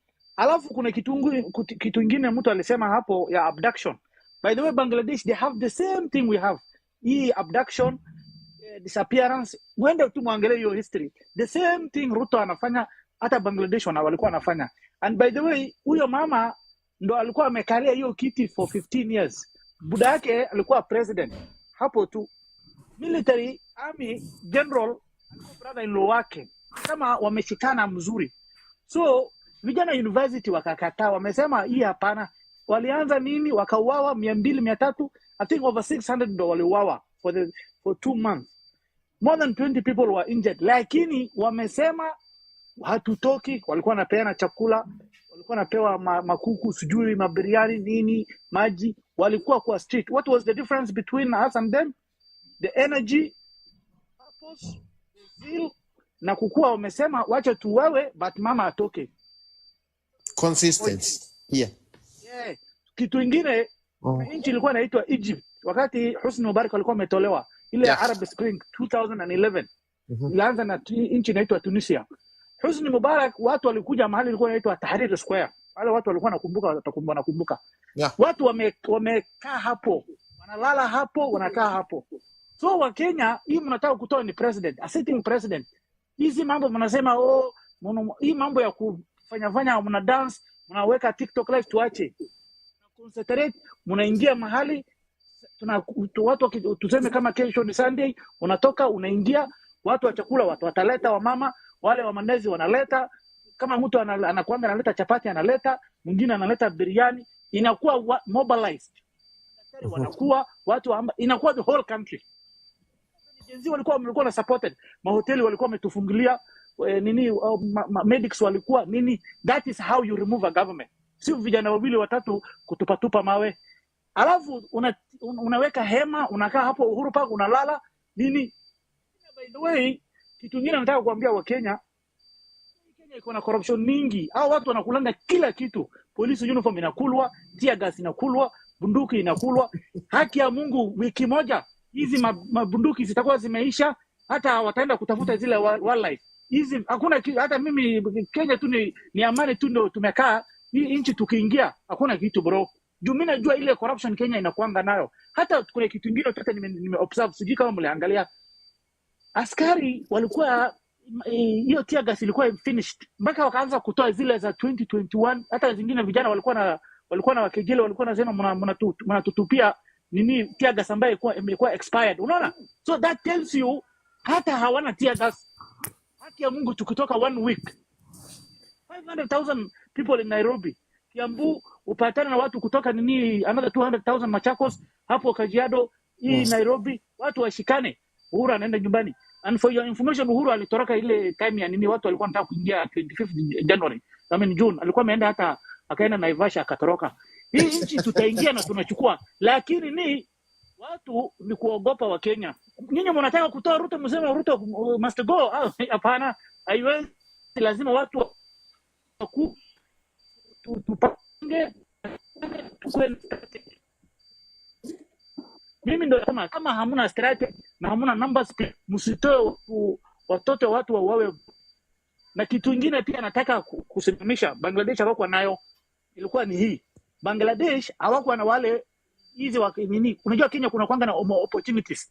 Watu wanatokelezea, Kalonzo anajificha na wewe, sijui Eugene Wamalwa anatokelezea kidogo unasikia nani anakusupport nani hiyo tajiri anaitonga nani Wanjigi kidogo. Hapana, cause tunakaa tunasema hii ni yetu, ni hivyo. Mimi hata kwanza ningepatia mtu kama Mguna ama mtu kama Okio Mtata ndo naambia wewe ndio president hivyo. Ama yule jamaa alikuwa anaitanga Kitonga, yule mzee alikuwa PS wakati alikuwa ametoa ile mambo ya corruption. Alikuwa anaitanga nani yule mzee alikuwa PS wakati ya Kibaki. Yule jamaa alikuwa whistleblower. Alikuwa anaitanga Kitonga ama nimesahau jina lake. Nani? Hiyo mtu remember. So tunataka hivyo, tukue na strategy, tujipange, ni hivyo. We need to learn the lessons what we did. Lakini unaenda maandamano saa 4 asubuhi, unapiga picture, unapiga tear gas, alafu ikifika saa 12 jioni mnaambiwa mrudi, askari wanalala wanajirefresh. Hiyo sio maandamano bro. Hii kitu inafaa kupigwa. Unaingia unapigwa. Unaona venye tuliingia nini parliament hivyo, unapigwa risasi moja nini, mnaingia mpaka wanakubali, wanasema hii kimeumana. How many will they kill by the way? How many? 1 million people. What is the population of Kenyan police? What is the population of Kenyan army? What is the population of Kenyan prison? What is the population of Kenya wildlife service? Ongeza wote, they cannot be more than 300,000. You give me 1 million people, Ruto will go home. Lakini shida mnasema Ruto must go hapa. Mkuje na strategy, Ruto tutamtoa. Otherwise tukae hapo tuongoje tuibiwe tulielie. And no, I like the word you use there, strategy, because hata kama tuko na maandamano and all that we are doing, we need some regulation. We need to know who's coming from where. We need to know how we're gonna go about it. So what the Gen Zs were doing was so nice, All I'm saying is that I wish we could keep it up. Not only keep it up, but boost it further. Like tufanye hii organization ikuwe even more powerful. Ikuwe kitu iko na foundation. Yes, sir. I agree with you, but do not agree with you on the same side. Let me let me explain myself, if you can, please, with all due respect. The problem with and the biggest thing that I've seen with the strategy that has been happening, and that's why we were tulimalizwa haraka sana, is because we cannot have a strategy. We cannot have a strategy. And to say this is because the moment we have a strategy, you think we are here tuko peke yetu. Hatuko peke yetu, they are listening. Wako hapa, wanatusikia. So, when we did not have a leader and did not have anything, they pushed to have a leader. That's where the Kasamuels and the people started showing up. Now, with Murara Kibaso, now that's a whole different picture. But the problem is that they're always listening. So you cannot have a strategy. Ndio maana wanakuzimia. They put, when we want to do something, they will come into town and they know you're going this way because they are listening and stuff like that. I've been asking myself, which is the other way of people communicating without having these guys around? Bro, wezi ogopa ukienda vita. Kama mimi nataka kupigana na Somalia leo ama South Sudan, nitadeclare war na naenda. Wenye watajipanga ni wao. So hii mambo mnasema ati kuna NSIS hapo tunagopa hiyo, wacha. Sisi tunasema venye mambo iko. Unajua wanataka kutoa serikali. Kanuke hata wakisikiza. Nakubaliana na Abshir because hawa wase tangu kitambo wamekuwa wakifuatilia, wanatutia uoga kwa sababu walijua tukienda katambe tutawalemea. Ikabidi watumie strategy ya kuja kutusikiza ndio watumie information yetu because hawana information. So saizi ile kitu yenye sisi tunataka ni tunawaambia tunaenda na wajue tunaenda. Wakitaka wakuje wafanye wenye watafanya. Ile siku yenye tutaamua ni wale wenye huwa wana abduct watu ndio tunataka tuanze na wao. Na hapa DCI nataka wasikie vizuri. Ile siku yenye tutaharibika akili, hizo gari mnatumia kubeba watu mkitoroka nazo hizo tutawachomea ndani. Another thing nataka wajue ni hii. Venye wanatumika hivi na Ruto saa hii, tukiamua tumewaachilia like we are doing nothing, wakaya wakijua it will be police to police war, they will fight themselves. So wasifikiri wanatutisha sana. We are trying to help them but they are behaving like babies. Wana behave kama washenzi wajinga wenye hata mtu mwenye hajaenda shule ako na akili ya mamake, wanakaa pumbavu. Alafu hiyo ukishikia mmoja wao, huyo mwenye ameshikia bunduki, ukimshikia mahali atalia kama mtoto.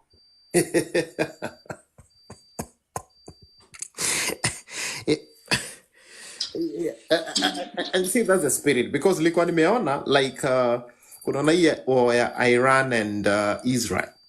Wakati Iran walituma missiles to Israel na wakawa chapa, Israel came out and said tutarespond na tutawagonga, and last night they did it last night. Was it yesterday? Yeah. So hawakukaa ni kama like tutaogopa kuambia what we are coming to do. But I respect Martin's point, but the thing is, cause sasa hatuwezi jificha anywhere. When you talk, we right now we are international here. Tunaongea na kila mtu anaweza join in na sikilize. So hatuta hide under that fear. We'll talk our points. Ukikuja kama unataka to attack because of what we talked, we will go a notch higher than you. Before you think you got us, we'll be 2 steps ahead. And that's the idea. And ina sound hapa watu wako na moral fit sana, and they are agreeing and they have the right spirit. This is all it takes. Let's infect others with the same spirit. Unajua kitu mimi nataka kusema ni hii. Unajua hii NSIS military ni watu tu tumeenda shule na wao, tumesoma na wao, tumekaa na wao. Na tunaishi na wao. Na hata tunajua kutumia bunduki kualiko. Kwani si ni Wakenya kama sisi? Kwani wako na makende 4 na walizaliwa miezi 12. Hapana. Unajua shida ni unatishiwa na wanaume kama nyinyi. Kukufa siku moja na kuzaliwa ni siku moja. Alipua tunalipua. Bana. Hatuwezi kubali. Moi, unajua Ruto ako na script ya Moi. Moi aliiba hii nchi akakuwa bilionea. Ruto is already a billionaire, anataka kuwa trillionaire. Hiyo ndio kitu amuelewi. Watu people are stealing our future. Sisi hatutaki kukaa Amerika na wapi na nini? Kwani Ruto ni Mungu? Hakuna maleta tupeleka. Imagine kitu moja. Mimi swali na nitakuuliza, ile kijana alikuwa anaitwa Rex Masai, aliuawa. Waliua Rex Masai. Na yule kijana mwingine walipasua nini? Kuna hiyo kijana walipasua his brain popped out in front of the parliament. What did he die for? For us. Kuogopa. Kwani hata ukifika miaka 80 si utakufa? Watakuwekelea kwanza dunia nini? Unajua mimi nasema ni hivi. Afadhali mimi niishi kama simba siku moja kuliko nikae kama kondoo miaka 100. Unajua hiyo hapana. That's the spirit. Hiyo ndio spirit. Alafu hebu angalia one thing. In 1964, 63, in 1965 ish, Kenya na Korea ni kama tulikuwa the same place. Does anyone know about that story better than me? Yes, I know. Yes, I know. No, we were ahead. Wewe wacha kunyang'anya watu, hatukuwa pamoja bwana. Si tulikuwa mbele. But sasa angalia. Yeah, so I believe Kenya has a lot of resources. We can create employment. Tunaweza fanya even a better example of super highways, build anything. Imagine country kazo zilitoka na Dubai na hebu nikuulize kitu nani my friend, nikuulize sijui kama nyinyi mnakumbukanga pan paper na mnakumbuka Flospa. Zilisha Kenya ama zilisha ama ni nini ilifanyika? Pan paper harufu ndio imebaki tu. Harufu ya pan paper ndio imebaki. Flospa, by the way. Kitale, was it Kitale something? Yani Kenya ilikuwa na vitu powerful, but corruption ikaingia it killed everything. Now we are depending on things we are getting from Turkey or whatever, business, selling stuff. So if we can get rid of this kind of leadership, Kenya, watu watakuwa na come Kenya job from other countries.